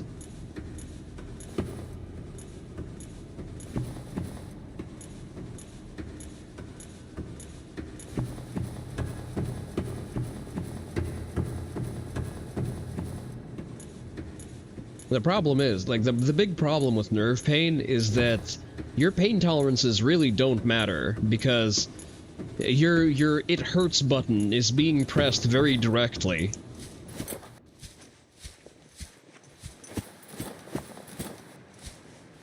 Alright, I forget if there's anything else worth doing on this island. Let me feed on the trees for a little bit.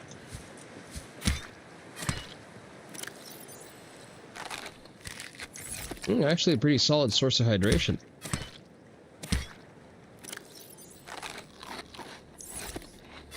Let me get my fill. Alright. Let's do a little bit of exploring, shall we? Because I think there are some resources that spawn on the island. I may be misremembering.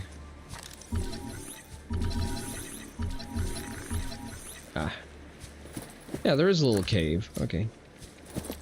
I don't have a lot of juice on my flashlight, but...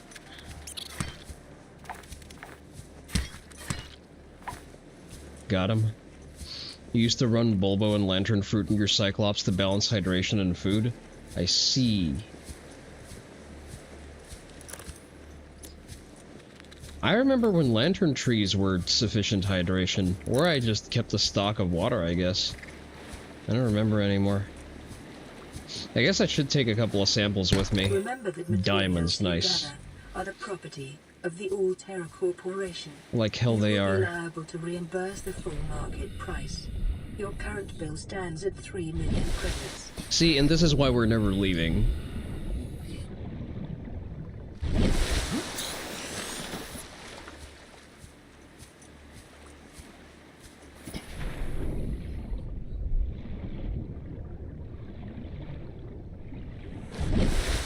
I don't think we have anyone who plays Tekken here anymore, Danzavar. No, Garm plays Tekken, but he's not around today. Who else? Project, he plays Tekken, but that's probably about it.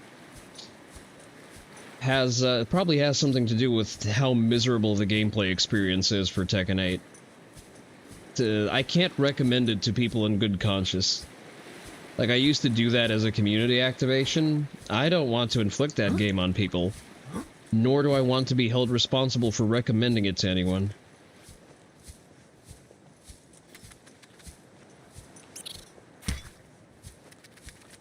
Thought he'd lunge at me, huh?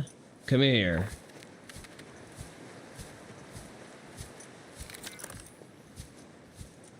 Alright, let me grab a couple of pieces of free resources and we'll be off. Lithium. A little bit of gold. Should I explore underwater? Because there may be more stuff. I have 2 more followers. We're getting 50 unlocked VIP badges. Oh, nice. They'll be doing a small tournament for those 50 followers. Okay. I just give those away willy-nilly. Not very, don't really hold on to those. Probably should use them as currency as well. Oh, great. I hear a Reaper Leviathan. Doesn't seem like there are resources to look for. Yeah, it seems to be barren. I see. I'll be doing more in the future. No, good luck with that. Like, I appreciate that someone still wants to engage with Tekken. I hear a Warper, that's also great. Let me quickly check those rocks on the ground. I don't think those are outcroppings, but I have to make sure. Damn, this is actually a powerful floodlight, now that I think about it. I like these little things. Blue palm. I will take a sample with me. They're pretty, so I'll use them in my aquarium.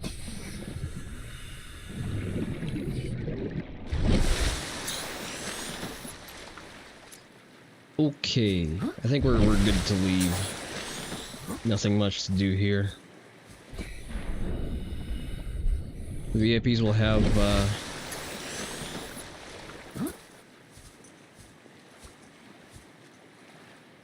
you had the game for what it is, you still hope they'll restore it, make it playable again. I mean, it's playable, just depending on what you want, you know? If you want, what was considered to be, like, the game is asking you to do very different things compared to older Tekkens.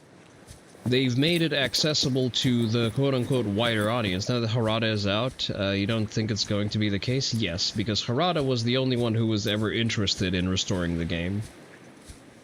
He was made the fall guy for the state of Tekken, essentially, even though it was very obviously Bandai Namco bean counters who asked him to take the L there. I'm pretty sure he didn't do this to his brainchild willingly. Well, you never know. You never know. Maybe at some point they will be forced to kowtow to the stable audience. The issue is that the audience of blissful idiots is large enough to sustain player counts. Welcome aboard, Captain. At the extent where it keeps the suits happy. That is the primary issue here.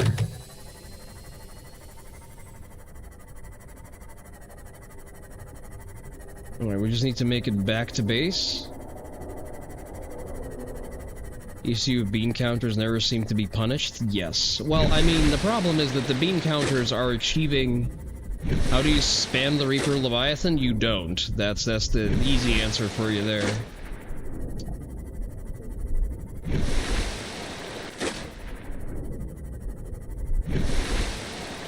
If you need to ask, you can't.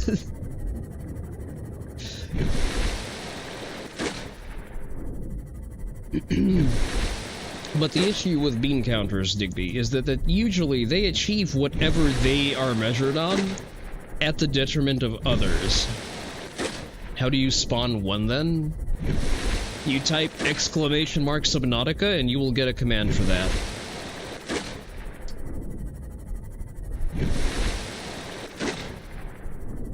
Listen, Digby, there's a reason. You can grief me, but the griefing is behind a paywall.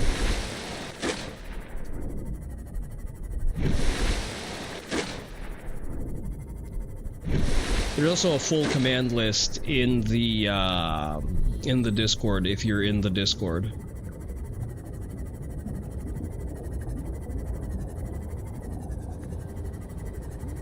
Yeah, basically everything that's not available as a chat redeem is going to be there. And most things are available as chat redeems. Welcome aboard, Captain. Basically anything that has integration written on it is a thing that you can do with just the command panel. What did I want to do? We have a barely built out base with not really a lot to do. Let's give ourselves a set of windows. Let's actually plant another... Oh, I forgot to get the bulba tree. That's... Damn. Okay, that's unfortunate.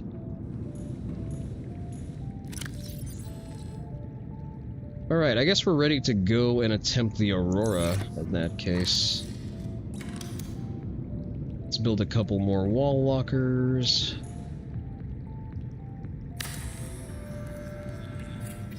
So there is a redeem to spawn a Reaper Leviathan, but it is a 50,000 point redeem, so you're gonna have to save up to that one. Just because, not because I want to deny you fun, but because the Reaper Leviathan materially derails whatever I'm doing in the moment.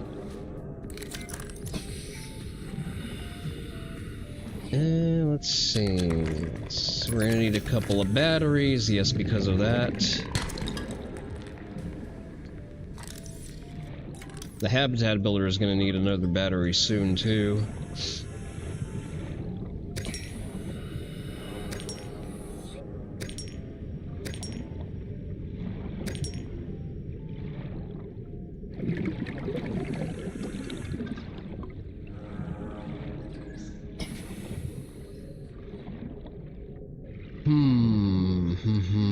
Oh, there's a sand shark there. That's new.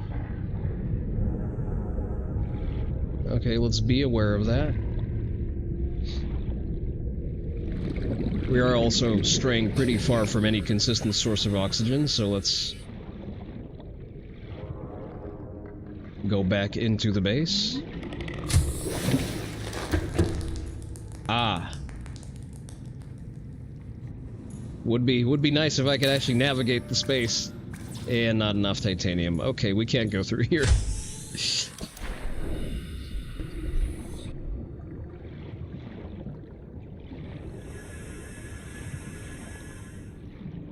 Really like a storage bay inside of that.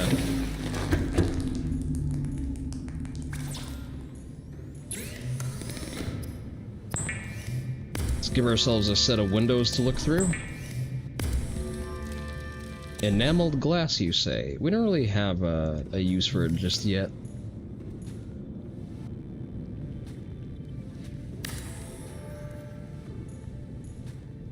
Ah, complete pitch blackness.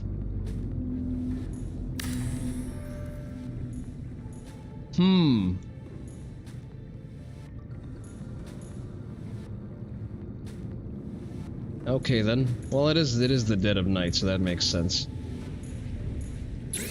Alright. Oh, we actually have materials for that.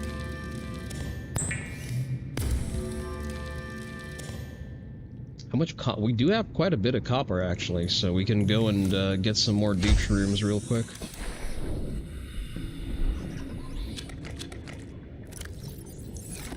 Grab a couple more.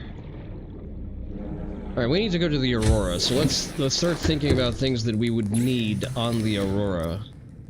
We need fire extinguishers. I remember those being in relatively short supply. We have the repulsion cannon, the propulsion cannon, excuse me. I don't really think we need anything else, at least not badly.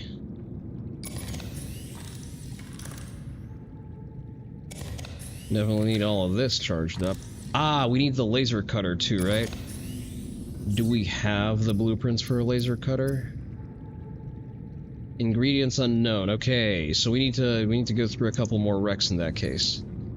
Do we have a scanner room fragment, because that'll make it a little bit faster. Yeah, we need two more laser cutter fragments. I thought we got those from the island, or was that the stasis rifle? We do have scanner room. Okay, so we need one more piece of copper or table quartz. It's relatively easy to build, actually.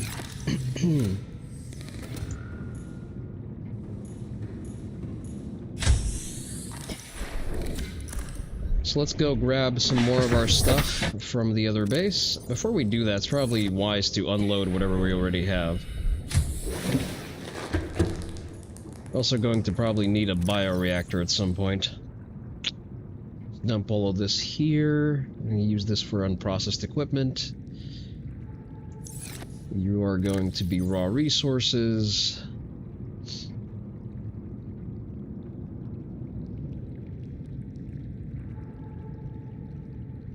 I think that's about right. Alright, let's also name our lockers. Okay, Danzivar. You don't have a locker yet. Digby, you have a locker, but you're going to get it. You're going to get a new locker once we sort of depopulate the old base. Yeah, I try to name, whenever I build a new locker, a new wall locker, I name it with the name of whoever is active in chat on that particular day. The fish are getting very aggressive.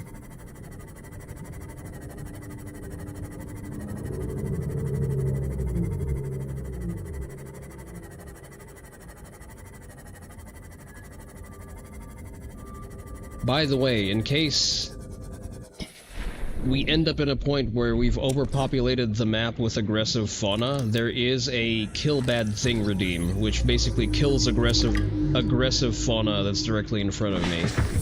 So the chat can also help me and not only derail me.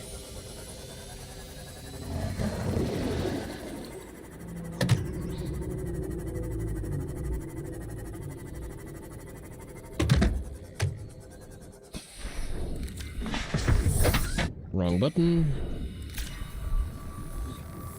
Damn, the fish is really damaging to my hull. Alright, it's a piece of copper.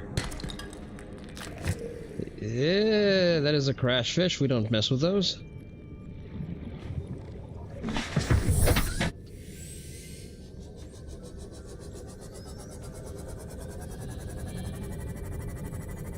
We're not going to completely depopulate this base. Just because I like having little fobs across the map. They are relatively close to each other. Welcome aboard, Captain. I'm gonna eat some lantern fruit. Playing partially translated broadcast. 9 new biological subjects designated. Analyzing. Sharing subject locations with other agents. Lovely. What else do I need? I have copper back at the base, so that's fine. You are empty. 2 medkits, let's keep that here. Sea Glide. I'm not sure we're going to need a Sea Glide where we're going.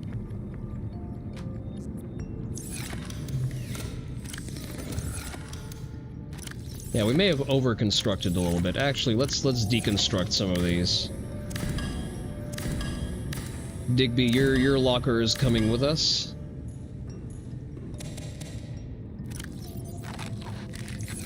We have enough lantern fruit growing there. We're going to grab a melon to replant. We're also going to deconstruct the radio.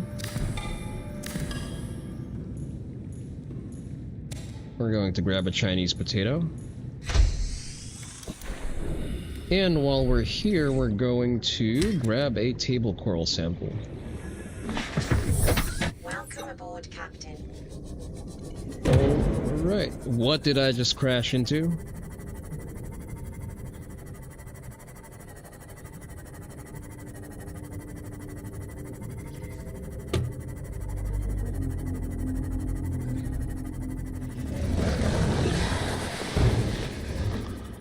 He really tried. I have room for more metal salvage. Boop.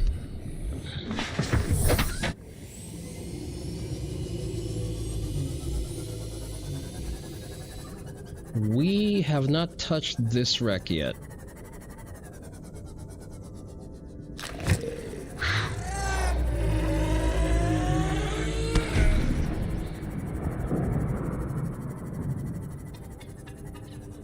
Let's touch all over this place, just in case it has all the things I need. This is a closed box.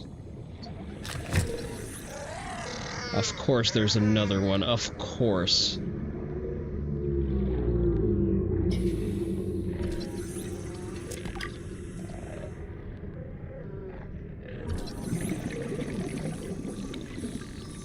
Ah, that's why thank you for hiding the HUD. That's definitely helpful. Oxygen. I should have enough oxygen, but thank you for using that. Apparently that one still works. Can I bring up my PDA at least? Yes, I can. Okay. Let's see. I should be fine. I think I have roughly 60 seconds of oxygen on me. And I mostly remember... What, were you expecting me to beeline it up to the surface? I have a rough understanding of how much oxygen I get. That one I don't think works, Digby. You hoped I fall for it for the oxygen? I mean, the timing was a little bit off. Yeah, some of the blurps don't work correctly, Digby, and I'm trying to fix them to the best of my ability, but they're not really cooperating. Haha, get stuck, loser. Alright, now that this is safe to explore, truly a shame. I know, I'm trying to fix it. Blurp has broken itself. Like, all of those sound redeems exist there. However, it's not letting me consistently activate them.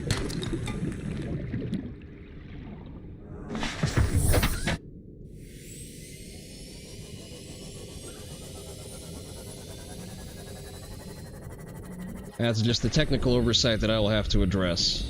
Ah, inventory full.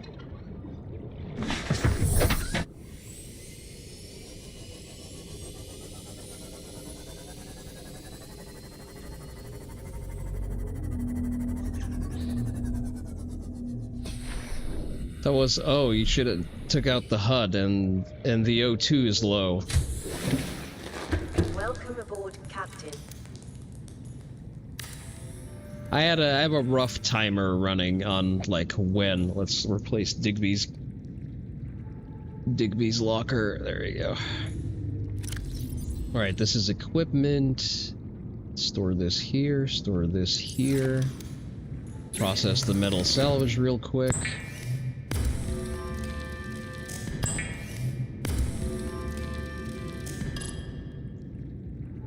Do I have everything I need? I need gold.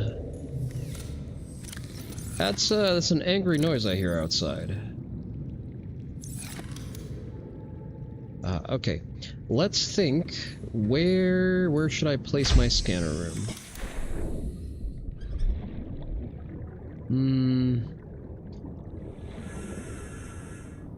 Probably want to extrude it slightly. Or not. You know what, this is dead space, it's not doing anything.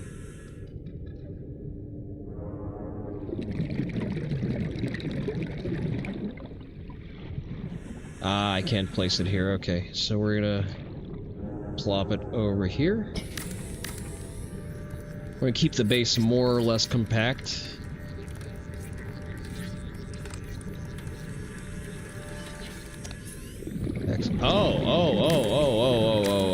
Okay, we need a little bit of work first.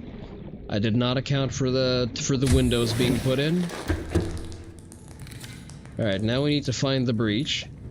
Sword of a Demon, I just explained that the sound redeems don't work. Don't make me explain it over and over again.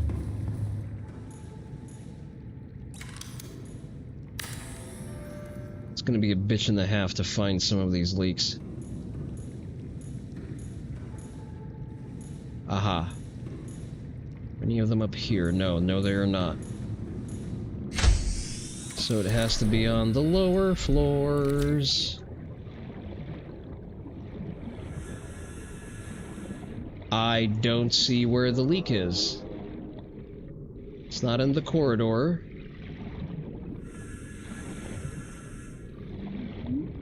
Oh, that is just great. That is just fantastic. I hate everything about this. Do we have quartz? We do not have quartz. Time to improvise a solution.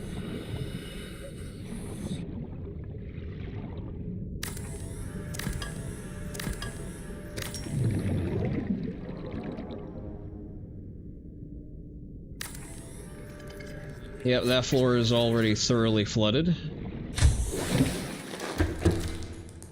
Where is it coming from?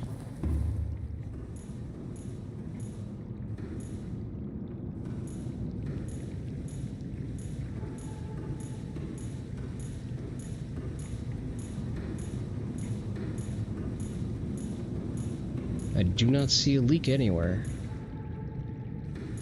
Ah, it's probably the floor. Oh, there it is. Hull integrity restored. There it is. Draining systems initiated. Let me kill the inactive sound redeems. We know that the O2 alarm works, so that's good.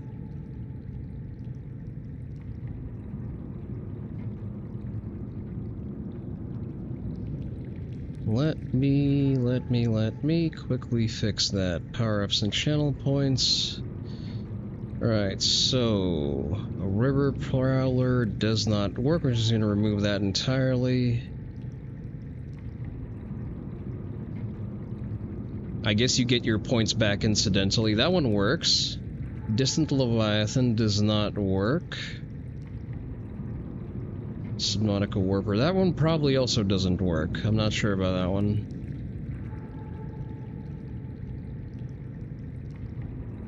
Alright, let's leave that as is for now.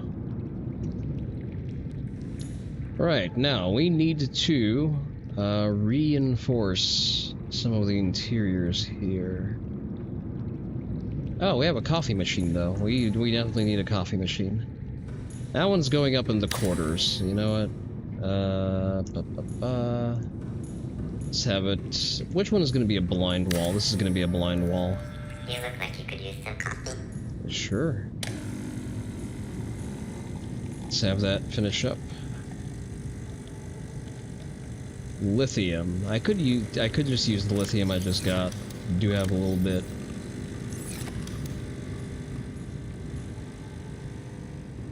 Okay, this is going to occupy an entire wall. I'm not too gung-ho about that. So we're just gonna reinforce this blind tunnel.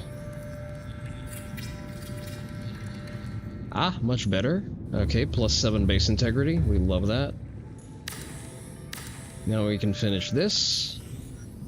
And we now have a scanner room. Excellent. And we're going to set you to look for fragments. Alright, where's our HUD chip? Oh, we need magnetite. Who remembers where magnetite spawns? Because I don't. Trying to think. Mushroom forest, probably? I really don't want to go to the mushroom forest, though. Alright, so far what we can do is we can send out drones. Wait, no controllable cameras found? Do I need to fabricate those now? Do those just not come stock with the damn thing anymore? Deconstruct this ladder and place it somewhere else.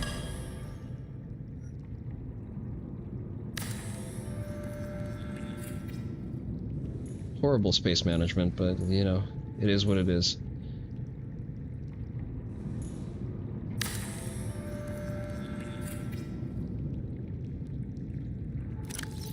That's kind of unfair. I wanted to plant the excess plants here.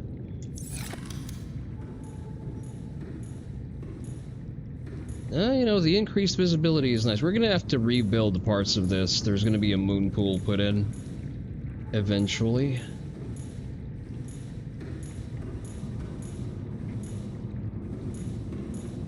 Right, but why don't I have cameras in my scanner room? It's supposed to come stock with cameras. Is that a new thing? Yep, there's definitely a drone camera.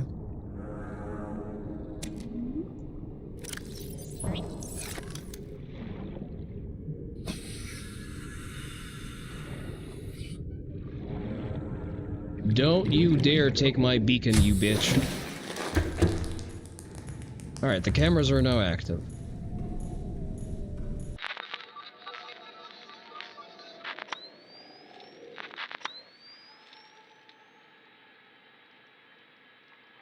Do they have light? They do have camera lights. Okay, good.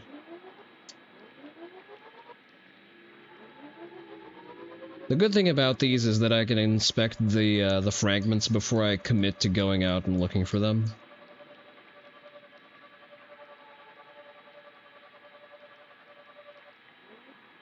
That is a Sea Glide fragment. I'll usually have a... Yeah, I guess it needed to charge a little bit. Oh. Oh, that is a Cyclops fragment. Oh, we're getting that one.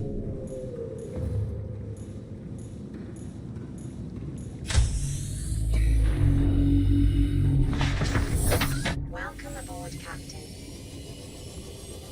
So you don't really need the HUD chip. The HUD chip does make things a little bit faster and more efficient. But not terribly necessary.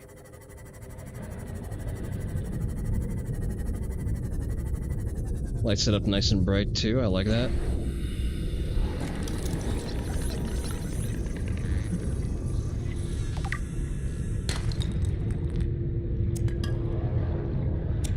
We're gonna leave it here, have it look for more fragments. I think that's another fragment over there.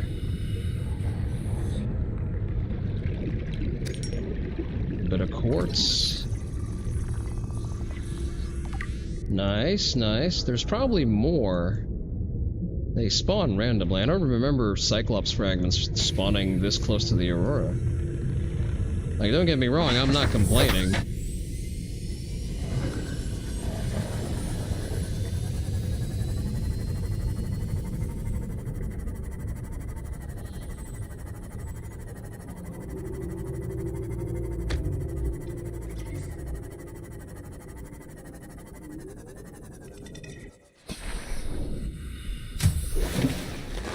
Welcome aboard, Captain.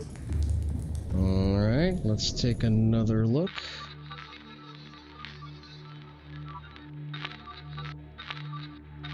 Huh? There it is, okay.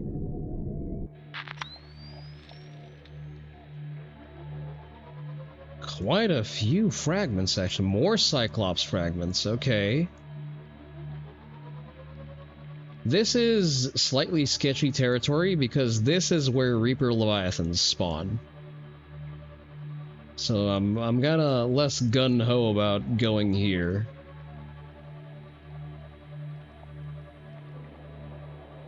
Yeah, I hear one in the distance. I wonder what happened since you redeemed that when I was inside. Give it a moment. So I was inside. I guess it would have spawned it on the exterior? Or maybe it doesn't work. When I'm inside. I guess you just wasted a redeem.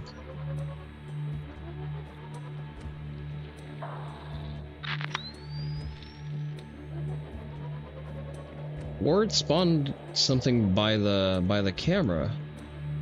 No, there's nothing here. There's a sand shark.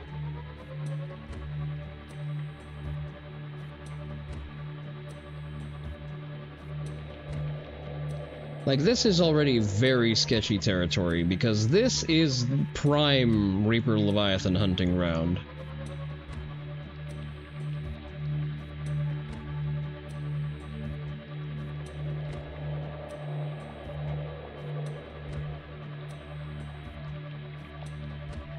But also, the Cyclops is not what I'm looking for right now. I need a cutting tool.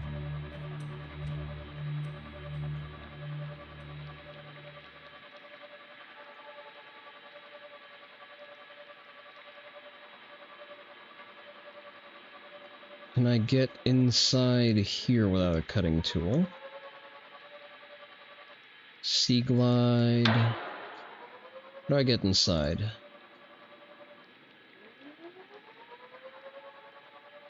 Let's look for a point of entry. Door. Aha, repair tool. Okay. Repair tool accessible. How far is it? A little bit to the north? Warning, emergency power only. Unfortunate. I did not account for that. Yeah, we need a bigger power source. Just gonna leave this here for now. Can we build a bioreactor yet or not? We can build a bioreactor. Wiring kit, lubricant, and titanium. Ah, no power yet. We're gonna need to wait for daytime. That's fine.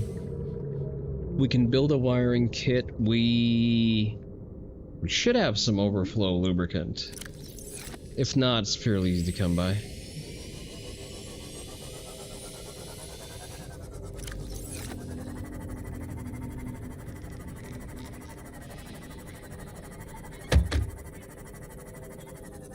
All right.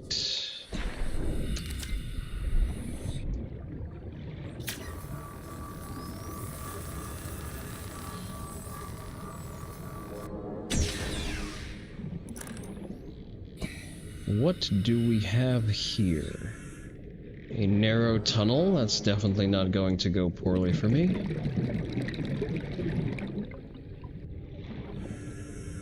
Mobile vehicle bay. Nope, that's the wrong. Stasis rifle. We already have that. We already have that.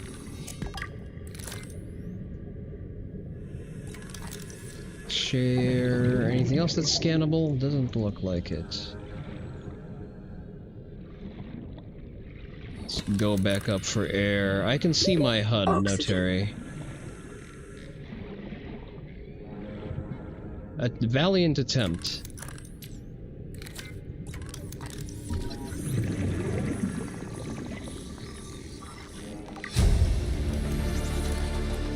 New blueprint acquired. It's not a cuck chair, it's a command chair.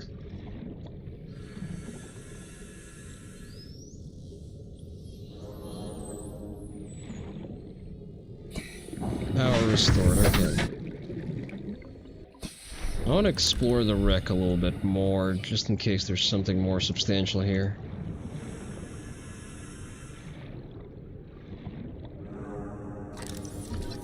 It's an office chair, okay. New blueprint acquired. Not really immediately useful.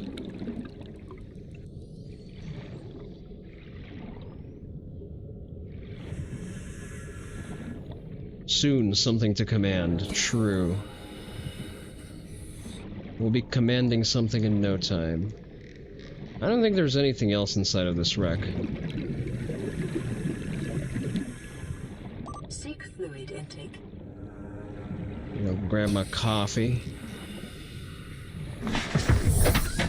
Mostly titanium.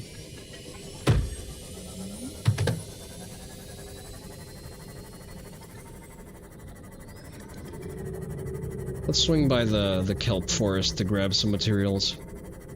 We need the seed clusters to make lubricant.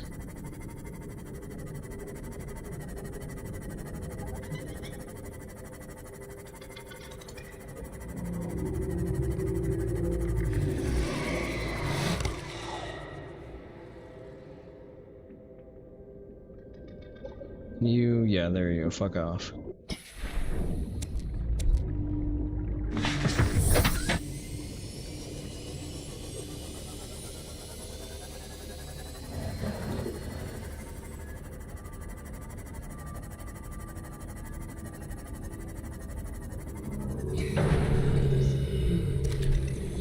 Get myself a bladder.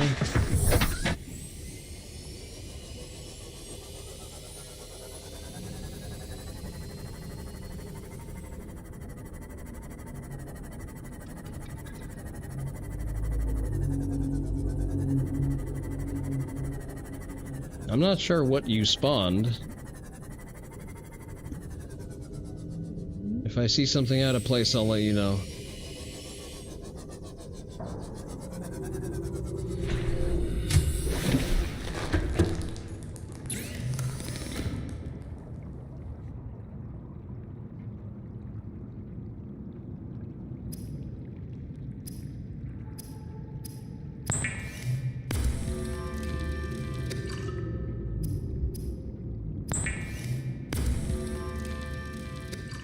I will need more of it.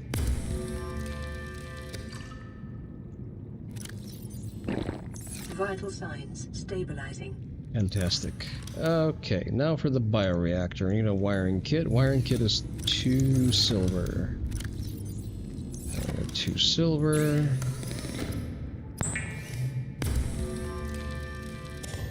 Alright, let me go place it. Where do we place it? I probably don't want to be near my power source, so we're just gonna plop it down right here is fine.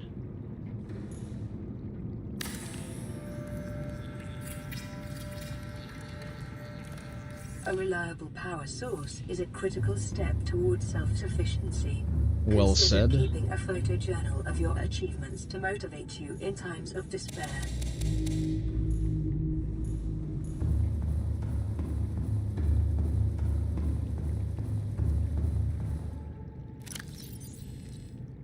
Alright, now we're set. And eat the rest.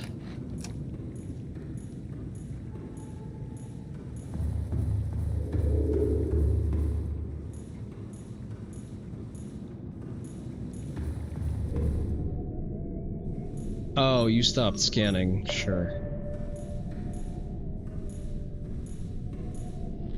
Well, now we need to let the scanner run for a little bit.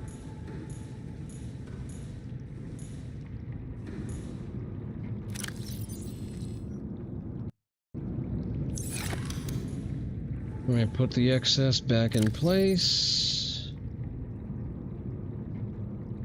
Probably don't need this yet. I really want to find the cutter tool because I don't want to... Hey! Hey, did someone fucking steal my camera?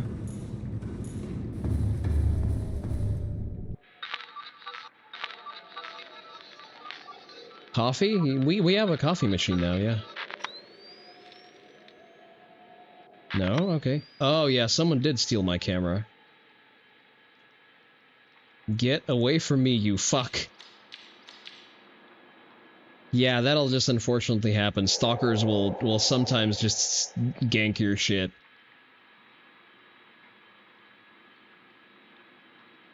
He'll get bored of it eventually.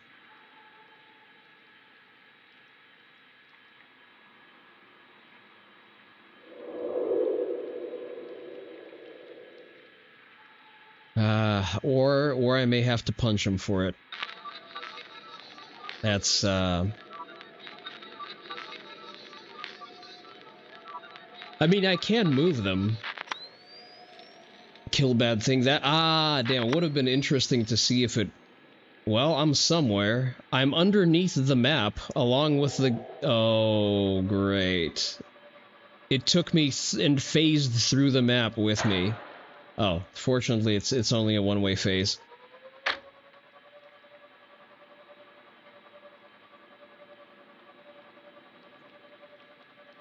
Okay, we're back on track. There are more fragments here?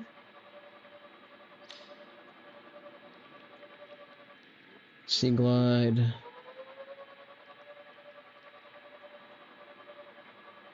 This was also a sea glide, yes. It's showing me that there are more fragments here, but I don't... How do I access them? There does not seem to be a way in. Ah.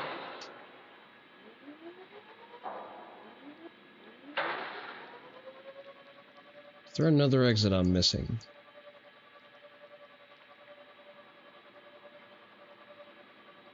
We already went through the main door, and that one doesn't go anywhere. There's a fragment here? Okay, what is it? Oh, it's another sea glide, never mind. There don't seem to be more.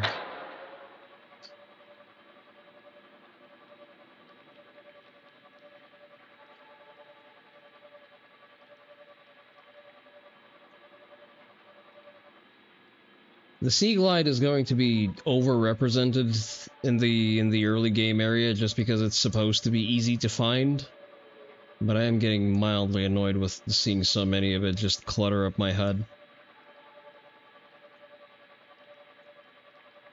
Alright, that's all the Cyclops fragments, but we don't need those yet.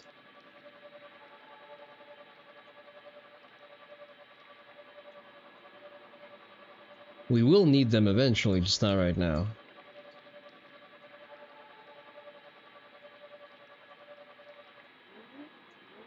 Propulsion cannon.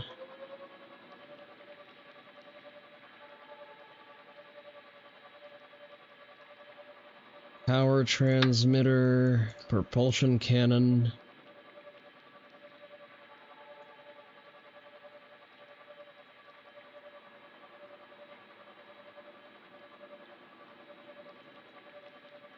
Yeah, the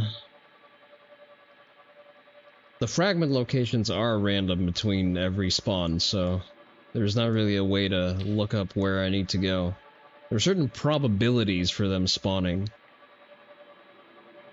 Seek fluid intake.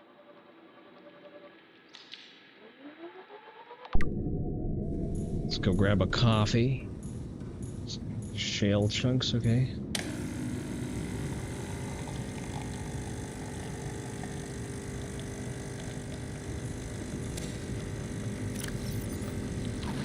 Vital signs stabilizing.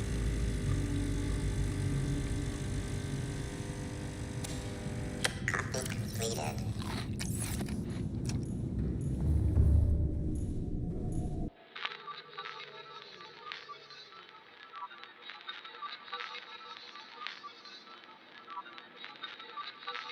What is this dial-up internet? Come on. I don't have all day.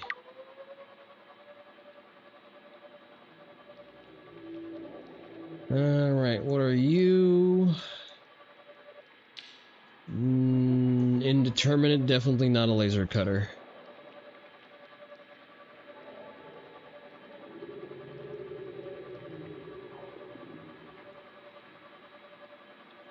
I forget what is the max range on the cameras here, though.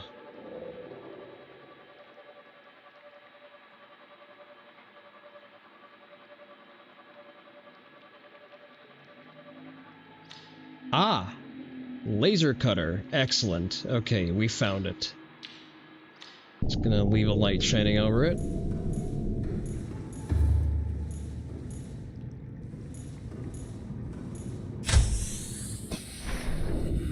Actually, let me try something, because we've not had good luck with the integrations, and I feel like I don't want to cheat you guys out of it.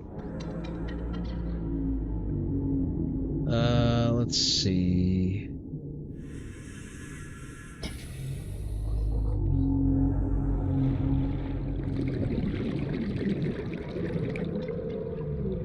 Does it not work? What the hell? Seek fluid intake.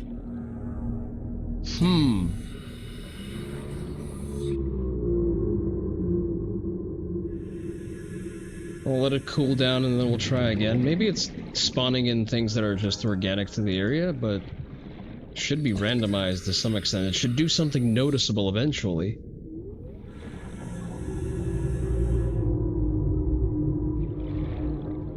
Let's grab that propulsion cannon real quick. Welcome aboard, Captain.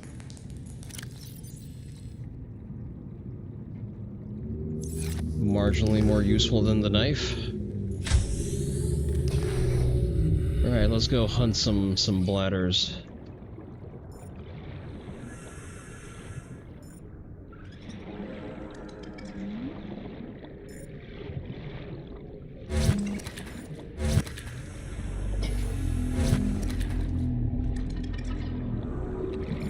Get ourselves a supply of water.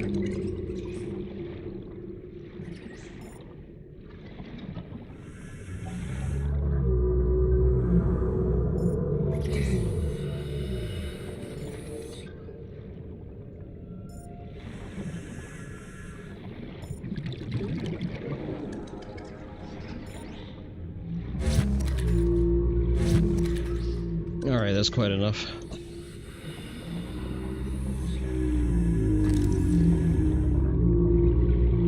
Damn, these guys are loud. Decided to try a bit of takeout. Chili's Big Cubey Burger. You drop the onions in the mustard house salad. The burger is quite tasty. Not going to order another this month, but worth the indulgence. I see. It's always nice when you have a good experience with takeout food. Ah, Okay, the warper sound alert also doesn't work. I'll refund you the points after the stream.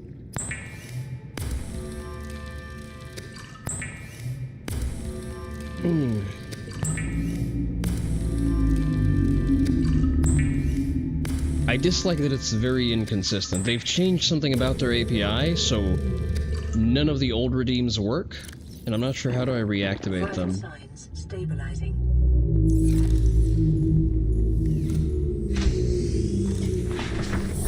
Welcome aboard, Captain. Alright, let's go get that whatever we wanted to get. Do not redeem! Do not redeem the card! See, that's a sound alerts redeem. That's not a blurp redeem.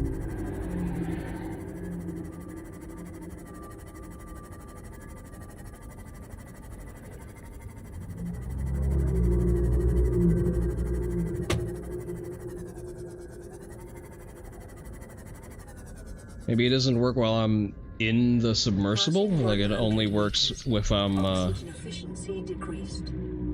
out and about.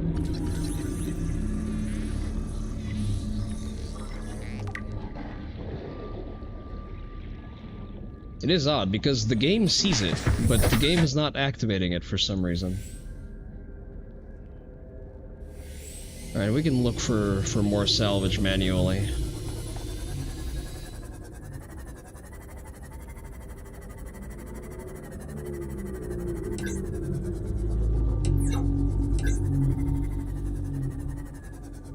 So during the last Subnautica stream, you didn't get a chance to abuse the redeems anywhere nearly enough.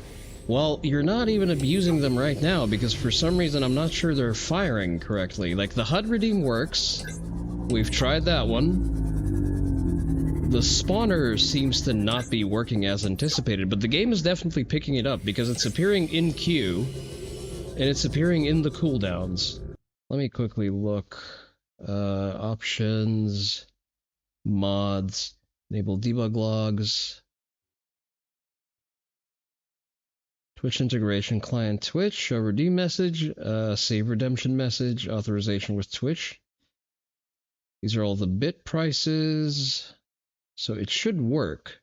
Like, there is no way to disable any of these.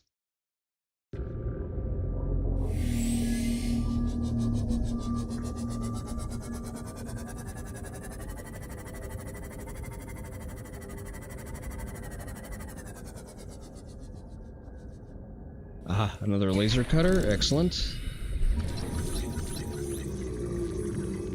Alright, now we have everything we need to go and explore the Aurora.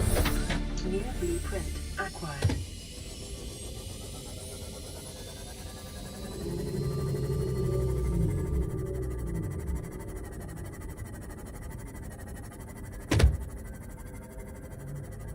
We're going to replace our battery, though. Because the Seamoth is very fuel efficient, but I also don't want to swap my power cell in the middle of Reaper Leviathan territory.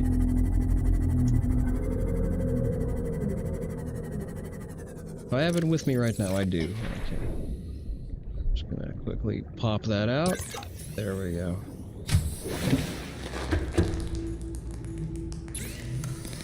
What do I need to build a laser cutter? 2 diamonds. Do I have 2 diamonds? Eagerly awaiting the Iron Lung mod? Not entirely outside of the realm of possibility. I need to go to the Mushroom Forest. Fuck. Okay. Pop this off for now. Wreck, Stalker Tooth, Shale Chunk. Okay. Let me quickly look at where that is.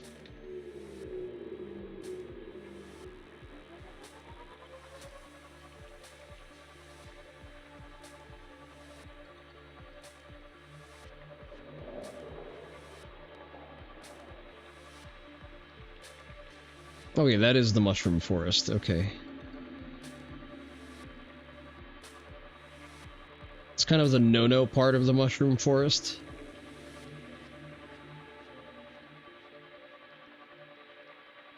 So that's not where I want to be. I'll show you why momentarily.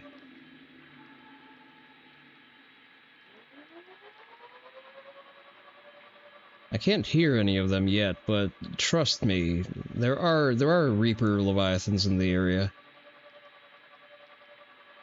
Ah, it's getting a little shitty and staticky now, okay.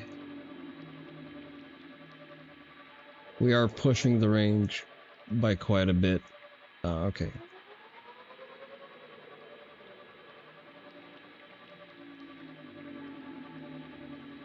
Let's point the camera at these two shale chunks, and then we'll just collect our camera and take it home.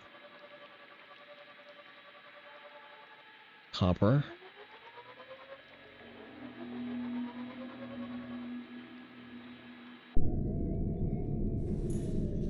Those are probably the only ones in range for us anyway. Are there any upgrades I can install right now? Camera, drone, scanner room, speed upgrade, not materially important. Scanner room range upgrade. Okay, so these both require magnetite. Magnetite is found by the turret island. I'm not too eager to go exploring there, though.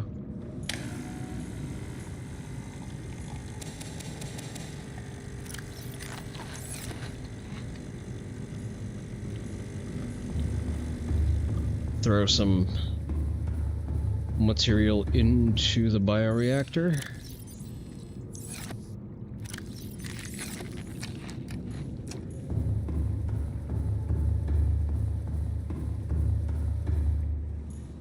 Let's leave the habitat builder here.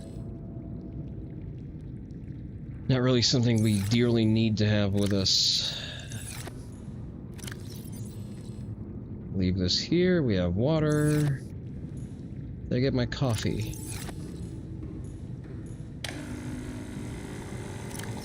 Guess I was out of range.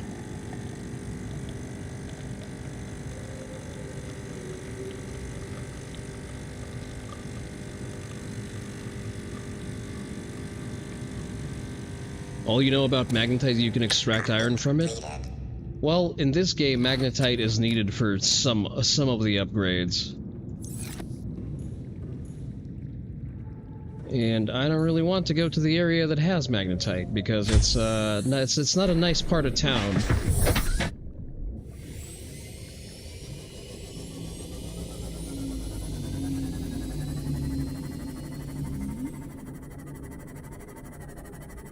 You know, it's something about, Reaper Leviathans only making up a third of the Leviathan population on the planet,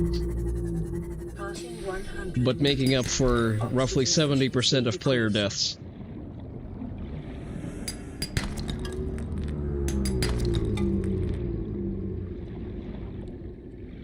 Actually, let's take this salt as well.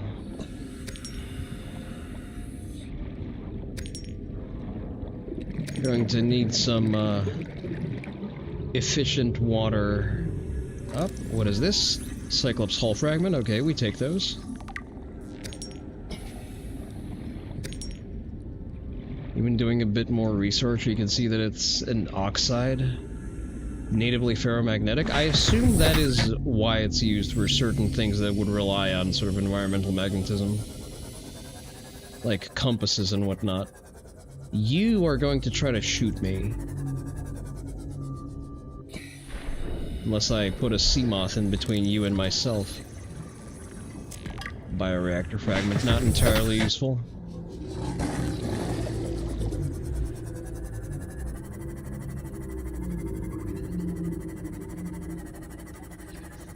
Alright, we have everything we need to build the laser cutter, so we're gonna start preparing supplies for the outing. Okay, repair you. Welcome aboard, Captain.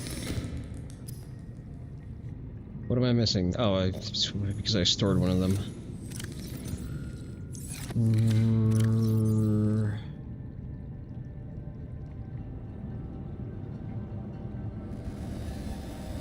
Cave sulfur, we should that.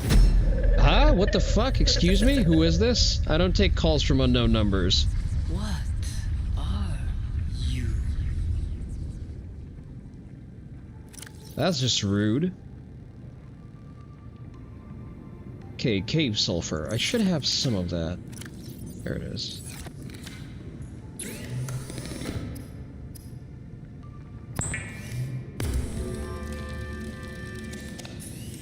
Alright, we have our laser cutter. Excellent. Let's go and quickly get some coral samples. So we can make some water.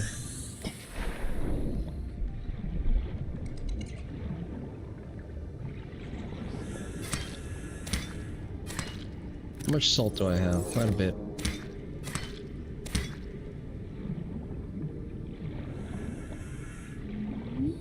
Pretty high-tech gadget if it can cut a laser. I see what you did there.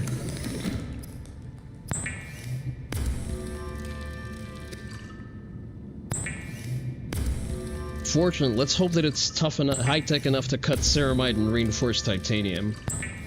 That's my primary concern.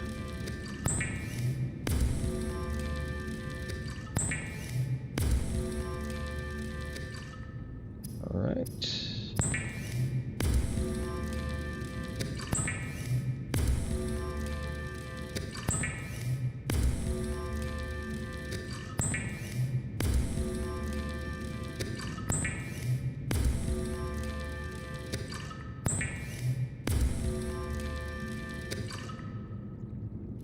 Alright, we have plenty of water now. We do not need the raw materials with us. Would be funny to try to build a base off of the Aurora. Something about the idea of recombining literal bottles of water on a hydro plant is intensely amusing to you. There is a water filter that you can build. It's just it's later tier tech that we don't have access to just yet. Let's build a fire extinguisher actually. Oh, we don't have enough titanium for that. Okay. This is an automated distress signal from Live Pod 12. Coordinates attached. Warning, Live Pod passes are beyond safe diving distance. Do not attempt retrieval without submersible support. Signal location uploaded to PDA. Wow, I really don't care. That sure sounds like not my problem. Let me demonstrate how indifferent I am to your plight by hiding the location of your life pods. There you go.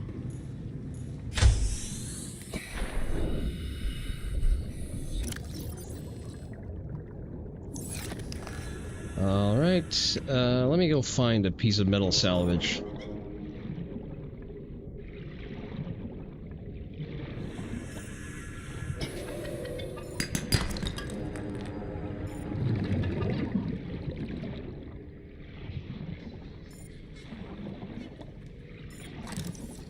Or I could just scan a ton of shit. That also works.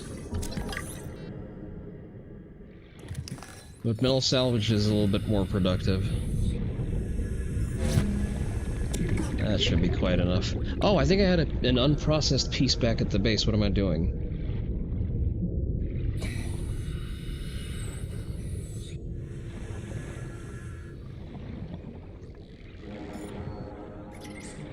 Oh well.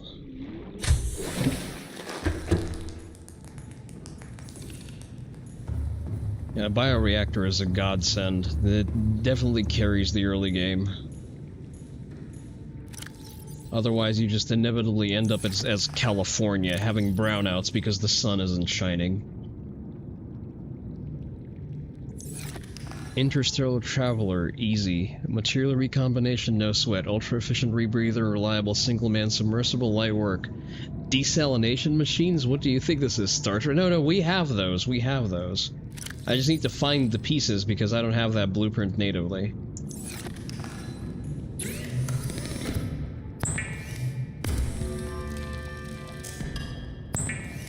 For the sake of game progression, to keep things interesting, it moves those a little bit further down the discoverability line. I think I need a depth module for the Seamoth. Desalination is lost tech? Apparently it is. Hey there. Alright. I think that's quite enough. Let's not waste any more. Put the rest of it in Digby's back pocket. It's actually quite a lot of water. Let's store some of the water here as well. I mean, we don't need all that. We do need some batteries with us. We have copper on hand. I don't want to go out. Let's build a couple of batteries. We'll get another acid shroom. I always appreciate, you love how Battletech approaches the loss of technological capability. Do tell, I have no surface area with Battletech, outside of knowing that it's cool, because mechs.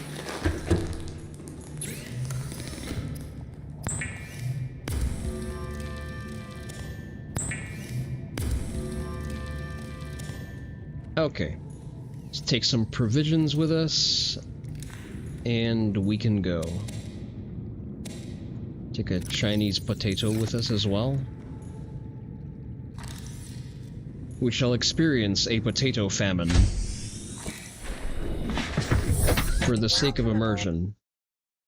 Captain. Alright. Now, the mission in front of us is fairly easy on the face of it, but not in practice. So we're going to keep hugging the Aurora's hull. There used to be an entryway through the side of it, but they patched that out. Not a big fan of that.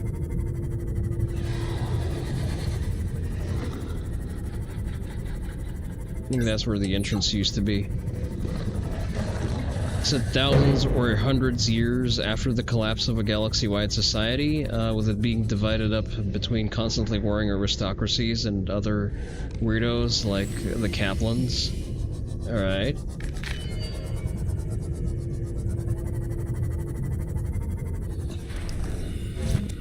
Free tooth. So it just got all lost in the chaos, I see.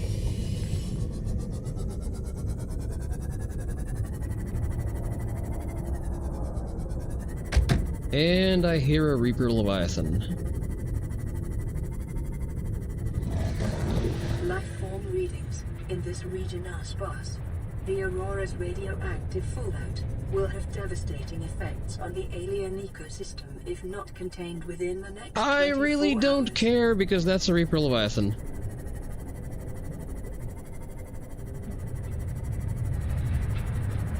It hasn't spotted us. It has a finite detection range.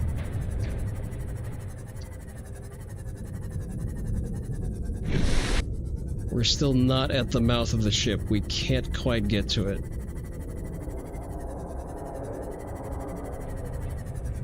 It is swimming very close to where we need to pass. Decent understanding technology, how it works and so on, but making it, that's a bit of a stumble. Kind of like if a handful of companies on Earth got obliterated, we'd be up to shit creek trying to recreate their capabilities. I see.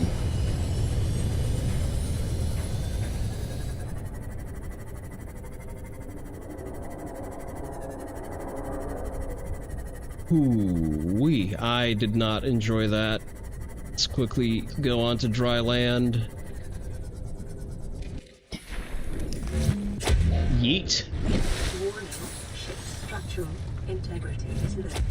Fire suppression equipment and laser cutters may be required. Exploration is conducted at your own risk. Whatever you say. Probably need this a little bit less than everything else. Rather more. Yeah, I'm not dealing with the fucking cave crabs. You're all going overboard. I don't care how much battery I need to burn for that. That's why I brought this thing.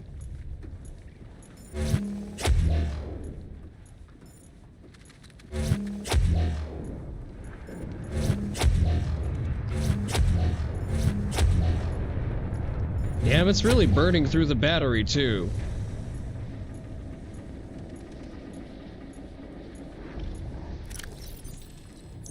Caution. Scans show the digestive tracts of nearby life forms contain Human tissues. Alright, let's not get carried away in the pest removal.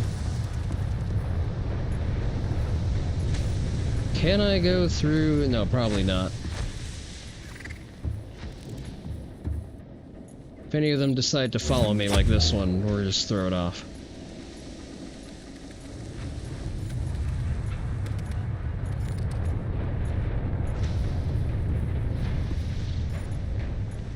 This was mind-blowing back when the game just released.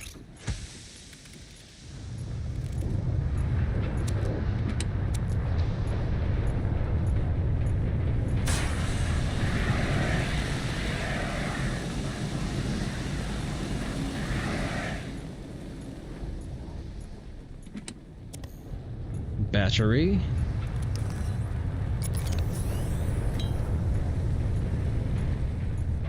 Aurora systems are running on local reserve power. Integrating new PDA data.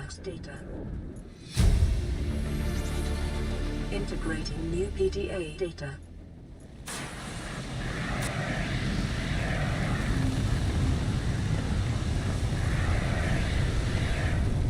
Ooh. Hey, I put that out. Don't you fucking gaslight me.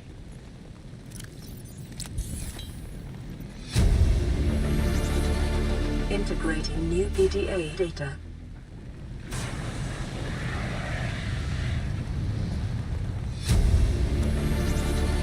Integrating new PDA data. Any scannables I need to pick up before I leave? That is a battery. I would like that, thank you.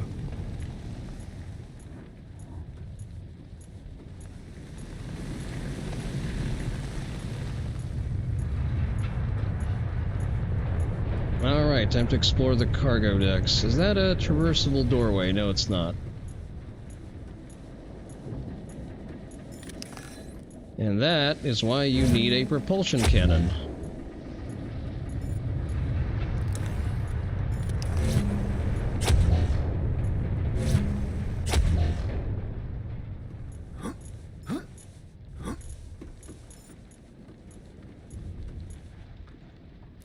Alright, let's pull up the flashlight instead of the repair tool.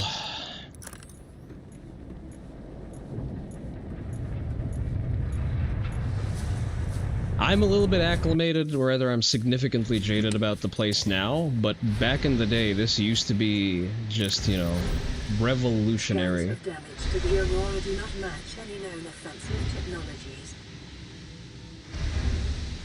Alright, data downloads, codes and clues, LifePod 6, note to self.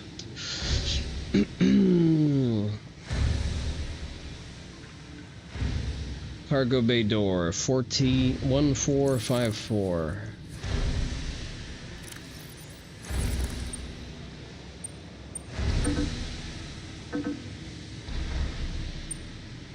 I would like to, there we go. Oh, it's rough, okay. Yeah, we need to keep an eye out for useful resources such as fragments of tech. Water is also acceptable. Floodlights, good to have.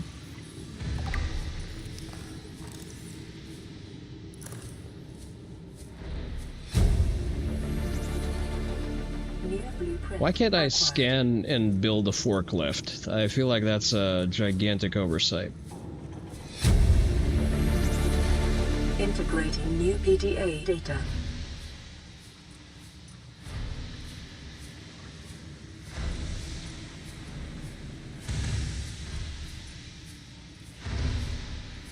Surely there is no OSHA here to enforce forklift certifications. Alright, doesn't seem like there's anything else to get here. We can move on.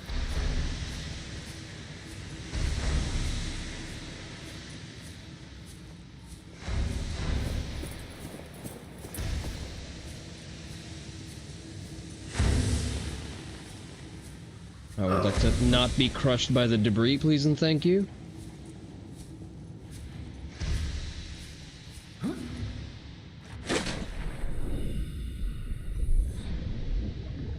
I remember this area having some less than friendly wildlife.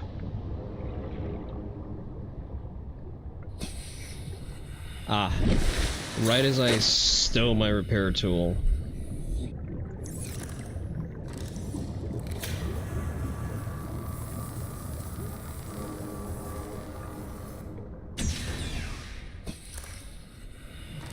Alright, what do we have here? Sea moth fragment, we don't need that. Ah, depth module Mark 1, okay, we need that. Alright, this is all sea moth fragments. This is all just gonna be... yeah, this is all gonna be clutter.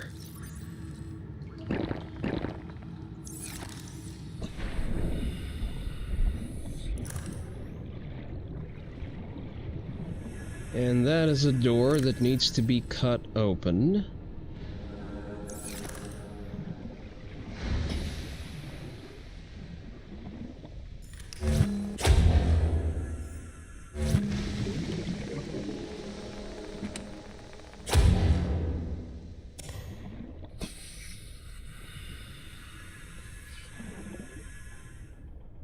There wasn't another one? Okay. Thought I saw two.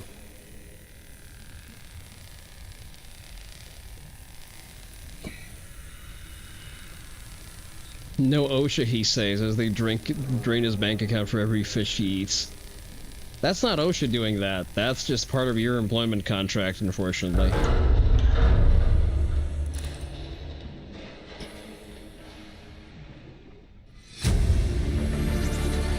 Integrating new PDA data.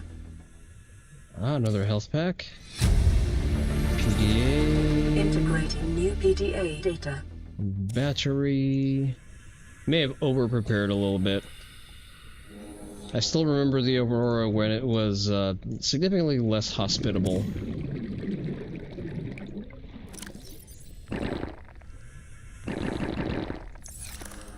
I just violently shit myself from drinking too much water.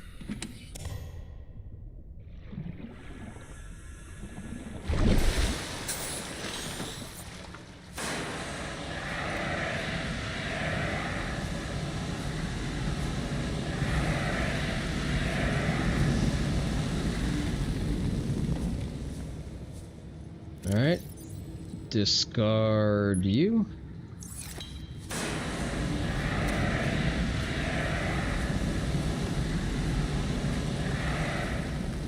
Much better. Alright, repair bay.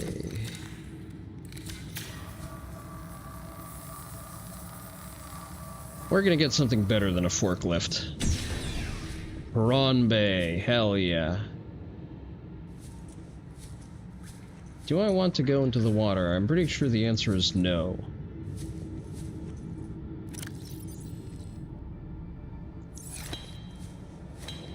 Picking up a faint black signature, originating on the other side of the hand reach in this room.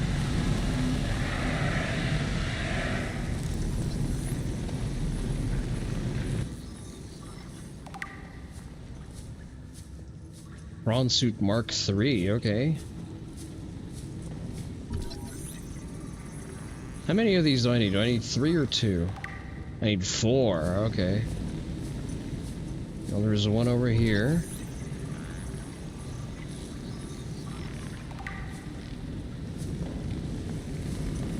That one's a little bit on fire, but we can put it out. We have plenty of fire extinguishers on us.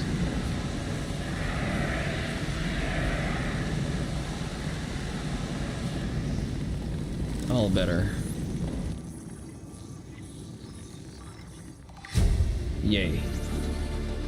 New blueprint acquired. I'm missing anything by chance? Moon pool fragments. Ah, there's a depth module. I think I can get it. Let me try. Storage module, even better.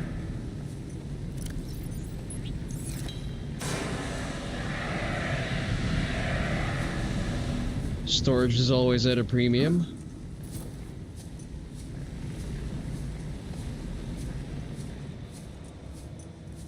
Alright, this is gonna take a little bit of decluttering work. I can't pick up anything here, okay. I should be able to get up there somehow.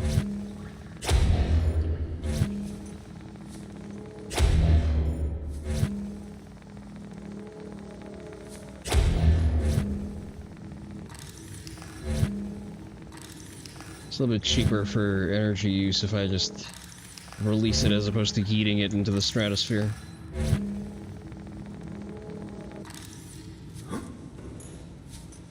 Alright, good enough.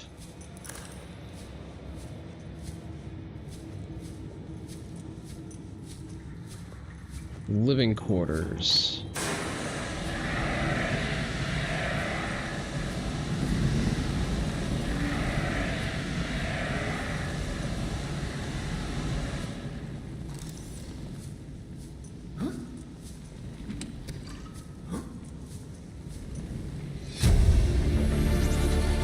Integrating new PDA data. Today's menu, you say? Alright, I don't think there's anything terribly useful here, so... no sense in spending too much time on this. Water... nutrient blocks, those are valuable. Just gonna eat one. There we go, now we're nice and satiated. More water...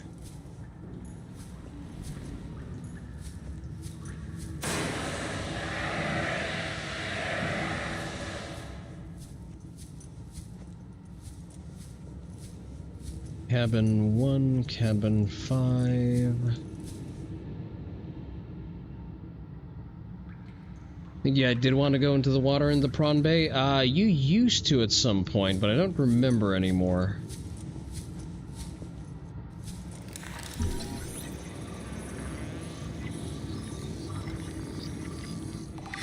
Pretty useful, but also I'm on a hydro planet. Well, not hydro enough. There's plenty of fires in the interior here.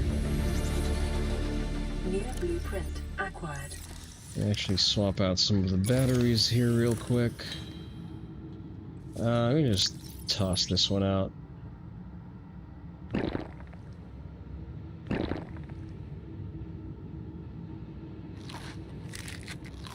Yeah, that was taking quite a bit of space. Did I just violently throw up or something? Pick up a bag.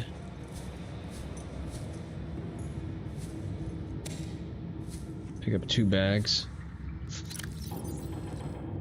Alright, codes. 1869.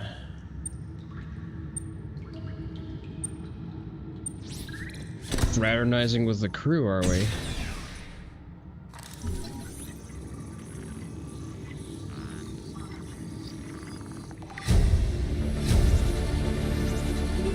Integrating new PDA data. Integrating new PDA data. We take the shelves. New blueprint acquired. Yeah, I have too many of these. We're gonna throw out a couple. I wonder if I can use them, you know, as intended.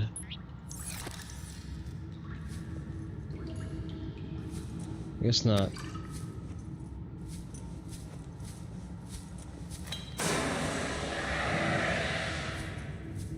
I guess I need to place them down. Captain's quarters. Okay, I need the code to this. Which I probably have. Or I don't, actually. I think I still need access to the captain's quarters. Does anyone remember the code to the captain's quarters? I really don't want to go back and forth more than I have to.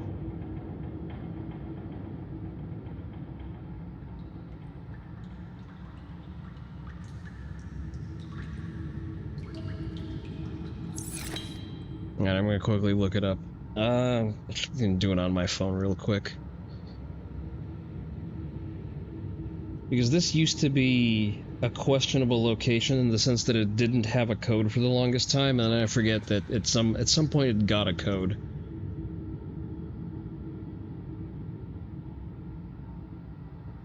Alright, let's see. Subnautica. Captain's quarters code.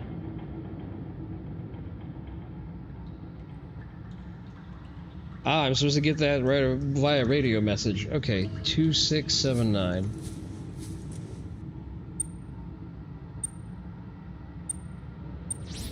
There we go. I guess I would have gotten that one eventually. Integrating new PDA data. Alright, Captain's log. Anything else I need from here? Not a fan of that poster, just leave it here. Blueprints for a time capsule.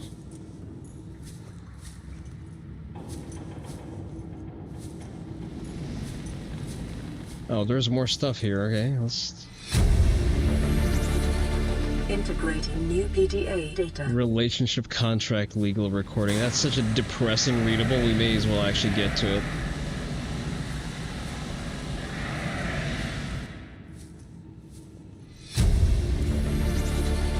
Integrating new PDA data. Can I place stuff into this and then... Like, can I, this goes over here, let's place an extra med pack here. Right, can I, ah, okay, so it has to be empty for me to pick it up. Well, then I'm definitely not taking more than one. So it's more of a base storage solution.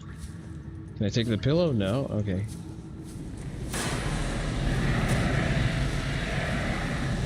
Ah, I don't think I need to go that way. Anything here? Batteries. Yes, if it's not on a screen, we can't read it. Huh?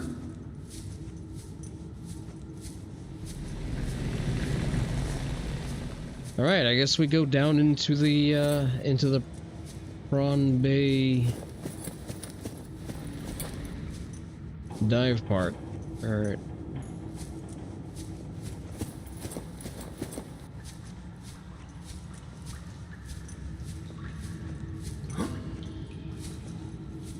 Poster on natural selection too. That's some high-grade loot, all right. Listen, some people are into that. I like to keep my spaces utilitarian. I don't like things splashing into the water with me running around.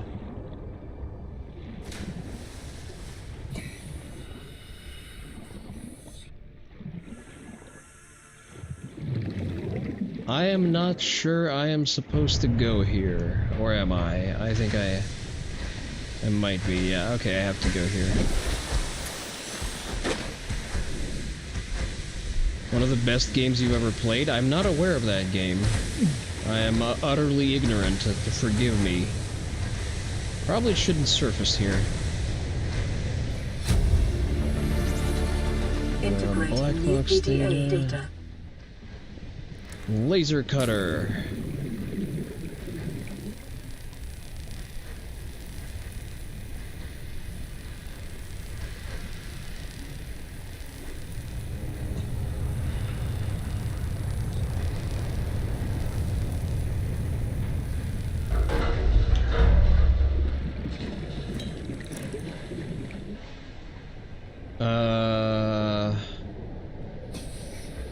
I don't have a code to that door. Do I need that code to that door?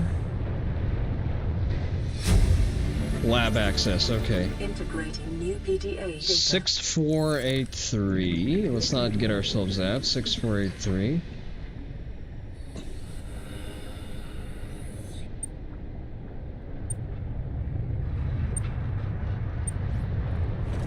Come on. Need to find some breathable air first. Multiplayer RTS game. One commander per side, numerous foot soldiers who pick their units and spawn control points. Things you build all neat shit. Nice. We used to have a lot of games with novel concepts, and then at some point it just turned into self-referential slop.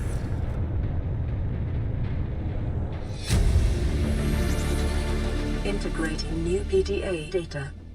Is there anything other than trash in here, is the real question. Microscope not functional. Data bank corruption was detected on your PDA. Your technology blueprints have been updated.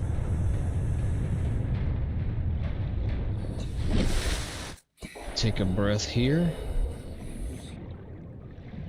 Oh. There was just an open door on the other side. That's nice. Alright, let's put this out. Has anyone played the Jurassic Park RTS game? There was one made, I think, for Jurassic Park 2 as a tie-in. And it was better and more interesting than it had any right to be.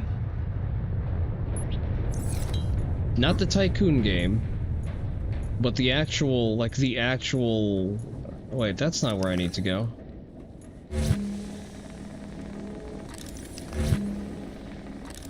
Or is it?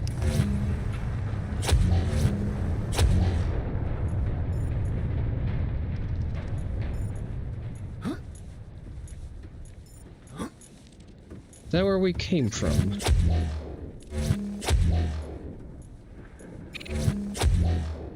Surely you jest. No, that is not where we came from. Or is it?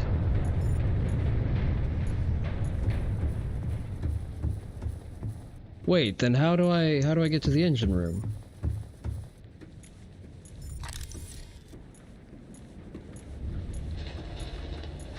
Alright, we go back in. I just put that out. What do you mean it's still on fire?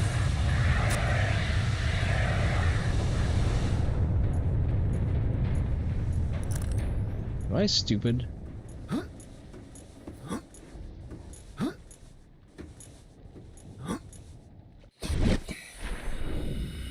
Alright, let's go back to the lab, see if there's any way to... if there's any other path to follow.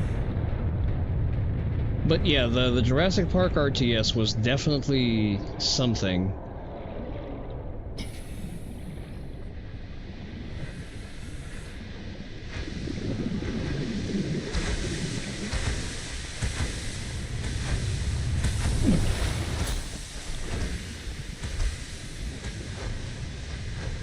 I take a wrong turn somewhere in here.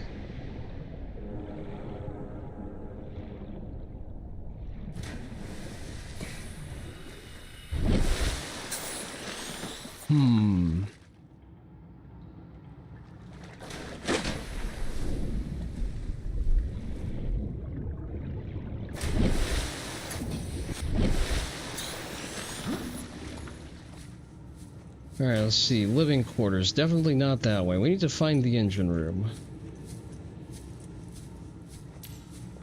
Ah, it's probably the other way through here. One of the most underrated tie-in games was Peter Jackson's King Kong. I remember playing it. I wouldn't say that it's underrated. It was definitely a movie tie-in game. With, you know, all of the... Ah, okay, we need to go here. With all of the good and all of the bad that entails.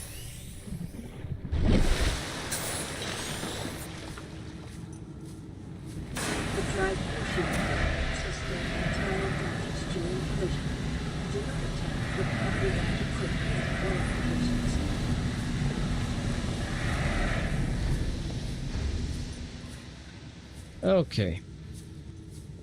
Should be easy enough. Proper qualifications, you say. Local radiation at maximum tolerable level. Containment breach repaired. Further breaches detected. Containment breach repaired. Further breaches detected. Cyclops engine efficiency module. I'm gonna throw this out and take this instead.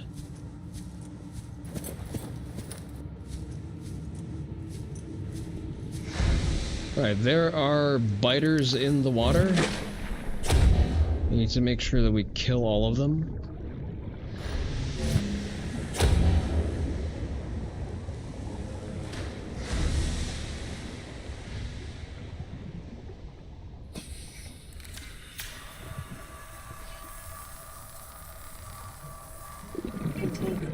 repaired. I forget what they're actually called, but I'm not a fan.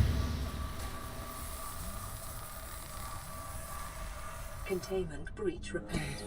Further breaches detected. Yeet.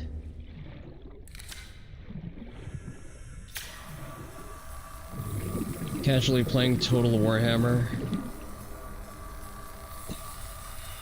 Containment breach repaired. From the Further breaches detected. From the great ocean to the frozen sea, the chaos wastes belong to me. That's cute.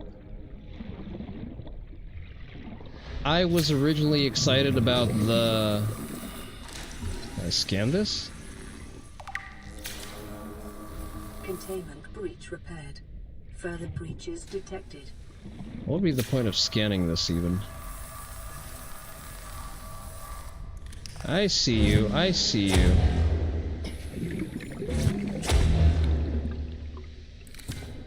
You bitch!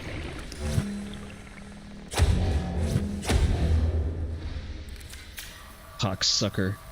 I wanted to be excited for the 40k Total War game coming up, and then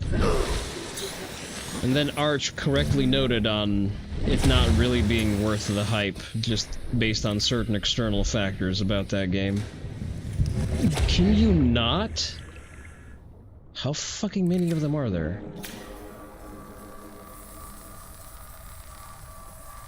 Containment breach repaired. Further breaches detected.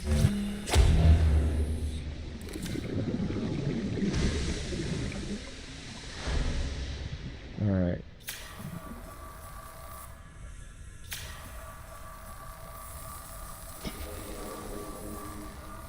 Containment breach repaired. Almost done. Further breaches detected. Why don't I want this planet to just die out in a nuclear holocaust? I've yet to be presented a reason for that. Further breaches detected. Wouldn't it technically purify the coronavirus, though?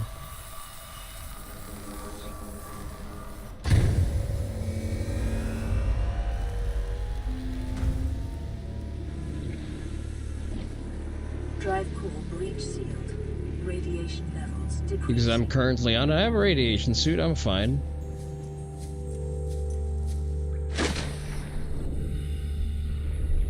I'm not some environmentalist pansy tree hugger. Be Aussie. Eat your wildlife.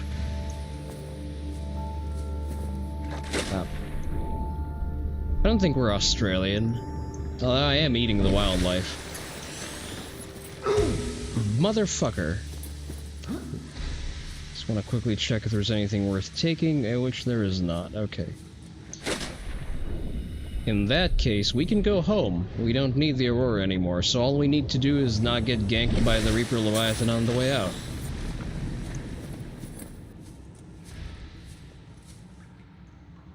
Let's replace all of my batteries for the good stuff, for the fresh ones that we found. Oh. Oh, that's unfortunate. I can't get up here anymore. That's... or can I? I can, okay. It was probably intended as a one-way, but,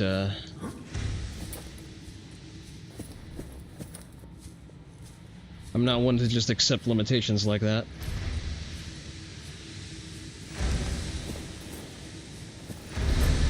Alright, we're hauling off with quite a bit of loot, quite a bit of resources.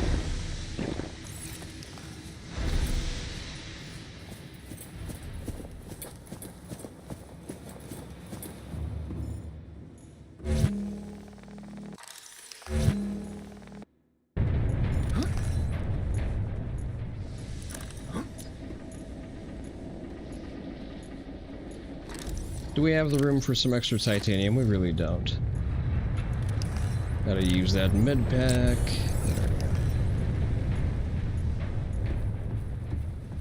Alright, we're almost out. Just gotta be careful to not scorch ourselves on the entrance here.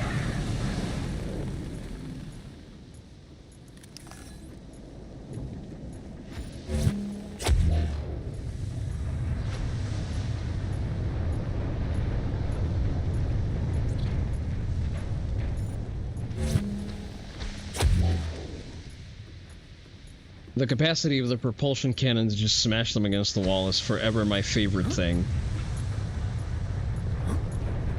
I don't want to swim in the open water, so we're just going to walk up to our Seamoth.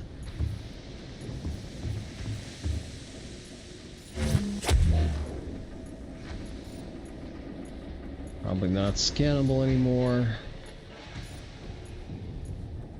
Alright, we're not going to waste battery unless one of them violates our NAP.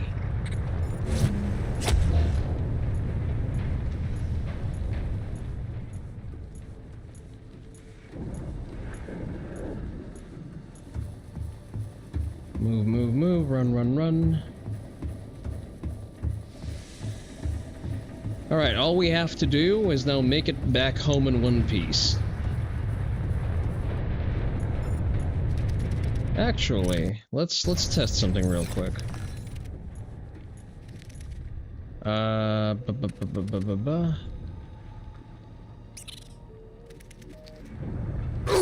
Motherfucker, I'm looking for it, I'm looking for it. Where's the kill bad thing redeem?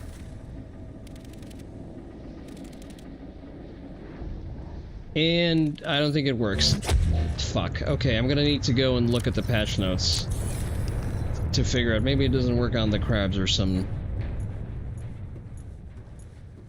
Because it is registering them. Welcome aboard, Captain. Alright, now we have to execute our escape. We have to be very precise about threading that needle. That's fine. We're getting away with a couple of scratches, nothing more.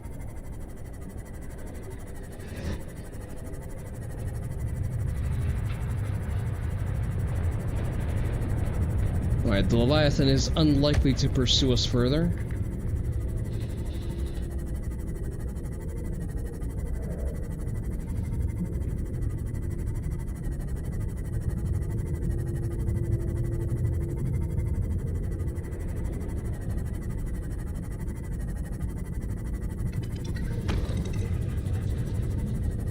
All we have to do is make it back to base.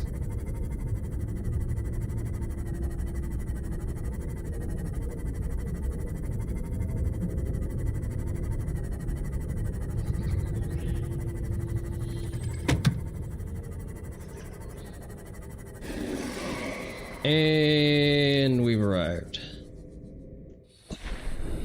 Fabulous. How's our power doing? Welcome aboard, Pretty okay. Captain. What's this? This is Altera HQ. This may be your only communications window. We can't send a rescue ship all the way out there, so Yeah, Aurora, no shit. you're just gonna have to meet us halfway. We've uploaded blueprints to the ship's computer. Sandwich run, you in?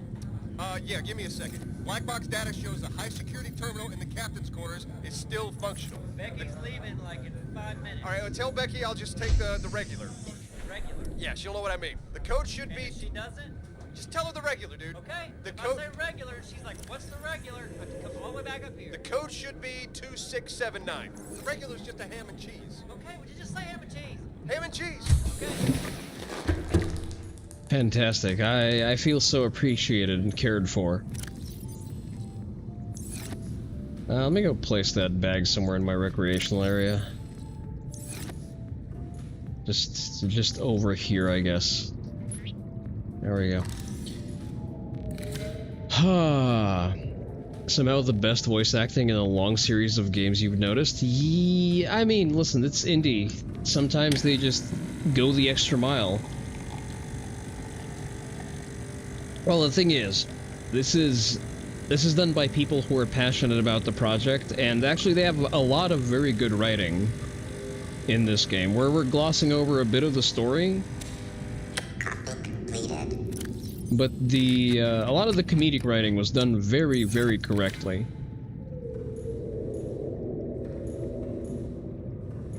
Alright. I need to think about where to place some of this stuff. Just drink this.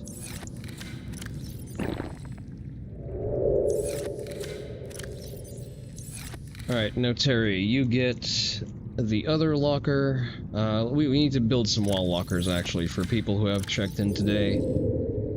Anarchist was here. I don't know what that sound is, and I'm not too pleased about it. Wall lockers, wall lockers. Well, we need more titanium for that, but we have titanium. We should have some. How the fuck did Subnautica 2 happen? What do you mean how? They got a shit ton of money, got a publishing deal, and then they were on track to you know, make a new one.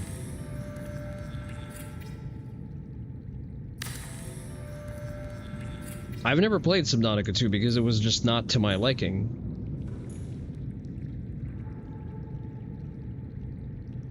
Alright, up. Alright, there's Anarchist. Where's Gecko? Oh, Piper gets his again. Since this is a more or less permanent base, these will actually stay up, so that's good.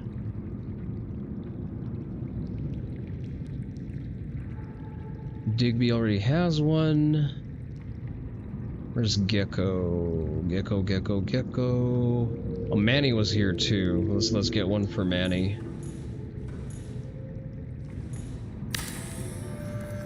We're gonna need this storage space anyway, so.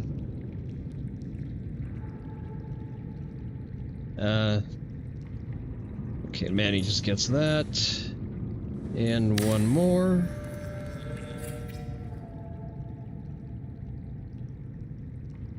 Dan's have already got his. I'm just checking to make sure that I don't miss anyone.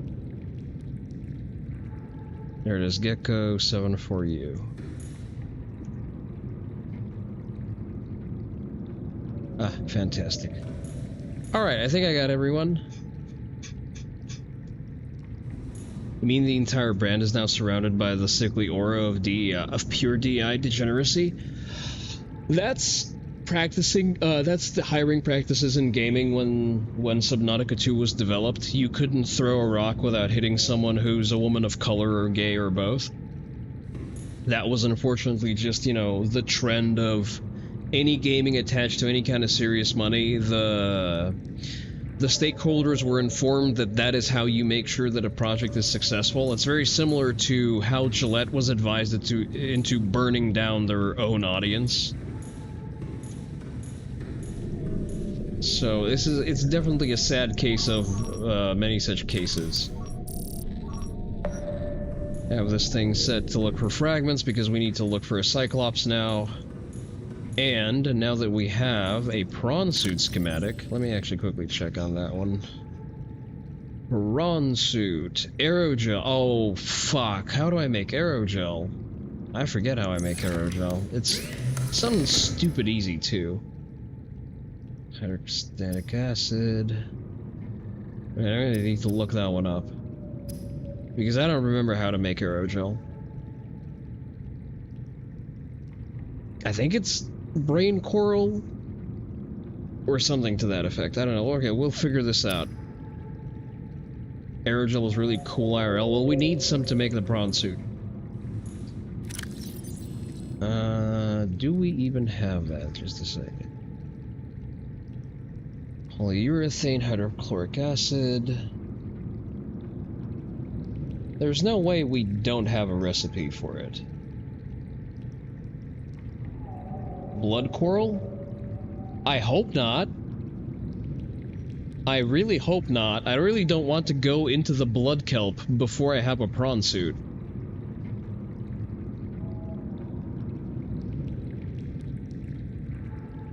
But it looks like I'll have to. Well, at the very least, we have a Cyclops. Well, we know where to get the Cyclops fragments. We just need to get 2 more pieces of the hull and 1 more piece of the oh no, we need 3 pieces of the engine.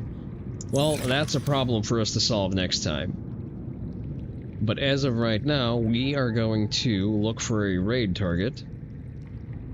This has been fun. We're definitely doing more Subnautica. Ritsusi. For one, I need to look at what numbers we're doing for today. I will, by the way, there will be no stream on the 7th, and possibly I will skip the 10th as well, so that's up to be determined. So, no stream next Wednesday, be aware of that. I have to travel. Let's see... who's doing something. I'm just gonna see who's online if we owe a raid to anyone.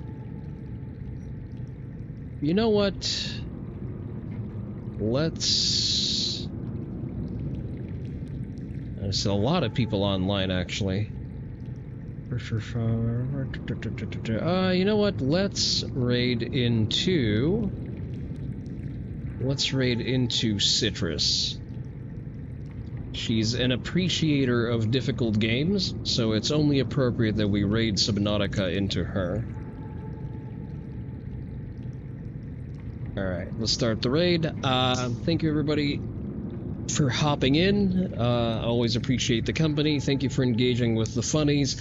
I will try to fix the game and make sure that it runs correctly for next time, so that includes the sound redeems and the integration, because that one's not quite firing at all cylinders just yet. So I'll go and troubleshoot. In the meantime, this has been Onii-san, reminding you to train responsibly. Bye-bye.